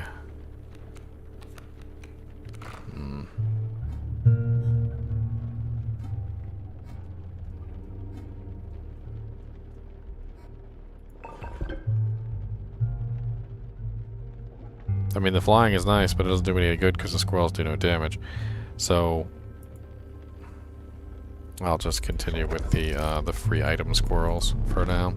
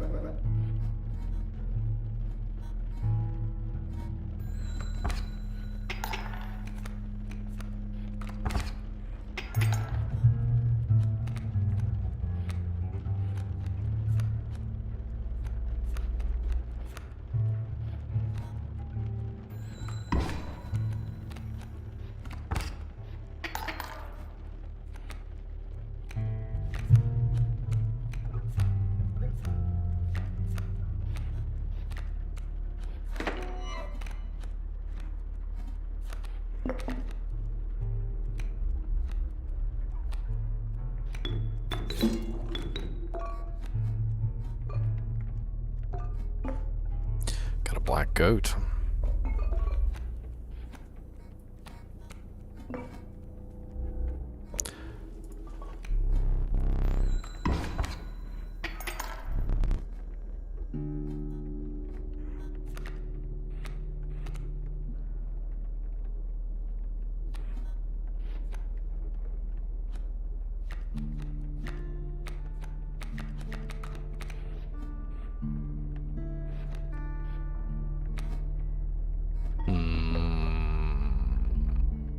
Some bones, perhaps?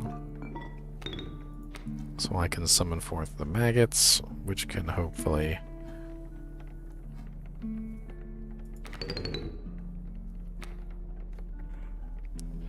I need to sacrifice somebody for him. Thing is, I just don't know how much damage he does. Oh, it's damage on the number of times that his bell has been rung. That's what it is. So how many turns have gone by? It makes sense. So, if I sacrifice 2 of my guys for him right now, he should be dishing out some pretty crazy damage. Let's go ahead and sacrifice, shall we?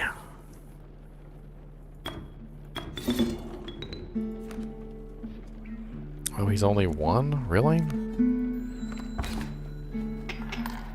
I would have thought he would have been more than that. Oh, that's just sad. I sacrificed him for nothing.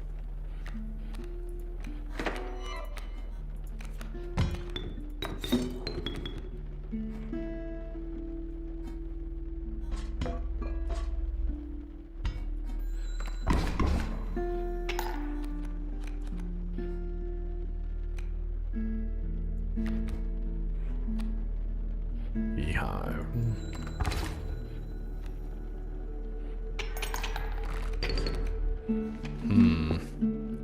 Glom's nails. It's always nice to have a little bit of help in these games. I look to the comments.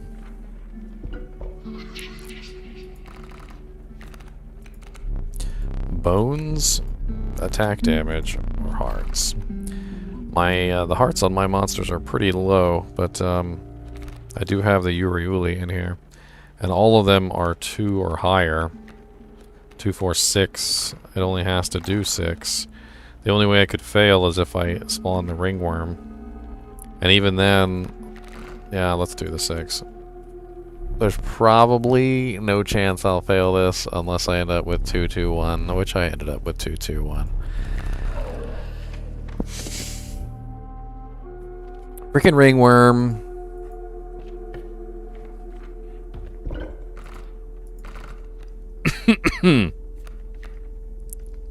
Had to be the ringworm. Let's give the beehive to something useful, shall we? Something with a little bit more HP because it requires him to get hit multiple times. Let's give it to the stoat.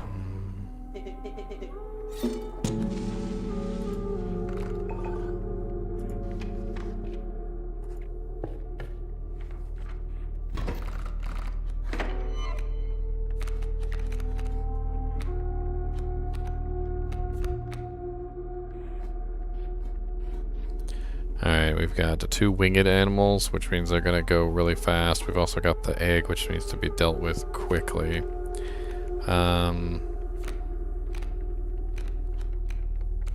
Let's just go ahead and summon forth the stoat.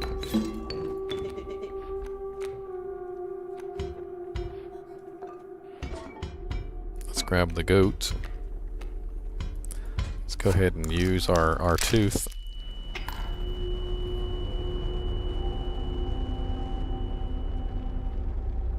That's a lot of damage, Flam's Nails.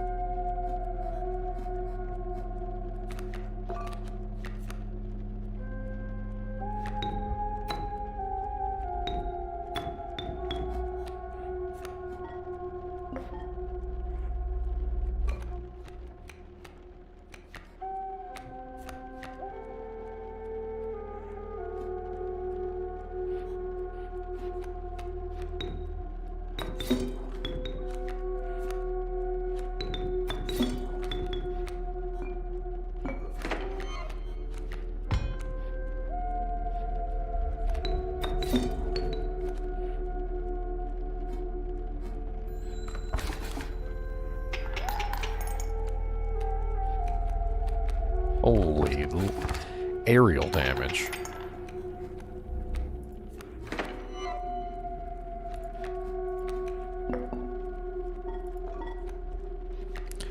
Frozen opossum. What the hell?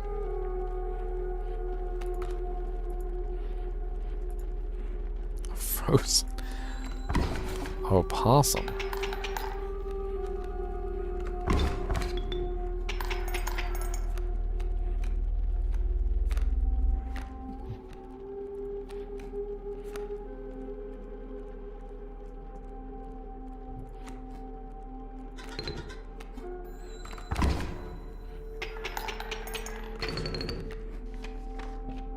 Hmm.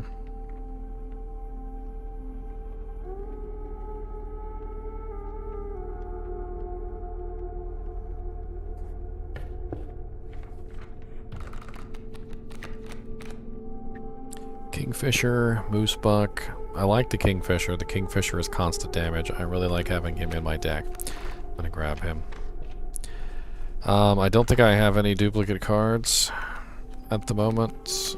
I do not. So going the mushroom path is, well, they'll give me a card. So I'll get a free card, or I could go to the sigil place. Are there any sigils that I would like to, combine?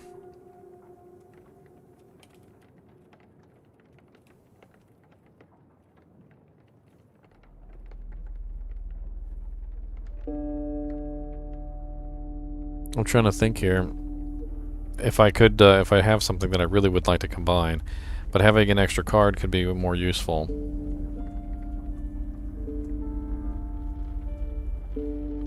Because I don't have the duplicates, so I can't combine at the mushroom. But, you know what, the extra card I think is going to be more useful here.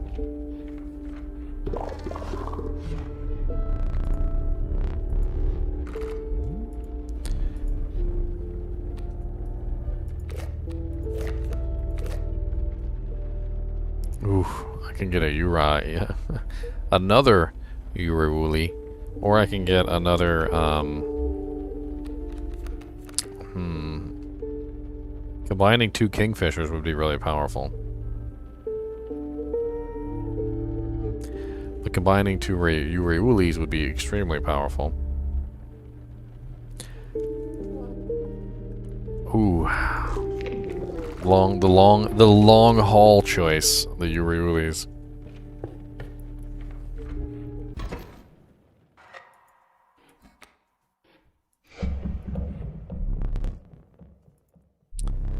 Alright, Kingfisher. He's got his hook back, I see.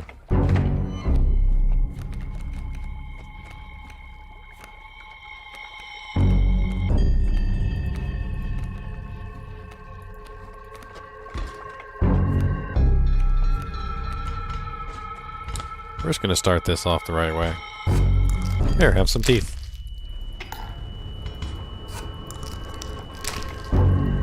They're extra teeth anyway. Who needs them?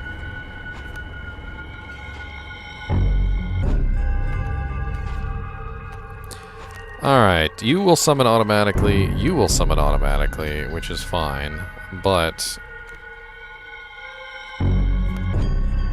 what do we got here? He's got a Kingfisher, which is not going to attack my cards, so there's two on the field. I might be able to pull a Uri if I do this correctly. Maybe. Maybe. Let's wait one turn before I decide what to do with these two.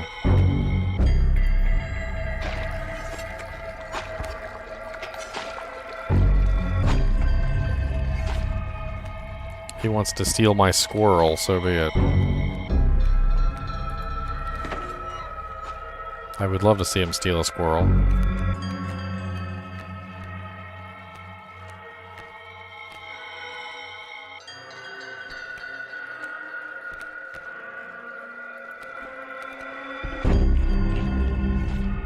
Steal a squirrel, go ahead. Steal one of my little squirrelies, sir.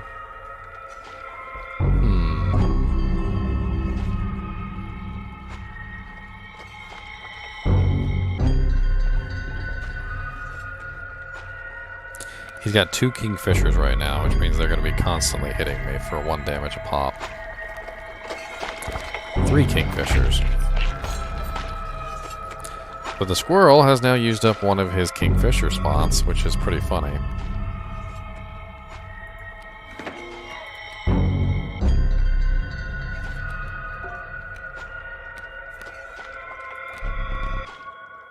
More blood sacrifices than you have.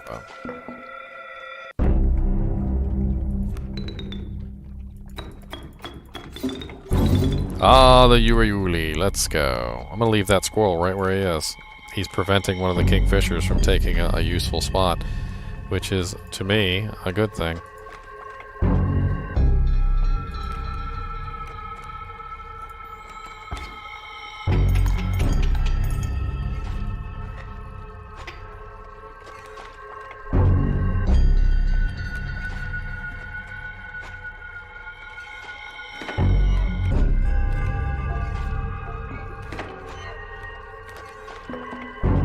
So many squirrels! I'll make you skip your turn too.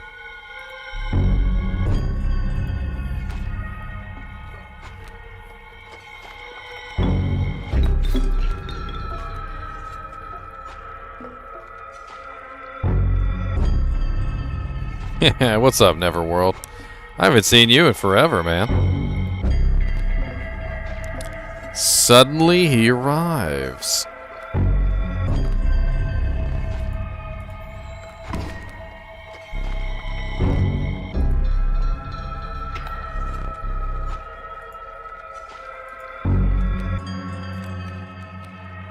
Ah, the kingfisher. Nice.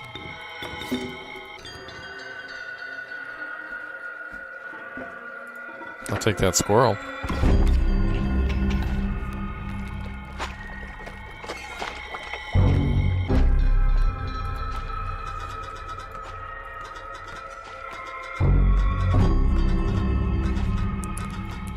Play a squirrel or something when he aims his hook. Makes sense to me.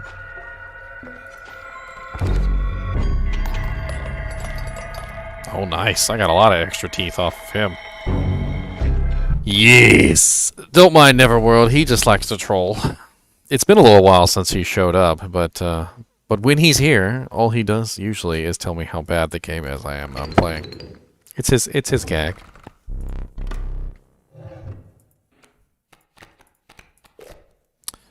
Another Uriuli. Strange larva. Ouroboros.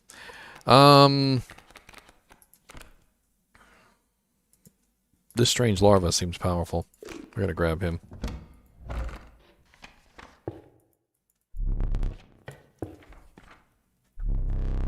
We need another map.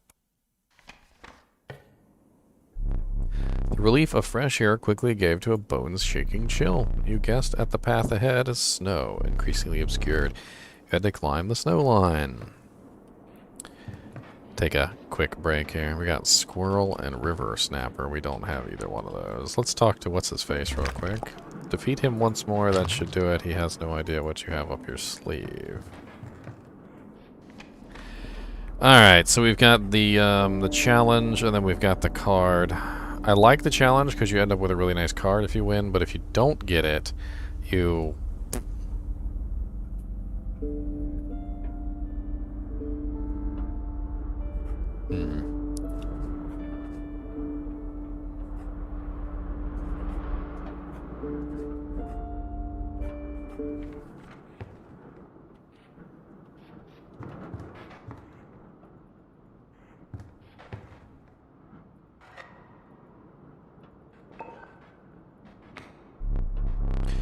Do I relish suffering excess candles before a boss? Perhaps you will now enjoy it as much as I do. Oh, good. I got the smoke.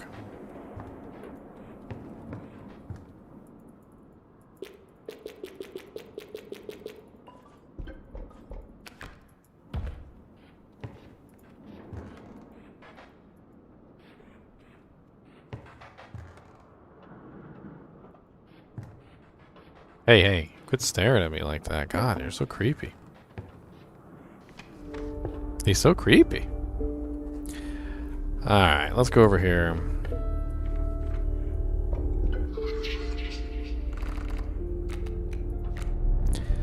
Trial of the Bones, Trial of the Hearts, and Trial of the Attack Power. 211110711. Okay, so attack power is definitely out unless I manage to roll a Urarui. Hearts I can pretty much do unless I roll the ringworm or the kingfisher. Let's do hearts. I think that's probably our best bet. We don't have a lot of bones. Hearts is not guaranteed, but it's closer than some of the other stuff. Nice. Oh, what's that? What's that? What's that card? That's a TV card. What is that card? I need some thinking nuts. I need these walnuts to help me think. Hold on just a minute here. That's weird. I kind of want to choose that though.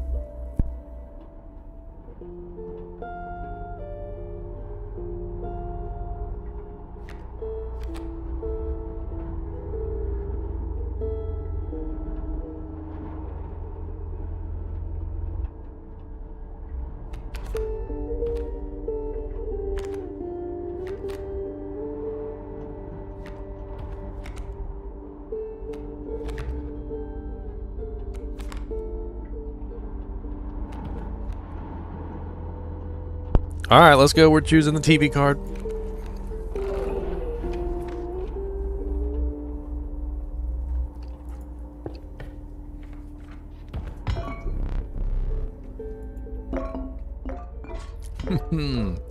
Pitiful possum.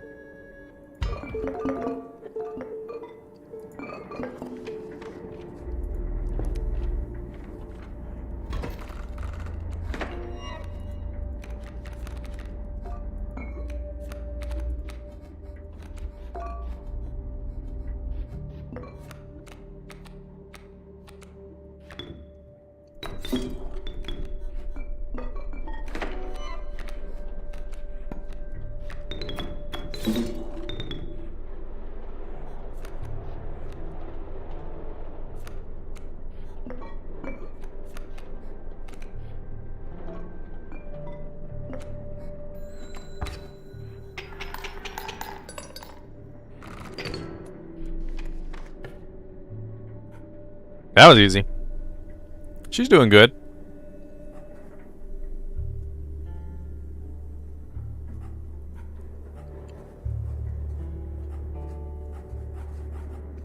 Eaner, meaner, miner, mo. Catch a tiger by his toe. If he hollered, let him go. Eaner, meaner, miner, mo.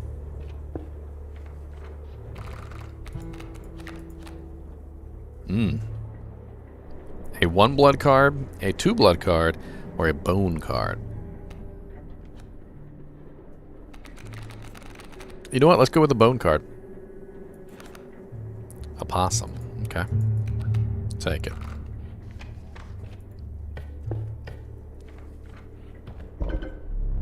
You came across some familiar stones, but there was something different. You intuited that the fate of the creature selected for this would not be pleasant. Please no, choose wisely, ... Would not be pleasant. Does anybody know what this actually does? Like, should I sacrifice something good? Or should I sacrifice something bad? See, now I don't know. Good or bad? Ringworm? Let's go ringworm. You callously slaughtered the ringworm. However, the Bone Lord was pleased by your sacrifice. A minor boon of the Bone Lord. You will start each battle with 1 extra bone. You shook off the viscera of the poor ringworm and carried onwards.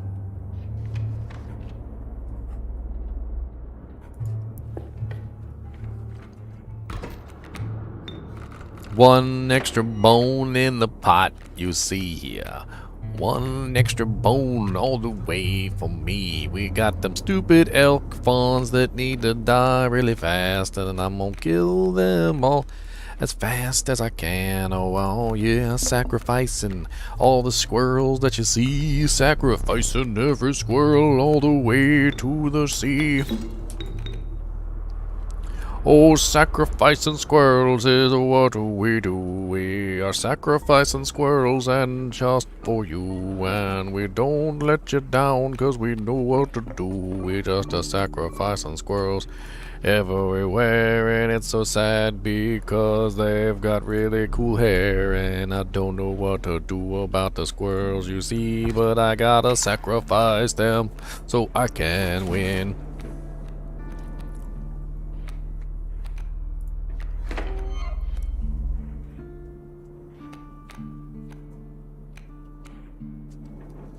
Alright, I'm going to let the bullfrog die, because as soon as he dies, GGM is going to take his place. I'm going to place the squirrel here, because he's relatively safe. And I will use him to summon in a second, as soon as one of these boulders dies. I'll bide my time slowly. Bide my time.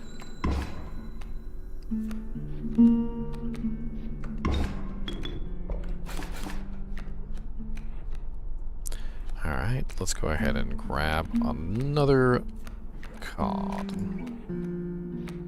Good, a possum. We got plenty of bones to use for him. And we can summon him in just a minute. Hopefully GGM will kill elk fawn. Oh, we can make our characters float for a second. That'd be interesting to use in a minute.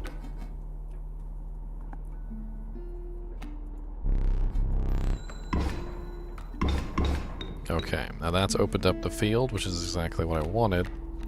Let's go ahead and grab one of these. Let's summon forth our 2 here. Let's summon forth our possum. And let's make them all float. For 1 turn. That's 1, 3, that's 4, that's 5 damage. That should finish it right there. Perfect. Finish him, yes.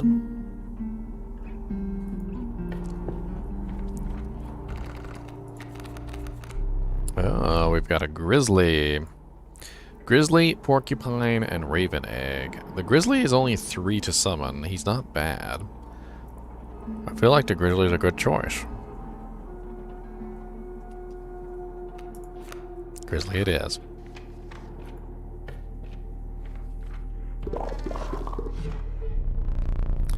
I do have some victims, actually. I have 2 Urayulis. You should look away. Oh god, a 14-14. If I can get him on the field, that's pretty much the end of every encounter, right?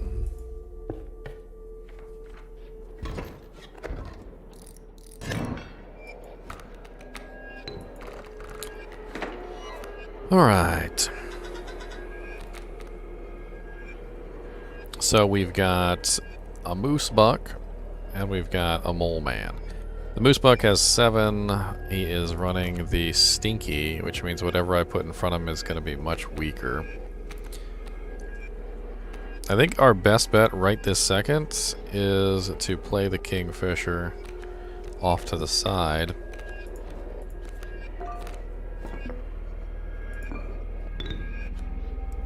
So he's doing constant damage. We can also then play the stink bug just to block some damage for right now. I believe he will return to my hand, right? Oh no, this is the one that even if you sacrifice it, he doesn't go away.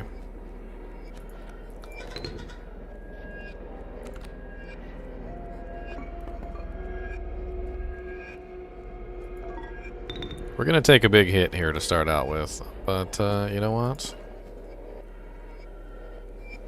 We're going to cut up his card. Yes.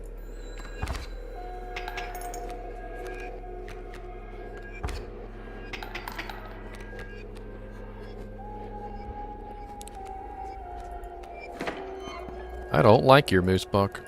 Bye.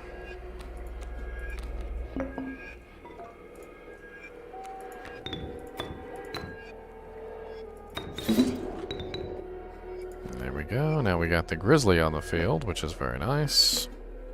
I'm gonna go ahead and snatch that card for right now.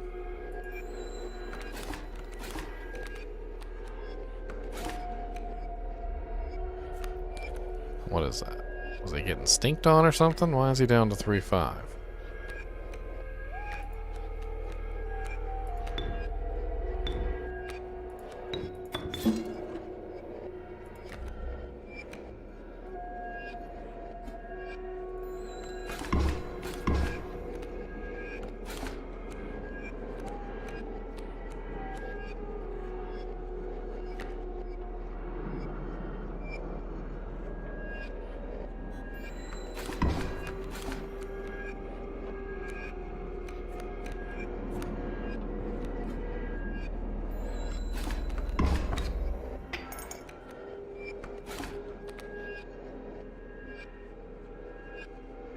Oh, he's got the stinky effect too. They all have the stinky effect, don't they?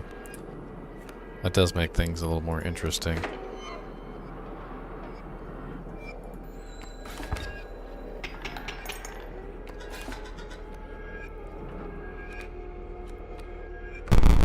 Ooh, wow. That is really cool. The random card. That is really cool. Yes! Teeth for the barbecue! Alright, so we've got backpack. I don't need backpacks because I'm running the squirrel backpack.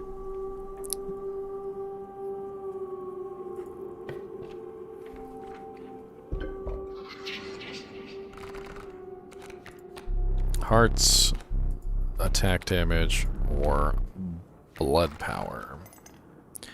I think hearts is probably still our best bet. Oh god. It didn't even count the random card. That was not cool.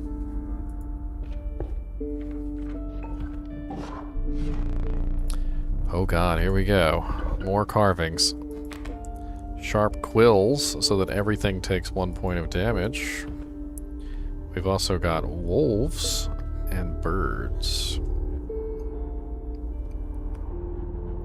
I do have, got one wolf. I really only have one wolf.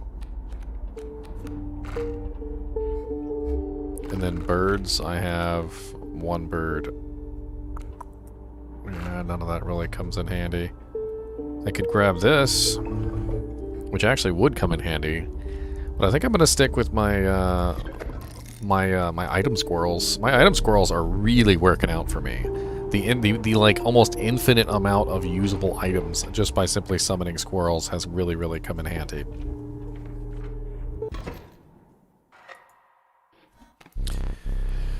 All right. So now we're back to this guy. This is the second time we've encountered this person. The first time we didn't do so well. This is number 2. So let's see how things go this time.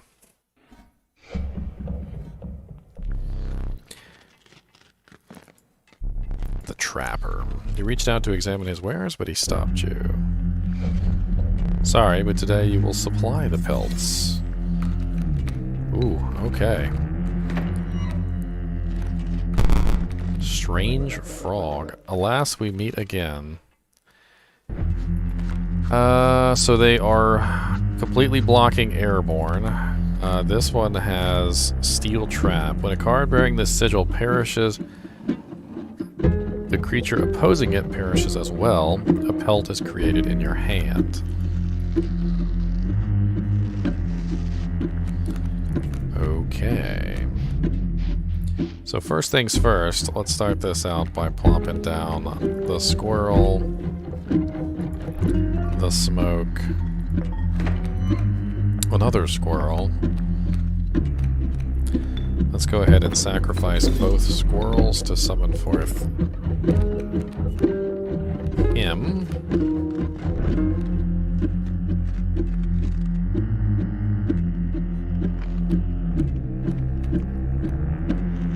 Let's sacrifice the greater smoke to summon forth the stunned wolf.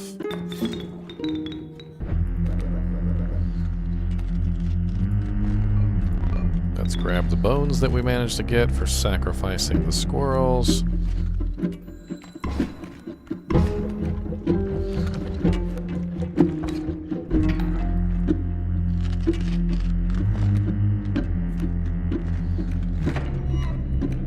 We're gonna summon forth the bullfrog too.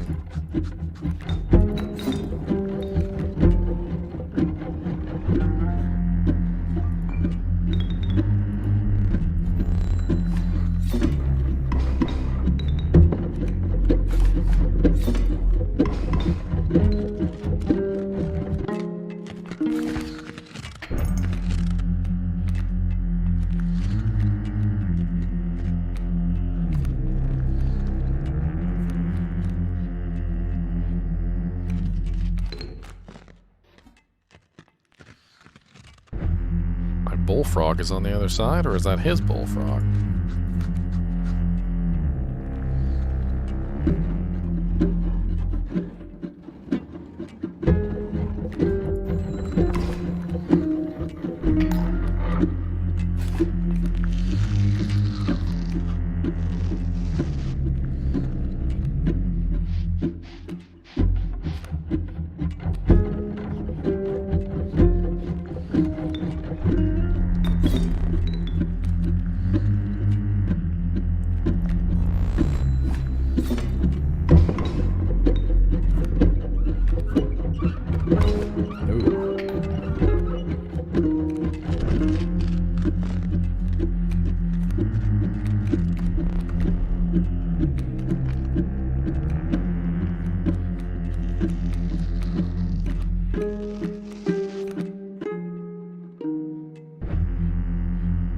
This is not going well.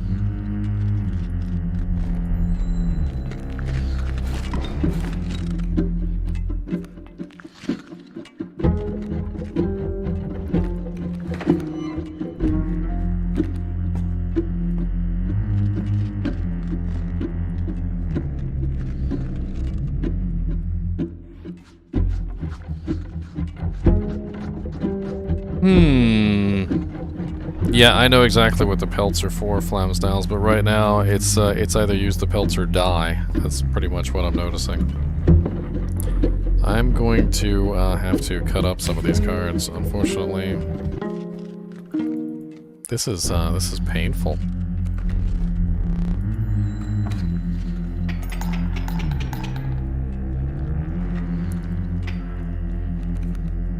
Oh, Mothman. Thank you, Mothman.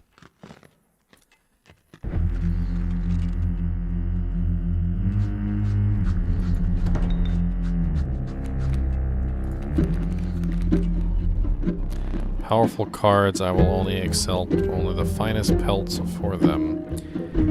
Okay.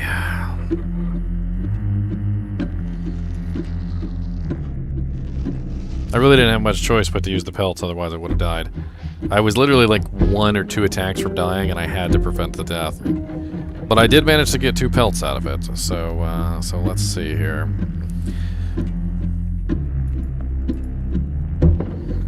I feel like that Raven is pretty powerful. It's not letting me right-click on any of them.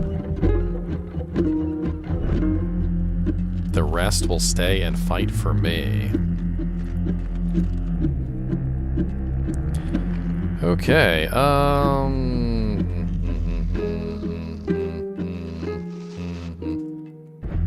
kind of want that Raven.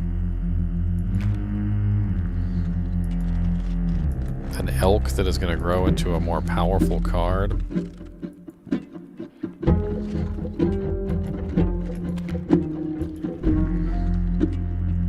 Just a good question. Are these actually going to go on the field for me, or are they going to go in my hand? Because this is kind of a really big distinction here. If they go in my hand, I've got to summon them. If they go on the field, then obviously I'm going to pick the most powerful card that he's got available to him.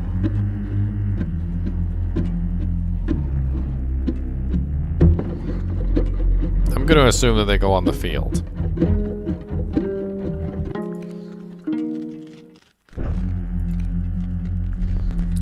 I would have chosen differently. It doesn't look like they go on the field. That is absolutely dangerous.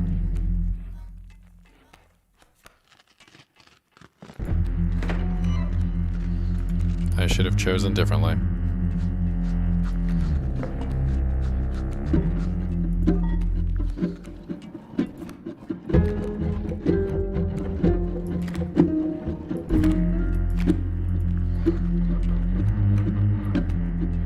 I can summon one of these to my side. I don't think... Can I actually sacrifice the frozen opossum? I cannot.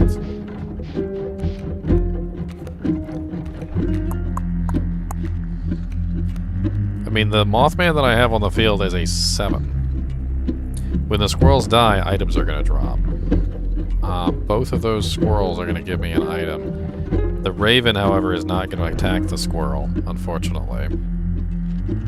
The adder will instantly kill the opossum. We're going to roll this one turn. Oh, I have one. Okay, yeah, because the Mothman attacks in the air. I wasn't even thinking about that.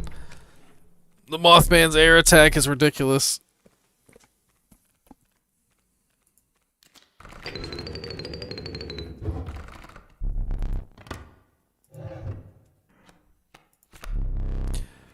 Amalgam, Gek, and Long Elk. This guy is 3/3 with 2. Gek is 1/1 and can be used for sacrificing, I suppose. And the Long Elk has the poison mechanic.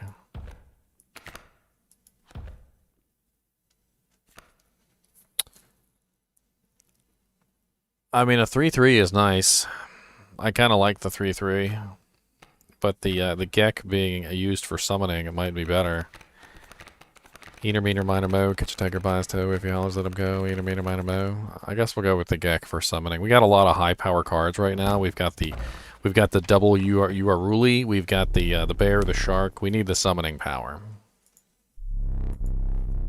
The end is near. A moment. Ooh, items, a empowering station, or I believe that's the place where you sell your trapper stuff to. Let's go to the empowering station.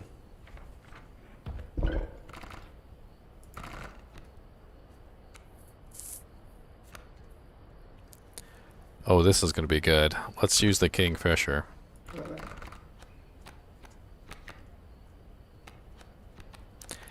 And let's give the Kingfisher's effects to something powerful that we can easily summon. The Kingfisher has both the water effect and he also has the flying effect, which means he can attack through targets. So if we give the add unkillable from the roach and put it on the Gek. Do I have a roach? I don't even know if I have a roach. I can't seem to back out. It's not letting me back out.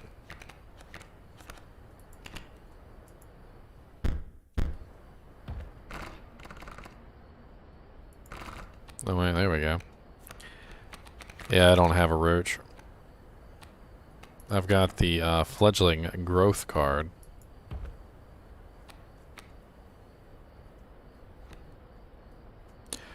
Oh, what am I doing? Of course.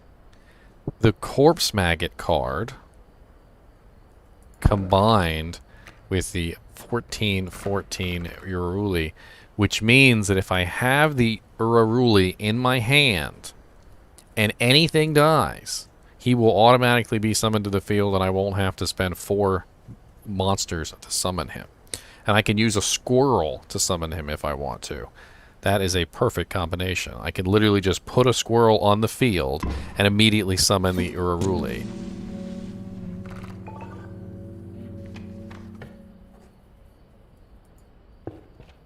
As long as I have him in my hand. I gotta have him in my hand. So that's an unfortunate side effect of that. Its warm light, a beacon in the oppressive darkness of the night. Surely, surely this cabin marked the end of your travails.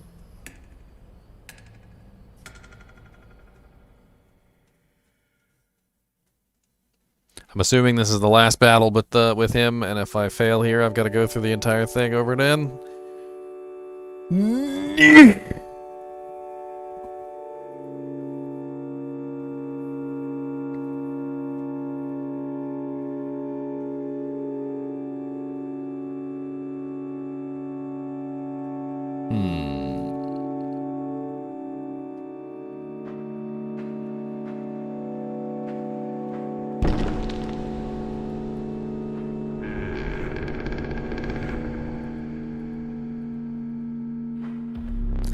Steps away from the strange cabin, you are presented with an opportunity. I don't offer my boons to just any traveler. If you are able to pass my trials, you'll be rewarded mightily. The trial of the ring. If you have the ring, you pass automatically. The trial of rarity. The trial of the swift. I actually have the ring. But here's the question. I got the ring one of the previous times I died. Did I keep the ring? If I kept the ring, then doesn't that mean that I still have the ring? Or do I have to go get the ring again or whatever? It stays? Okay, so then I have the ring.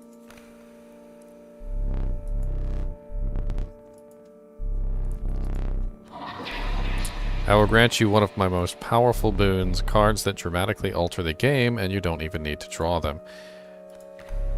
The boon of the ambidextrous, you may draw twice at the beginning of your turn. The boon of the Bone Lord, start a battle with 8 bones. And the boon of the Magpie's Eye, when you draw from your deck, you may choose any card in your deck to draw. The boon of the Magpie's Eye? What are you talking about? I literally, all I gotta do is have the Uraruli in my deck, and with the Uraruli, I can literally wipe him clean. It's not even a contest. This one is nice. But the Magpie is definitely going to allow me to be able to summon forth my most powerful card. The Trial of the Fiend. Draw 3 cards, must include Waterborne Sigil. The Trial of the Winged. The Trial of the Skins.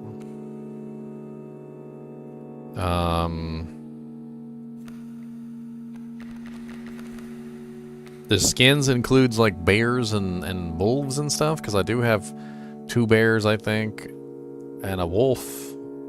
Or is it not talking about pelts? Is it talking about something else? Pelts.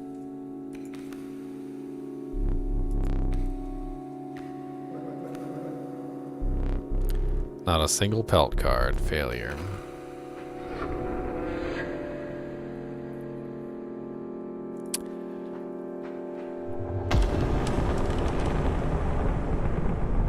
You managed to get a boon.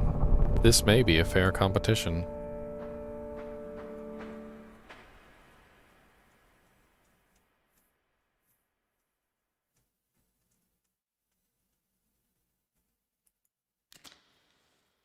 Well, you look kind of crazy. And I'm itching for another game. Are you ready to play?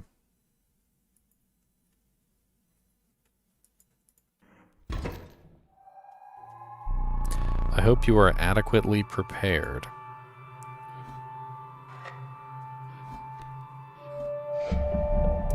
Perhaps one more to be safe. Oh, he gets 3 lives?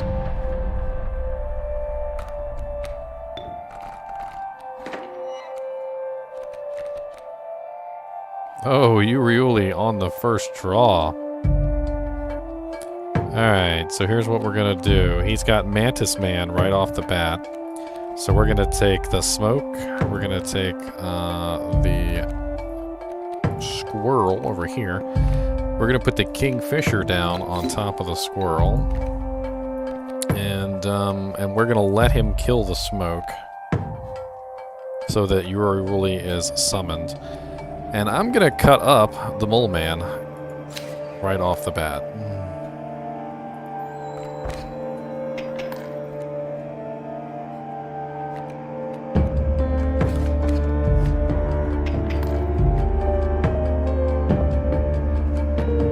Alright, let's go ahead and grab a squirrel. I want him to kill one of these squirrels. It doesn't really matter which one. And I guess we can save one squirrel? Or should we save one squirrel? I don't even know. I feel like we need to protect ourselves from the mantis gods, so let's just throw down the squirrel. It'll give an extra item to us. We can sacrifice him for the bullfrog.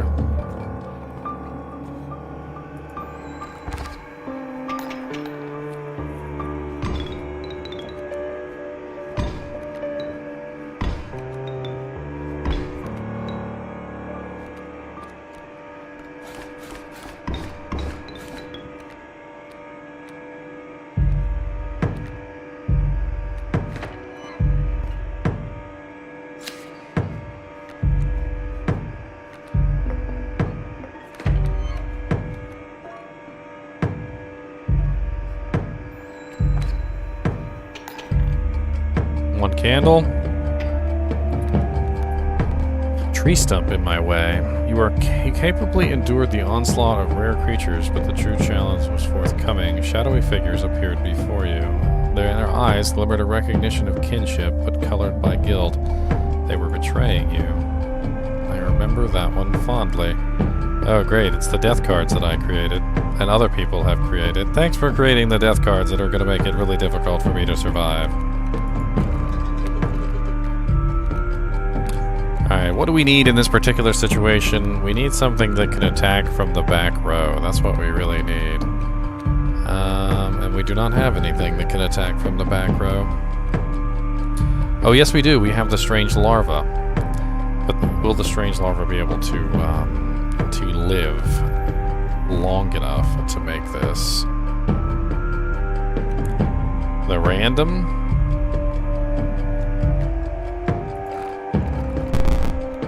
Great white shark, huh? Unfortunately, I can't summon him with what I have. I need one more squirrel on the field.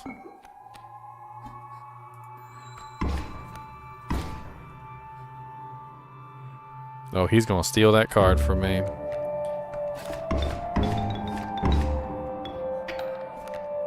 He is gonna steal that card from me. And that is gonna be the end of my game.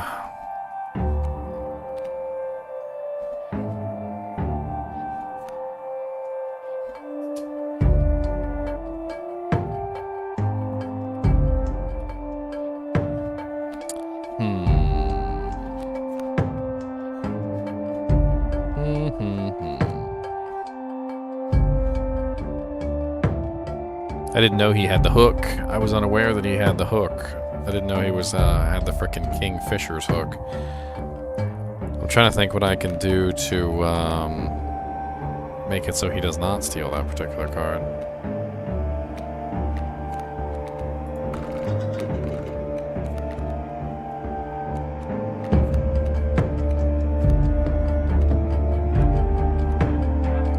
Let's go ahead and summon this guy forth, because he's gonna... Well, he's probably gonna end up dying, but he's infinite sacrifice. Let's also throw down the boulder.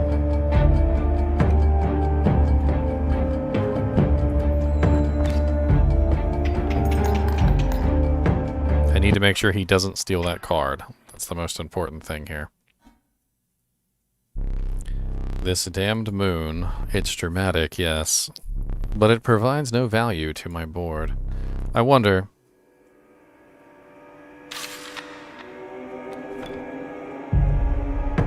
Now this is value.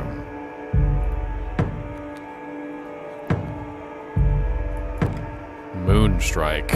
A card bearing this sigil will strike each opposing space that is occupied by a creature. It will strike directly if no creature is opposed. Title Lock. At the beginning of its owner's turn, a card bearing the sigil will pull small creatures like squirrels into its orbit. Mighty Leap. A card bearing the sigil will block an opposing creature's airborne sigil.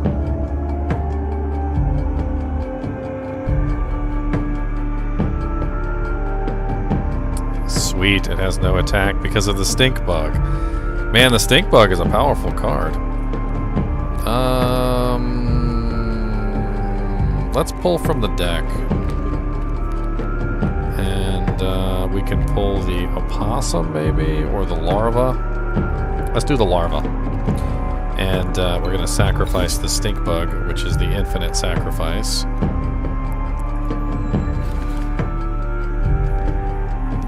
What is this weakening my moon? The stinky stench. It makes no sense. Moons do not have a sense of smell. This is not how I imagine this battle going. Alright, we need another decent card. If I need to sacrifice, let's go ahead and grab GGM, because he'll automatically go in just in case something dies. And now we have Mothman. And let's grab something to sacrifice. So let's grab the Gek, just in case we need another sacrifice. You really destroyed the moon. I suppose all that's left is to finish me off. Uh-oh. Go on.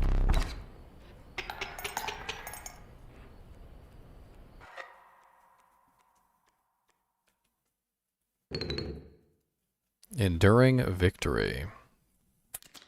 Oh my! Did I? I think I just beat him. I beat him! Uh-oh. Did I just get bonked on the head or something?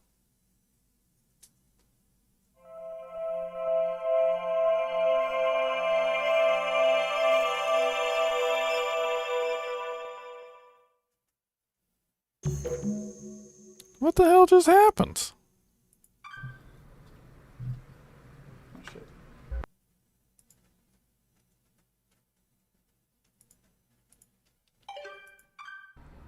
Hey there, card gamers. I'm the Lucky Carter, and this is another pack opening video. Today, I am opening Catch Monsters packs and digging for that epic, shiny Transcend Dog!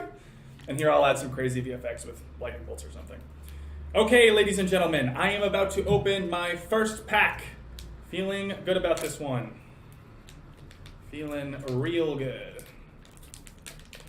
Ooh, what do we got here? Okay, and our first rare is a Birchkin. Not exactly a viable competitive card, but hey, it's a pretty one. All right, next pack. Feeling even better about this one. I gotta say, these cards are feeling extra silky today. I mean, they're so smooth. They're so smooth. Not sure what they're doing down there at the card factory, but these are feeling good in my hands. Okay, let's see what we got here. Some jank cards, maybe a few additions to my draft cube. We'll see. And our rare for this pack is Bandog. Not exactly riveting so far, but we have many packs to go. Next pack, here we come. Just cut out this part.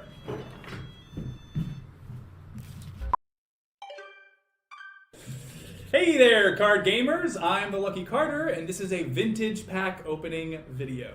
Today I'm opening a few super rare old packs I snagged at a garage sale. I've got 4 packs of Inscryption. You would not believe the deal I got on these. Now, not all of you will even remember this game. I'm barely old enough to have seen these going around in my childhood. For whatever reason, they only did one set of these cards and then stopped printing them. There's not a huge market for them anymore, but at the rate I got them for, there's not really much to lose. That being said, a foil Mantis God goes for a couple $100, so Fingers crossed. Oil Mantis God. Really cool art on these. Definitely stands the test of time. And our rare for this pack is Blue Mage. Cool looking card, but not going to be worth very much. All right. Let's see what we got going on in the second pack. I feel like I'm watching a YouTuber while I'm while I am a YouTuber playing a game. This pack has been opened. About a YouTuber and pack. Resealed. Hope no one snuck the rare out of it. That would suck. Come on, people, honestly. Who opens and reseals? I bet you it's got his death card in it. It's got his death card in it. Yeah. There's a set of coordinates on this card. Looks like they were drawn on with a pen. 49 degrees north, 123 degrees west. I think I'd have to check, but I think that's pretty nearby.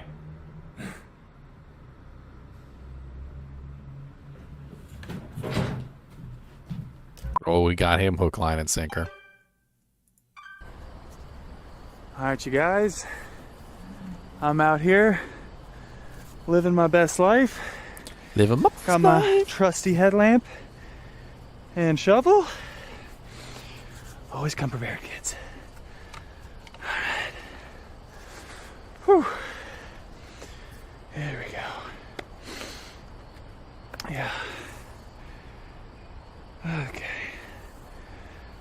Whew. Getting close. I think. Assuming there is a thing to get close to. You're This out very there. well may be a massive waste of. Oh, battery's dead.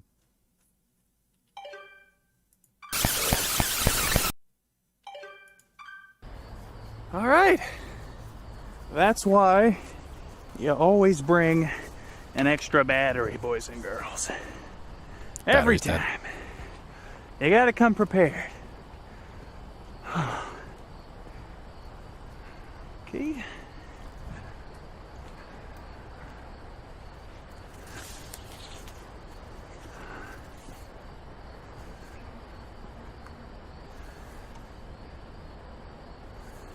All right.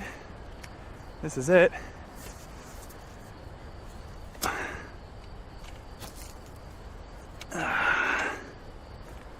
Time to Now? go digging, my boy. We dig. Yeah, look for that geocache.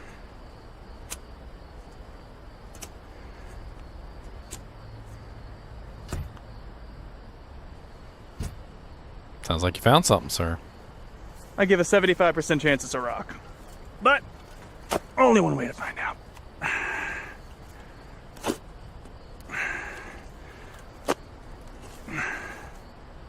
What the fuck is that? Oh my god, you guys, I can't believe it. There's actually something here. Not bad for a garage door find.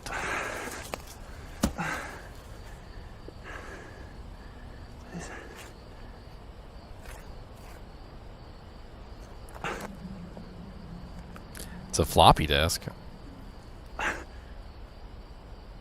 What?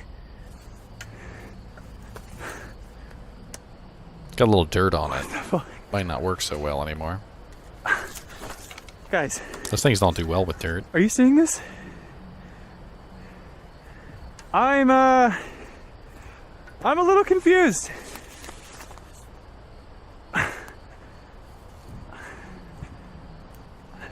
You found the lost Inscryption video game. Who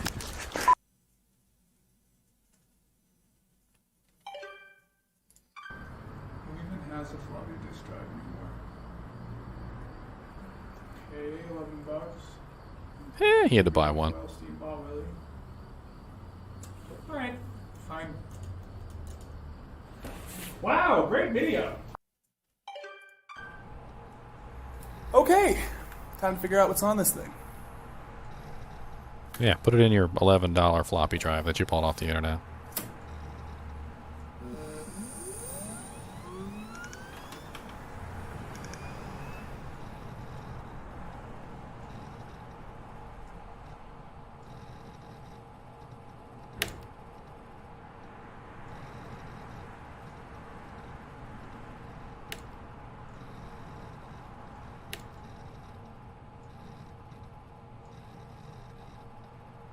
Loading your little floppy base game.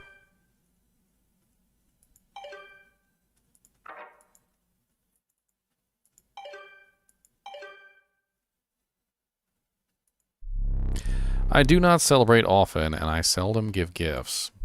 But you, challenger, you are worthy. Please do not be polite and dig in. Is there something wrong? Your prize awaits. Very well. Come with me. It looked like a pile of poo. Stand right there.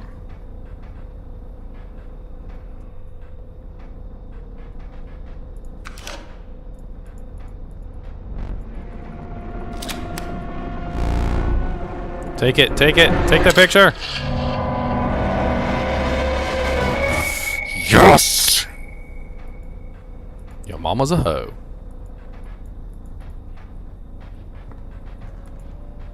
Gotcha, sucker. You a card now, sucker, sucker.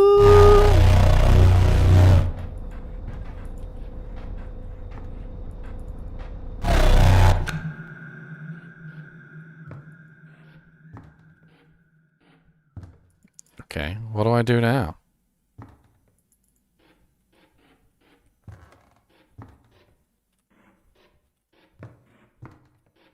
I seem to be stuck in here.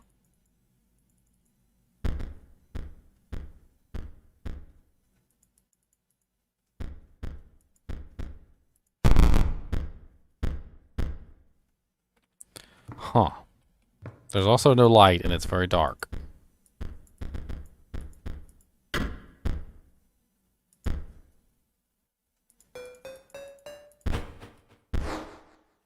Still very dark. Now it's just dark with a white screen. That did not help at all. That did not help at all. That just made it worse.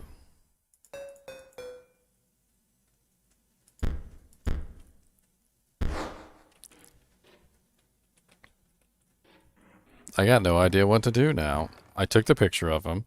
All the lights went out. I can't exit the game. I can see the candle.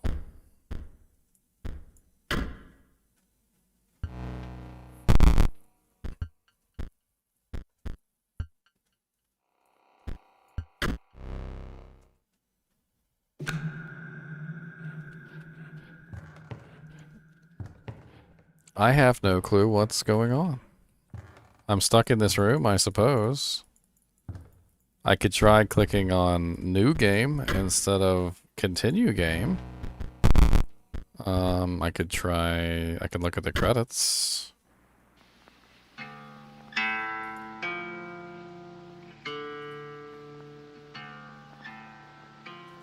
I mean, I do remember specifically that new game was not an option when I originally opened up, and I did think it was rather odd that you could only hit continue and not new.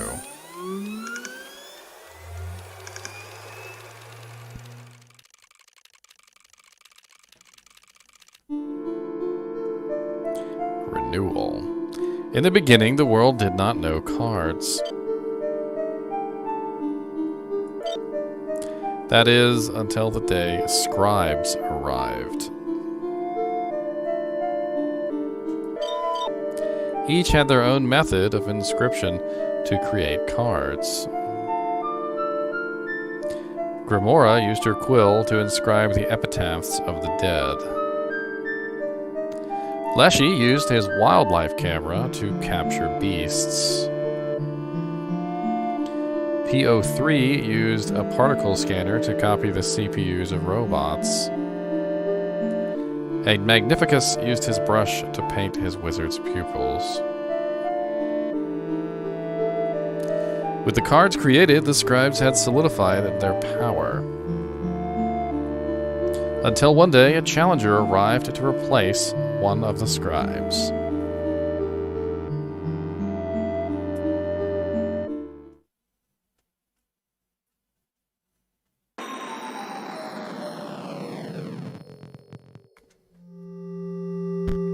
Choose a starting deck to mark your ambition.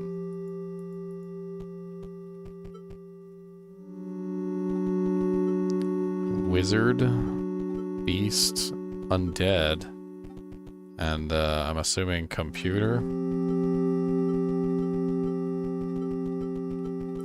A deck of the Undead could be interesting, but I'm assuming this is the person that I will replace.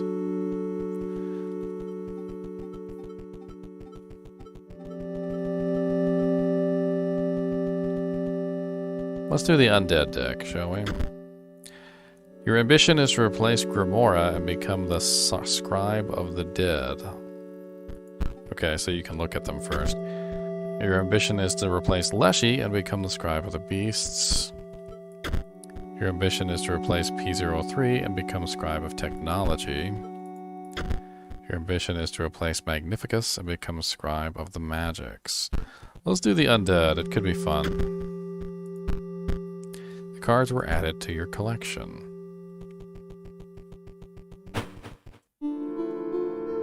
What is this?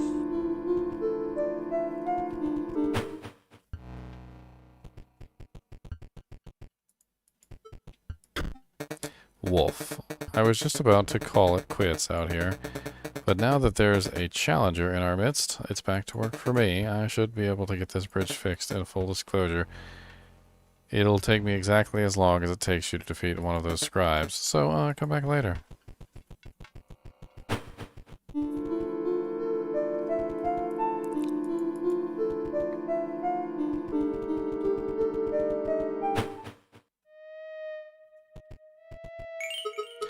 You're here. Marvelous. I'm Grimora, Scribe of the Dead. Until quite recently, I was disgraced, though I was returned to my former glory with the help of some unlikely friends. If you wish to test your skills against me, you must first prove your wits. You must discern which tomb marks the final resting place of my lovely ghouls. Oh no, oh no. Do not look upon me. Do not snarl or sniff, I beg you. If you wish to battle, please let us get it over with. Oh, something's wrong. It's your deck, or rather, your lack of a valid one. You've got 20 cards in it, right? No, I don't.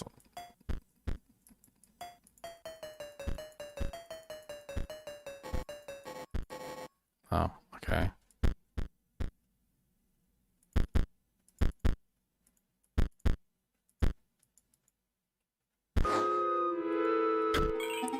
That looks much better. Where were we?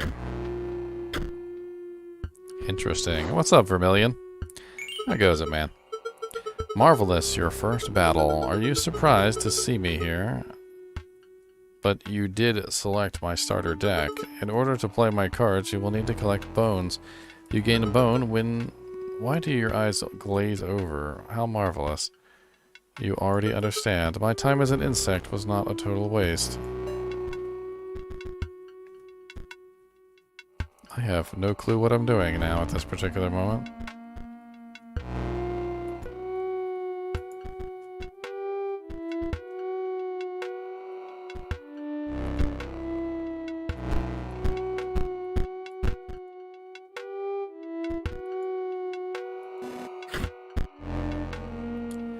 The skeleton collapses into a pile of bones. Interesting.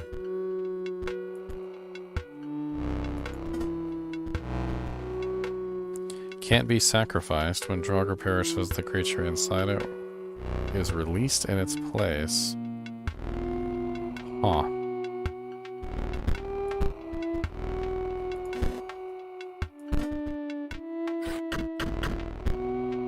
Wow.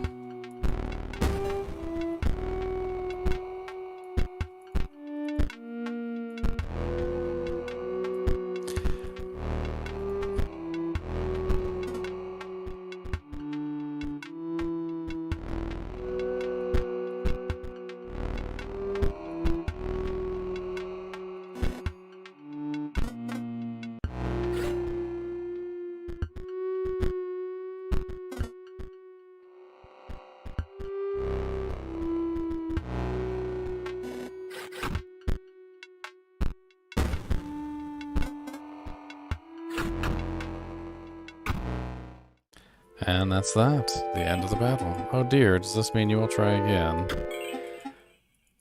Alright, let's try this one more time, shall we? With a little more enthusiasm this time. Let's put our gravedigger down first.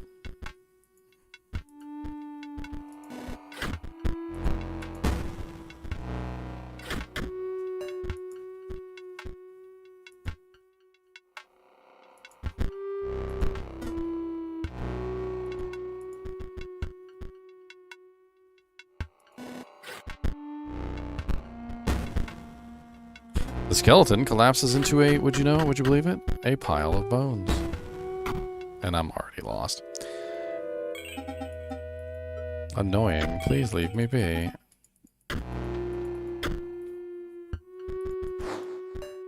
I don't think I can actually beat this guy. The amount of bones that I have is paltry. And I may have chosen the worst deck possible to do this with.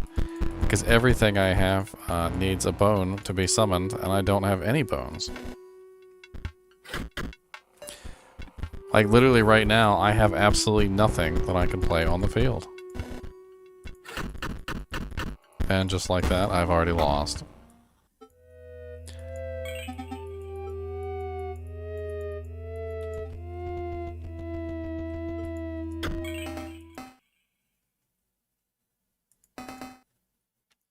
Bright and trig as a lime, you think you will squeeze a defeat out of me.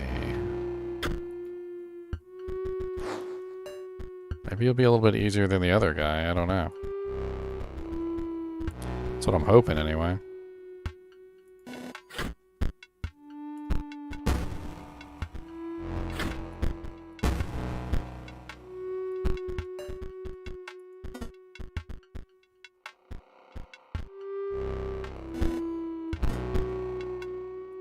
A ghost ship?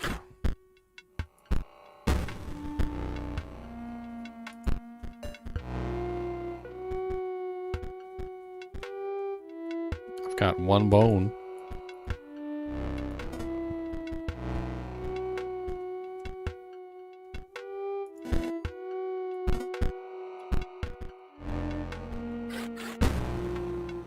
I've got 2 bones.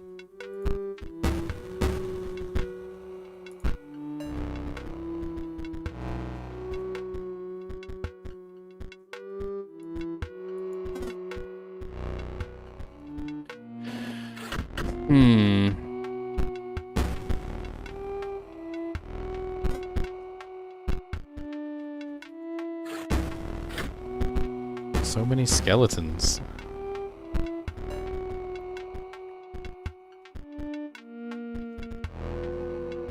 I don't know if I can win any of these battles right now. I might have to go somewhere a little bit easier.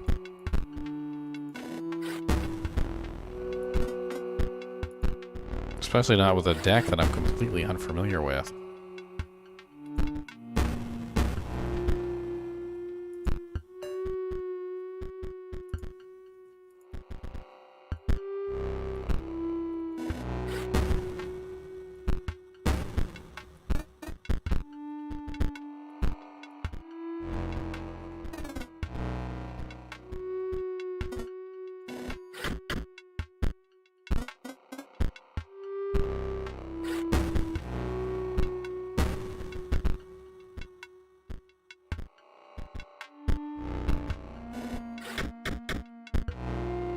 Hey, I think I might have actually won one. Yea, beat the pulp out of me. Firstly, take ye this. A deathly card pack. No. A mummy lord, tomb robber. Pay 1 bone to create a skeleton in your hand. Sarcophagus will grow into more powerful form after 1 turn on the board. Buff conduit. Other creatures within a circuit completed by buff conduit gain 1 power.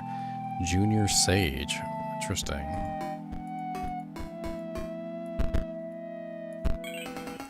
And because you bested me with ye, I'll share my secret. My name is Royal. Eyes far right tomb. Here's my headpiece. It reads Royal Dominguez, 1589, Spring 1632.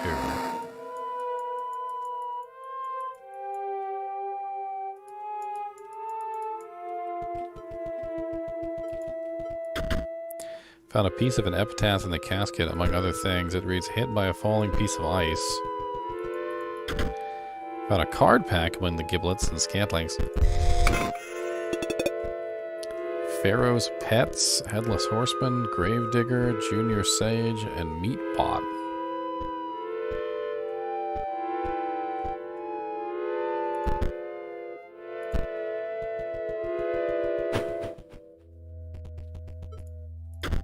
Found a piece of an epitaph that reads, there was no cure.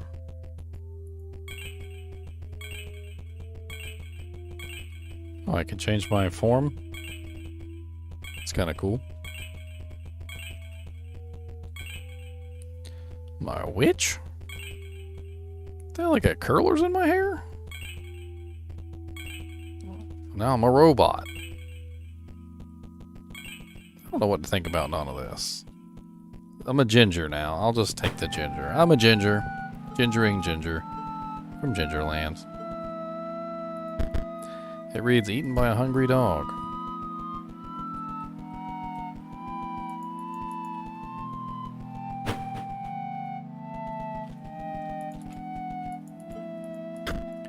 You wish to trade. So, something I don't have any money. I'm assuming that's for something completely else. So I have to beat the 3 ghosts here before I can defeat her, essentially, is what's going on. Brr. Did someone leave the AC on? Oh, come on, dude. It's freezing in here. Maybe a heated battle will help.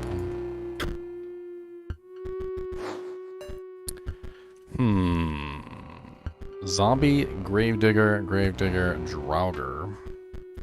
I'm definitely gonna slap down my Gravediggers when I get a chance, but I don't have any bones at this particular moment, so I have to pass my turn. There we go, a skeleton. Give me some bones, thank you.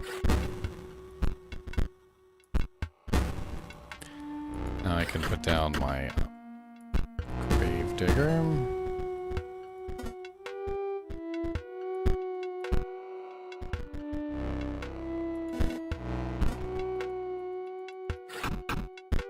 About to die. Yep, I was fast. Nope, I'm still cold. Alright, so we need, put some of these new cards in here. Oh, we got some tech cards? I don't want to put those in there.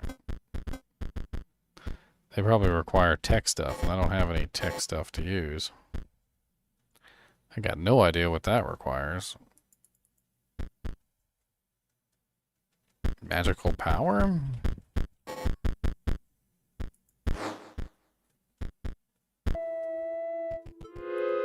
Let's try this one more time.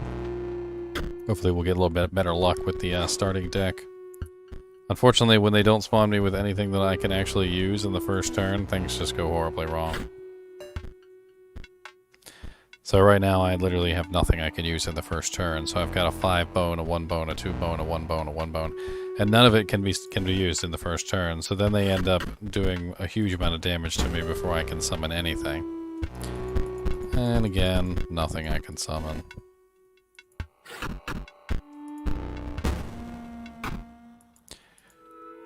I just have to keep trying until I at least get 1 or 2 skeletons at the beginning. There we go. I got 2 skeletons at the beginning. That's what I need. Alright, so 2 skeletons in the beginning will give me 2 bones, which will allow me to summon at least the Gravedigger, which is what I need. And I can summon 2 Gravediggers, which will summon 2 bones for me. Each one will give me 1 bone per turn. You know what? I might as well summon another one. Let them give me bones. The more bones I have, the better, and they can block damage for me until then.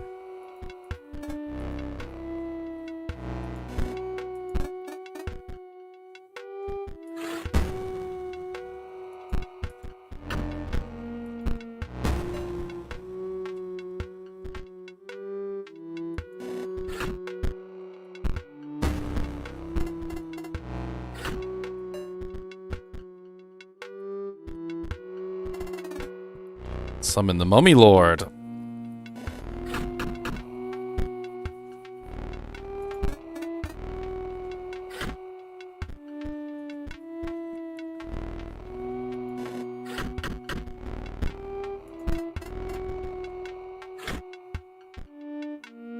Ooh, Pharaoh's pets.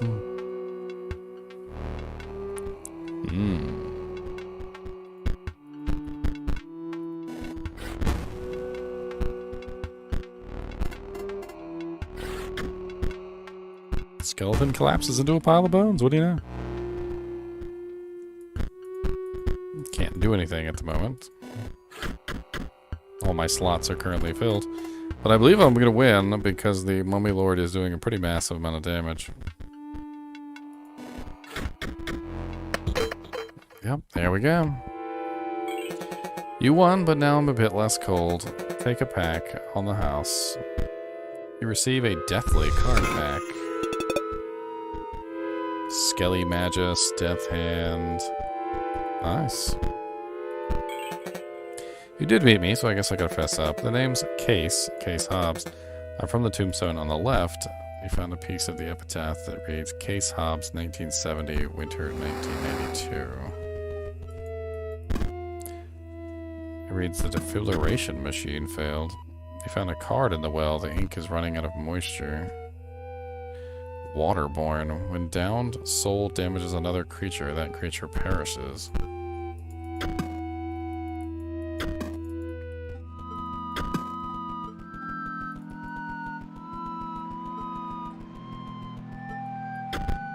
Found a piece of an epitaph. Does not hold a grudge.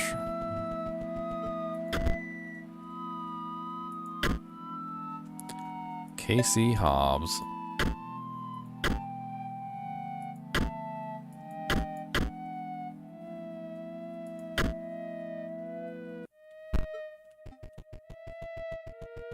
This one is Royal Dominguez. Pretty sure it was hit by a falling piece of ice.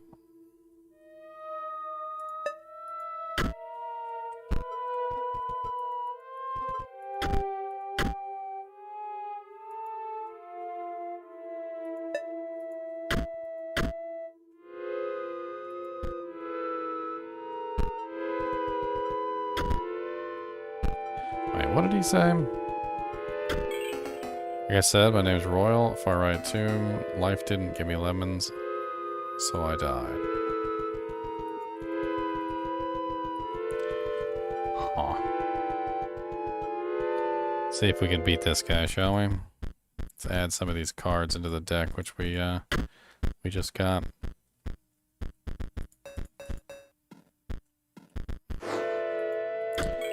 We need to start with skeletons. That's the big thing with these guys. If we can start with skeletons, we'll be alright.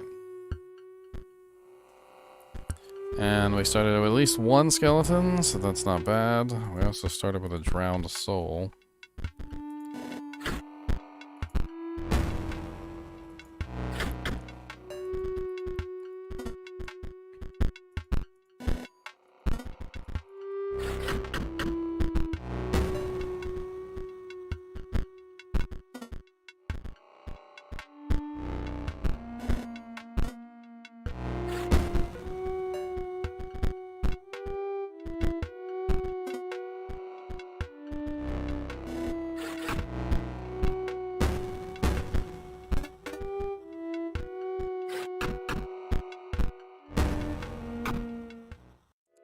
Dead already. One more try. Come on, give me 2 skeletons to start out with. That's how this... No, it's not 2 skeletons. That was terrible. Well, you give me 1 skeleton. That's better than no skeletons.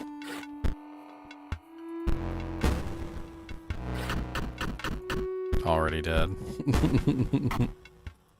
It's literally 1 turn. If I don't get the right cards, it's literally 1 turn, and I'm out. 3 gravediggers, exactly what I did not need.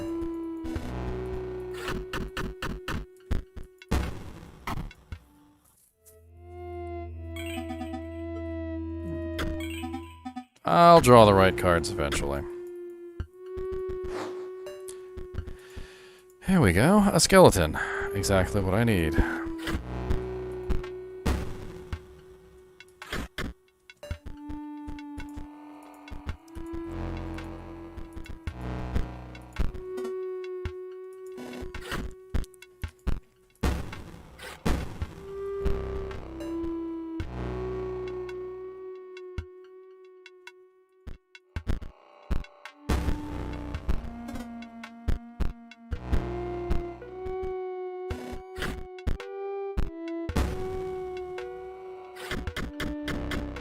Gone.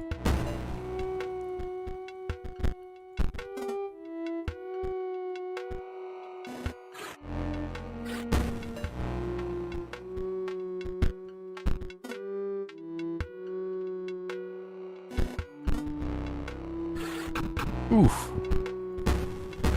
Goodbye, cruel world. I was hoping to beat this guy. I don't know if I'm gonna be able to beat this guy.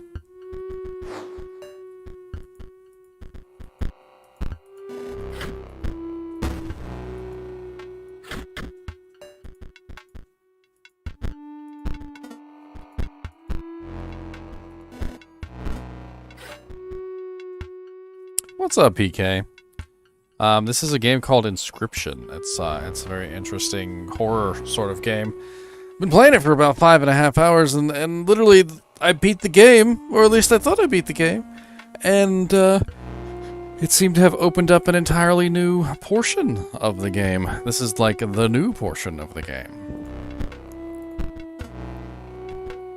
It's very interesting.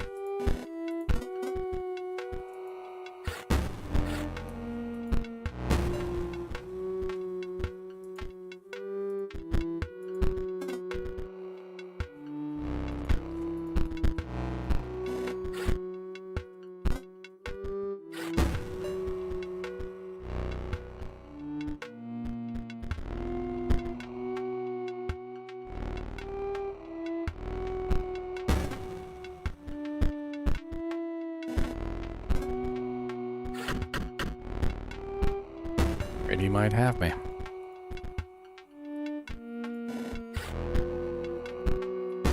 I need to get a powerful monster up, but he starts out with a rather powerful dog. It's like a skeleton dog, and it's like I don't even understand. It's a little broken, sir.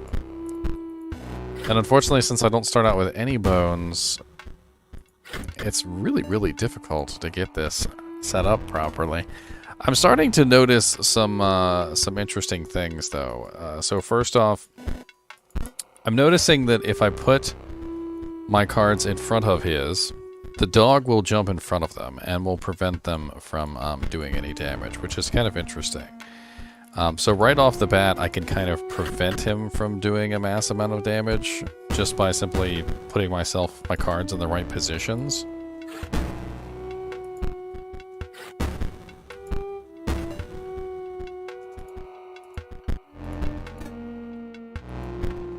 So like right now, I put this card in front of him so he can't move forward, and that immediately makes it so that he can't do what he was meant to do. And unfortunately, I need way more bones than I have.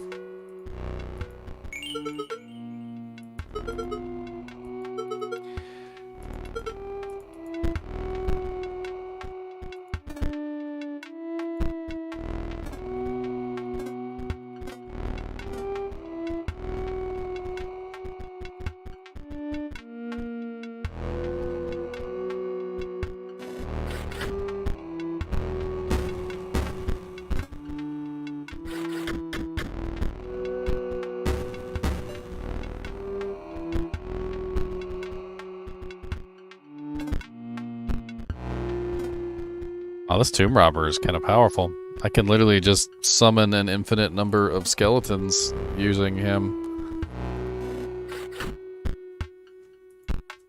And as soon as they...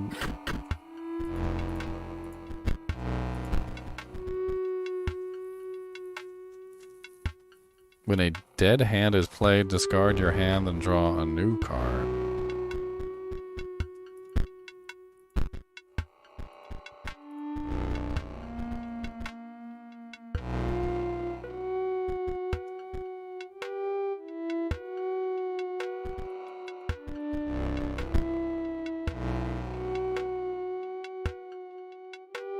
I can use a hammer to make a space.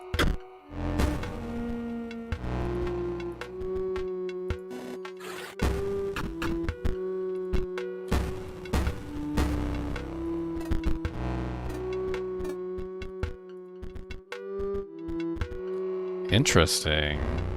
I've got skeletons now.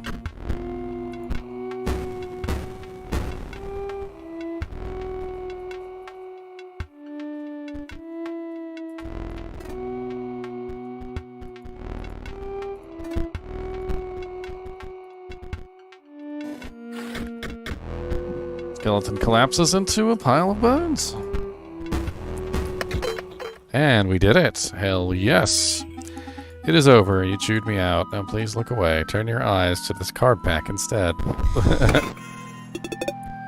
Why, thank you. I'll take it.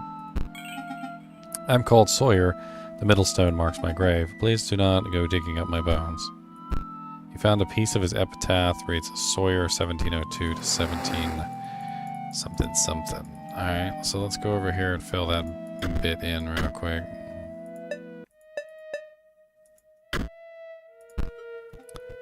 Let's go down here. It probably has information on the rest of his, Found a piece of an epitaph that reads, brought down by scurvy. A ghost of foul-smelling arrow blows from the casket. You have no offering.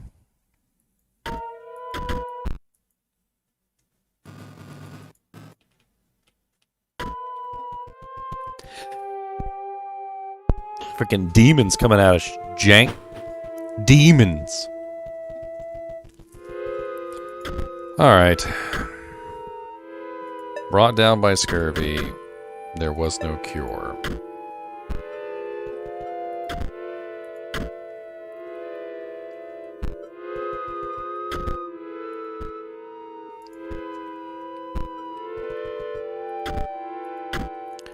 Eaten by a hungry dog.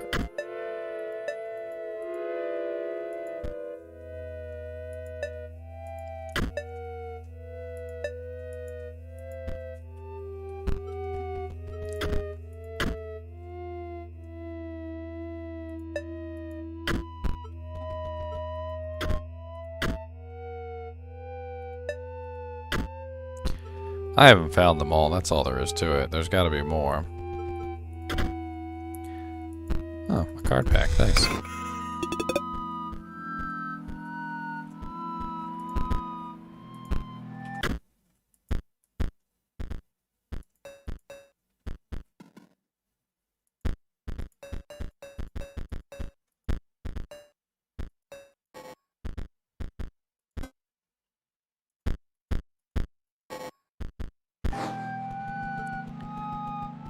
Gotta be something I missed.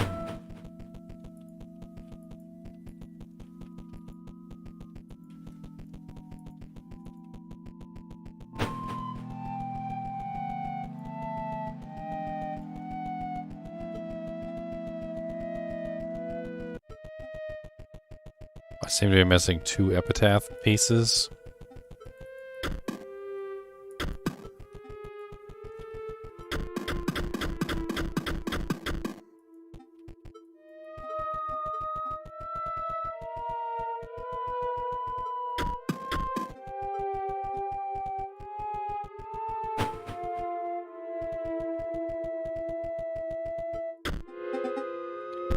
You wish to trade? I have nothing to trade.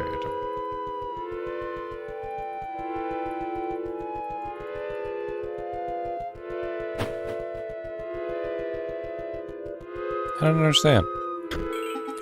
I'm called Sawyer. The middle stone marks my grave. Do not sniff or snarl.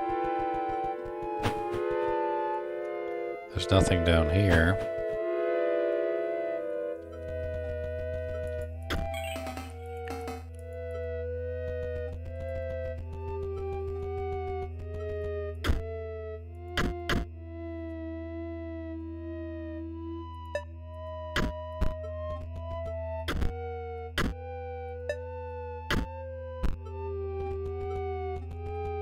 don't think I have it right.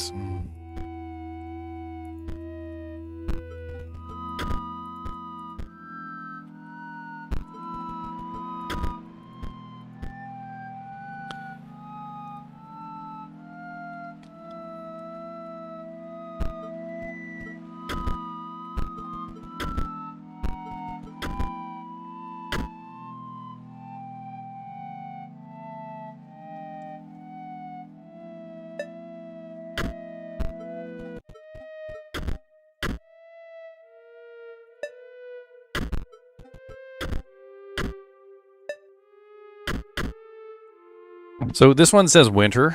So it says 1970 to winter 1992. So this one, he's probably the one that got hit by the piece of ice. Does not hold a grudge is not something I would say about ice, but the defibrillator makes me think this is probably him because 1992 defibrillators were invented. These other two guys died a really long time ago. And the oldest one probably died to scurvy. Come to think of it. So let's change this out. Scurvy was something that people died from back in the 1500s and 1600s. So it's a lot more common. And then he probably got eaten by a hungry dog. He probably doesn't hold a grudge against the dog because the dog was just hungry. And there was no cure for scurvy, and that should be the answer. A little bit of logic. Marvelous, I believe you have proven your wits adequately. Are you prepared? You will not defeat me. Marvelous, just marvelous. I was beginning to worry I would be sealed away behind those tombstones forever, locked down at the mercy of a challenger's wits, until one day I've discovered I see that your ambition is to become the Scribe of the Dead. I think you are aware that I currently hold that title, but it matters not, because you shall not win. On guard. My minions never truly die, you know. Let's see how you fare.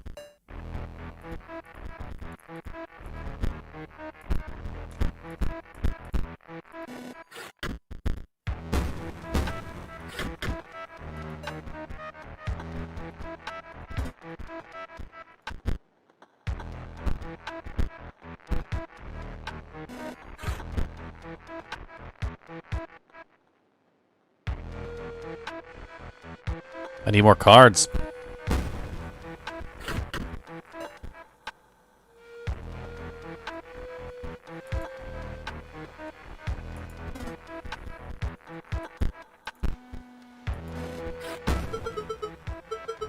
Marvelous. An opportunity to use my quill.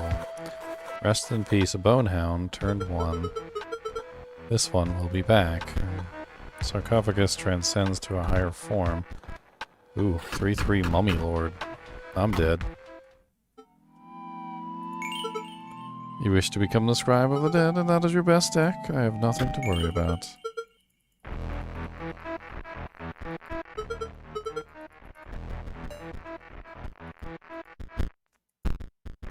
If I can get a good opening deck, which I have yet to get.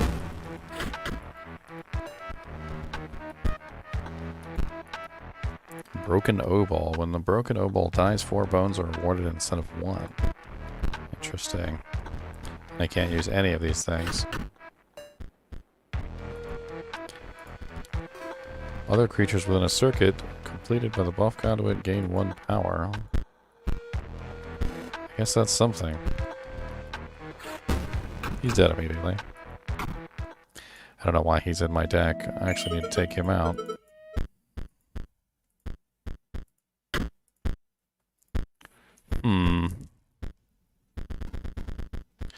I don't want buff conduits.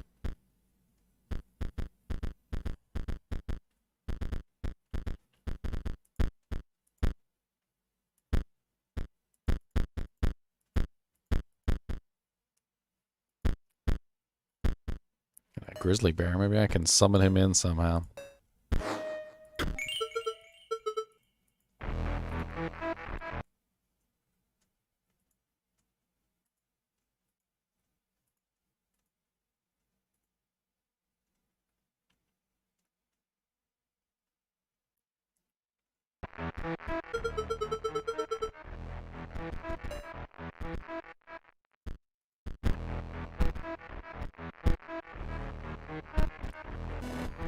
Good, we've got 2 bone diggers this time. That actually might work out to our advantage.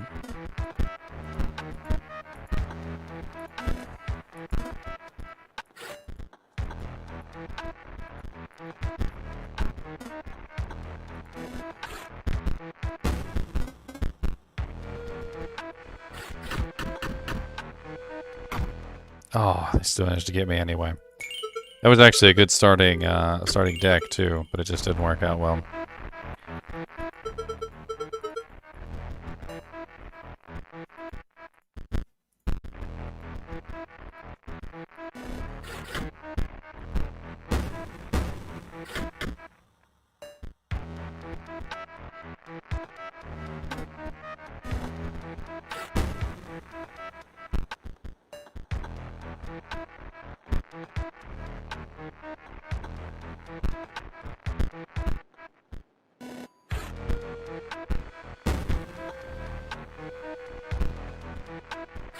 Yep, that's a failure.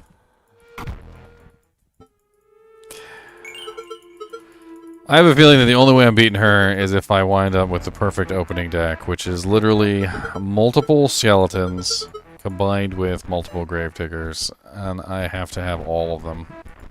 I think I also need to take the bear out of the deck.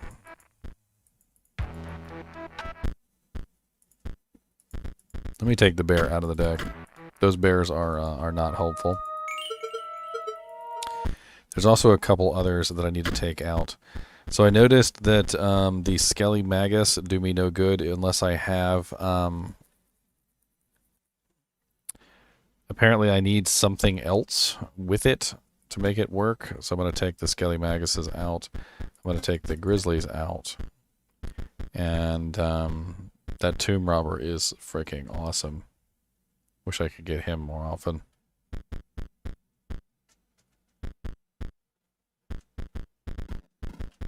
Let's try this one more time. Minions prepare for death, but then life again. Alright, not a bad start. So we started out with a grave robber and a skeleton. We also started out with a headless horseman, which doesn't really help us out very much.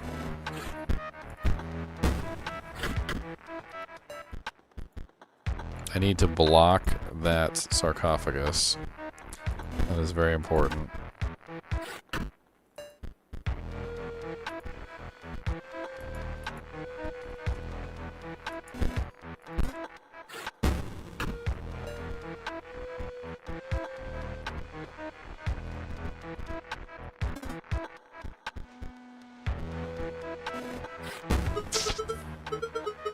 No matter, death is never final. Rest in peace, Banshee. Turn 2 for death by skeleton. That won't be back in no time. Huh.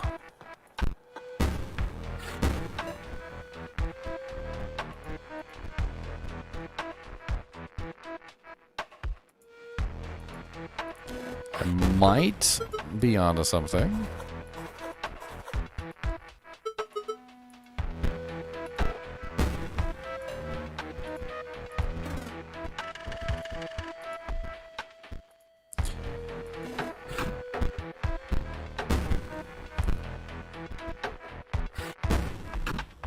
Oh, his converted first. Now see, that's no fair. And that's going to wind up in my death. I was hoping that our coffins would convert at the same time, since they had both reached a position at the same time, but his converted way before mine.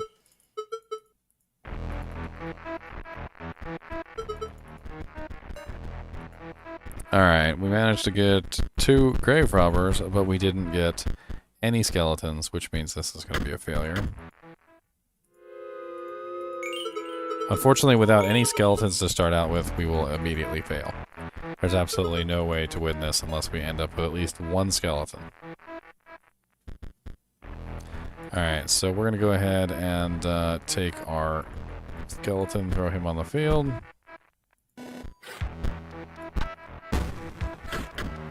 And then we're going to have access to our grave robber. We're going to block the sarcophagus because that thing is very powerful.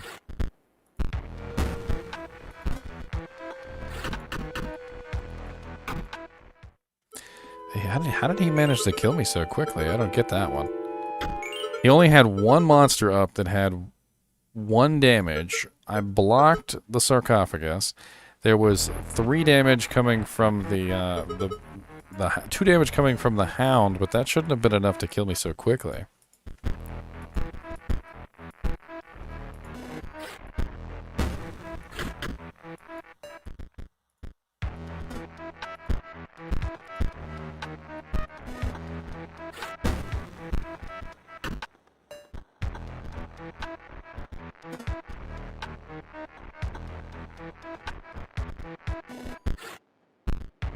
I'm already taking 3 damage.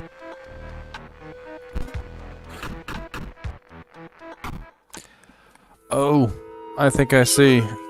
I wasn't paying attention, but I think every single point of damage that it's applied to my hit points is being applied times 2, which is why I'm dying so quickly.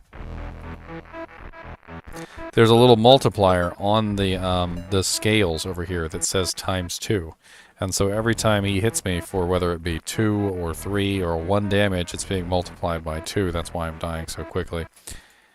And that makes sense.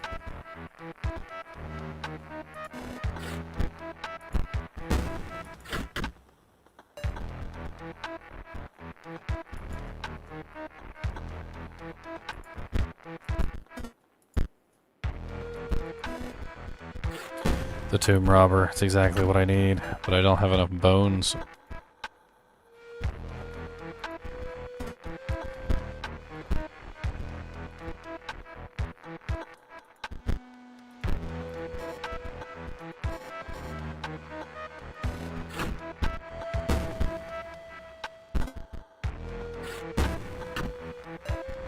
Didn't even get to use him. He literally was dead before I even had a chance to use him.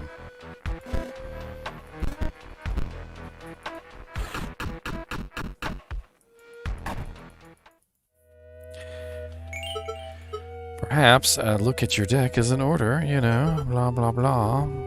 I found all the packs that I can find.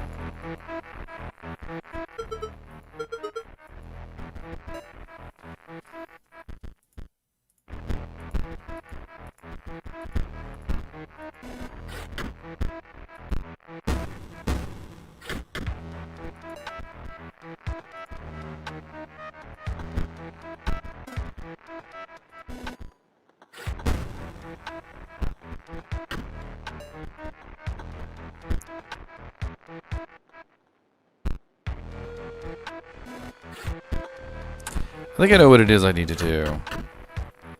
I need to specifically take advantage of the deck composition which utilizes the Tomb Robber. So I need the Tomb Robber, but I don't need the Headless Revenant. I don't need the Frankensteins. I need the Gravediggers. I need the Draugrs. I need the Skeletons. I need more Skeletons than I need Draugrs, though. So let me take a couple of the Draugrs away. I don't need the Sarcophagus. I don't need the ×6, or the Mummy Lord, or the Drowned Soul, or the Death Hands.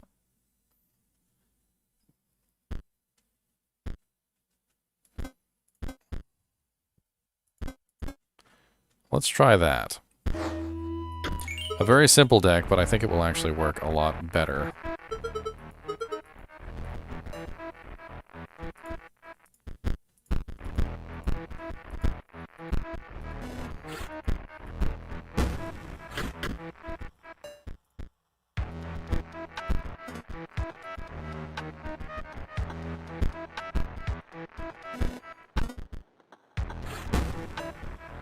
And of course he killed my my frickin' grave robber right away.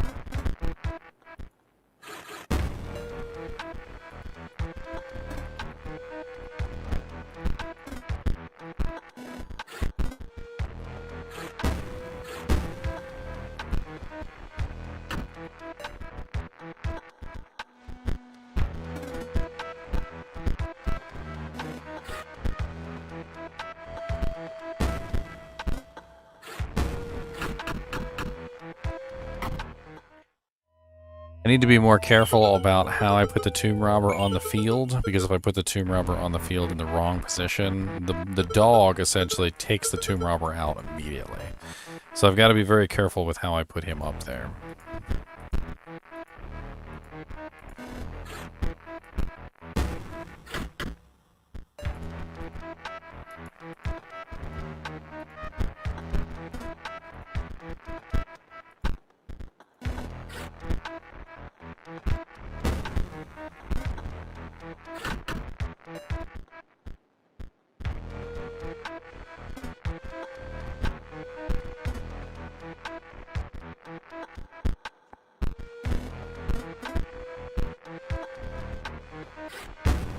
Unfortunately, this guy can attack over top of the skeletons, which does make this a little bit of a downside.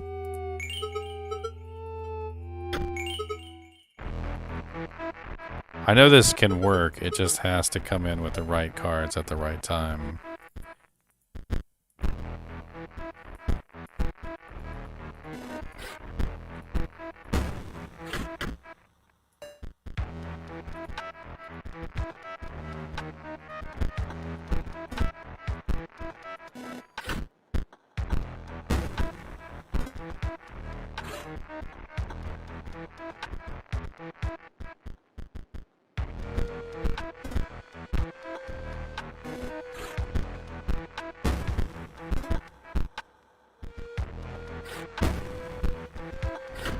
Ooh.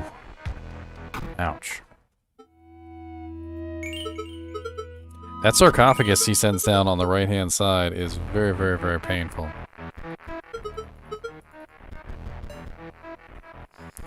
No skeletons.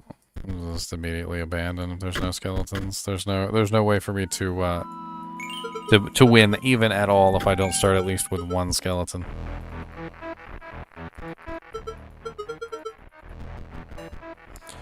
Okay, now this might work.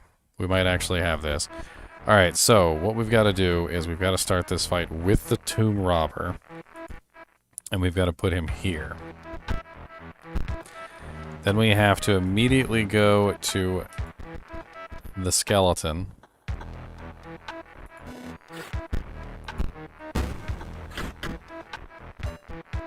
Alright, and then we have to summon both of these guys, which we can't summon both of those guys right this second.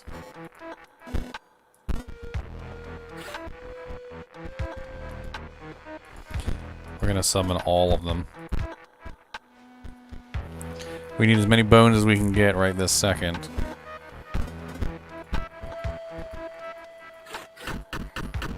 He's gonna take me out. Come on, how did... I don't understand how the little 1 damage, like, fly or whatever it is literally doing about, like, 6 damage to my, my bar. He only has 1 attack. He comes down, and as soon as that fly comes down, he dishes out enough damage to take me out every single time.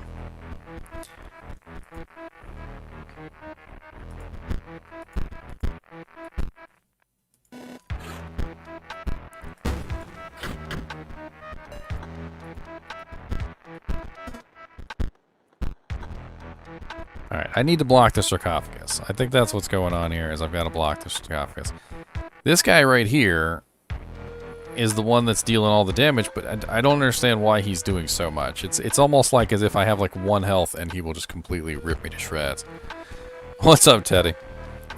I'm struggling with this next part of the game. That's what you miss.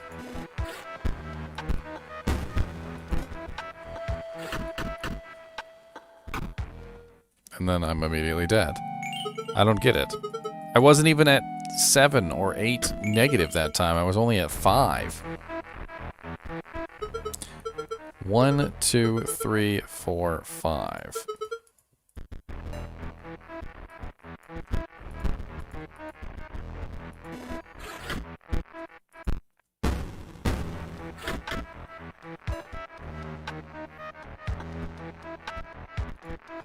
You know what? Let's do this. We're gonna summon him, but we're gonna hold off the flying creature instead, because the flying creature is the one that's bringing down our HP the most.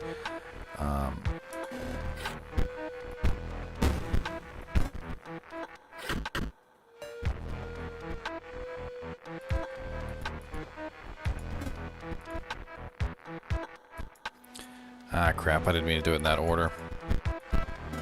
Now the flying creature's going to come down, and he's going to attack too.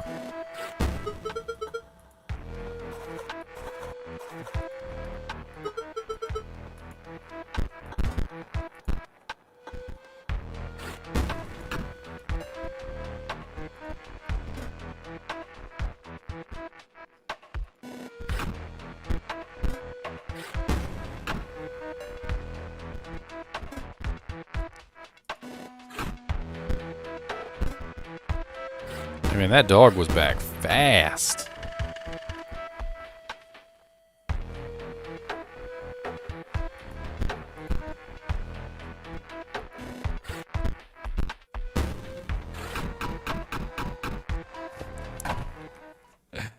Oh man, I got my butt ripped apart that time.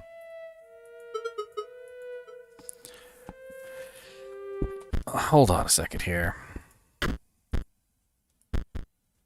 So we've got our sarcophagus, which we have not been able to successfully summon once. Which would be nice if we could summon it, but we haven't been able to summon it even one time.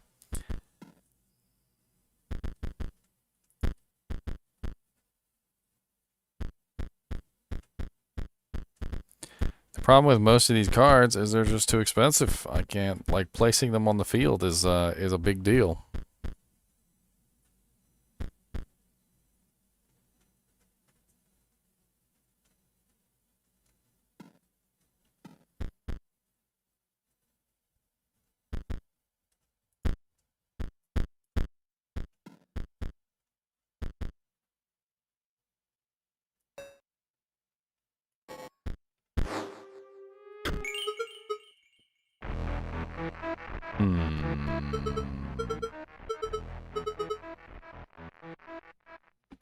Oh, you were talking with Corey?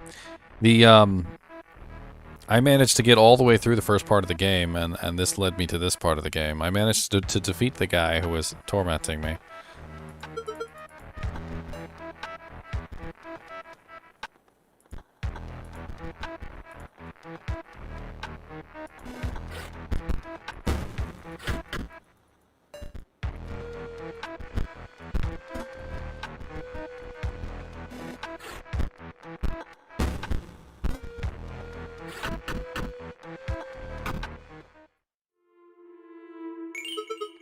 I don't even know how I died that particular time. I feel like this dog being at the start is very, very, very powerful. She doesn't have to summon the dog. The dog is already there. The dog can attack on the first round, and it gets. I don't know. Like from this point, things just go really wrong. Like because the dog can attack first. Every single time, which means I always end up with -2 on my scale, which means I can only take 3 additional damage after this point. And I can block the sarcophagus, but by blocking the sarcophagus, I put my own gravedigger at risk, and I can absorb 2 damage one time, and then the little bee comes down and deals 2 damage. I can't summon my sarcophagus because I need 4 bones. I can't summon either one of these guys because I need 1 bone per creature, and so I end up looking stupid.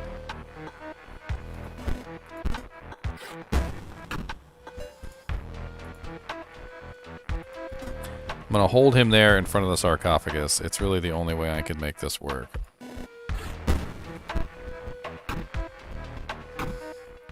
And I still somehow managed to die anyway, despite the fact that I had the dog blocked. I had the sarcophagus blocked. The dog hadn't hit me but one time, and I still managed to die anyway. Because the combination of the stupid little bug that can hit over top of all of my monsters, so I can't defend against it, literally makes it so that if I'm going to die eventually no matter what. It's just a matter of when, not a matter of if.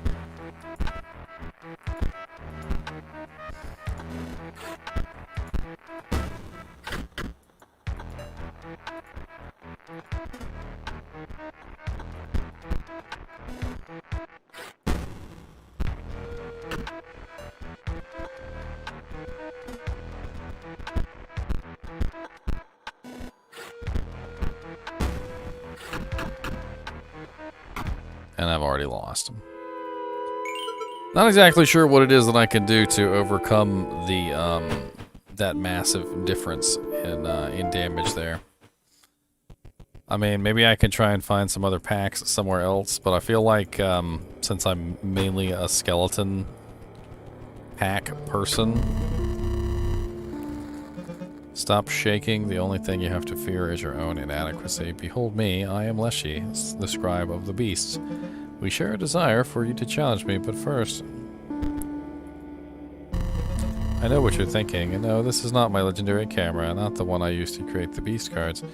This is a mere replica. You may use it to create photos of the beast in these woods. My subordinates, the Prospector, the Angler, and the Trapper, each require a photo before they will consider battling you. Return to me when they are all defeated.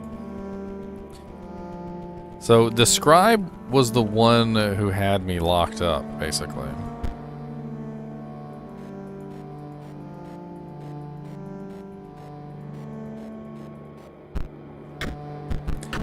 I remembered the code.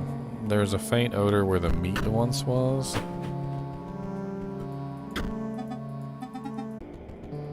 No fish.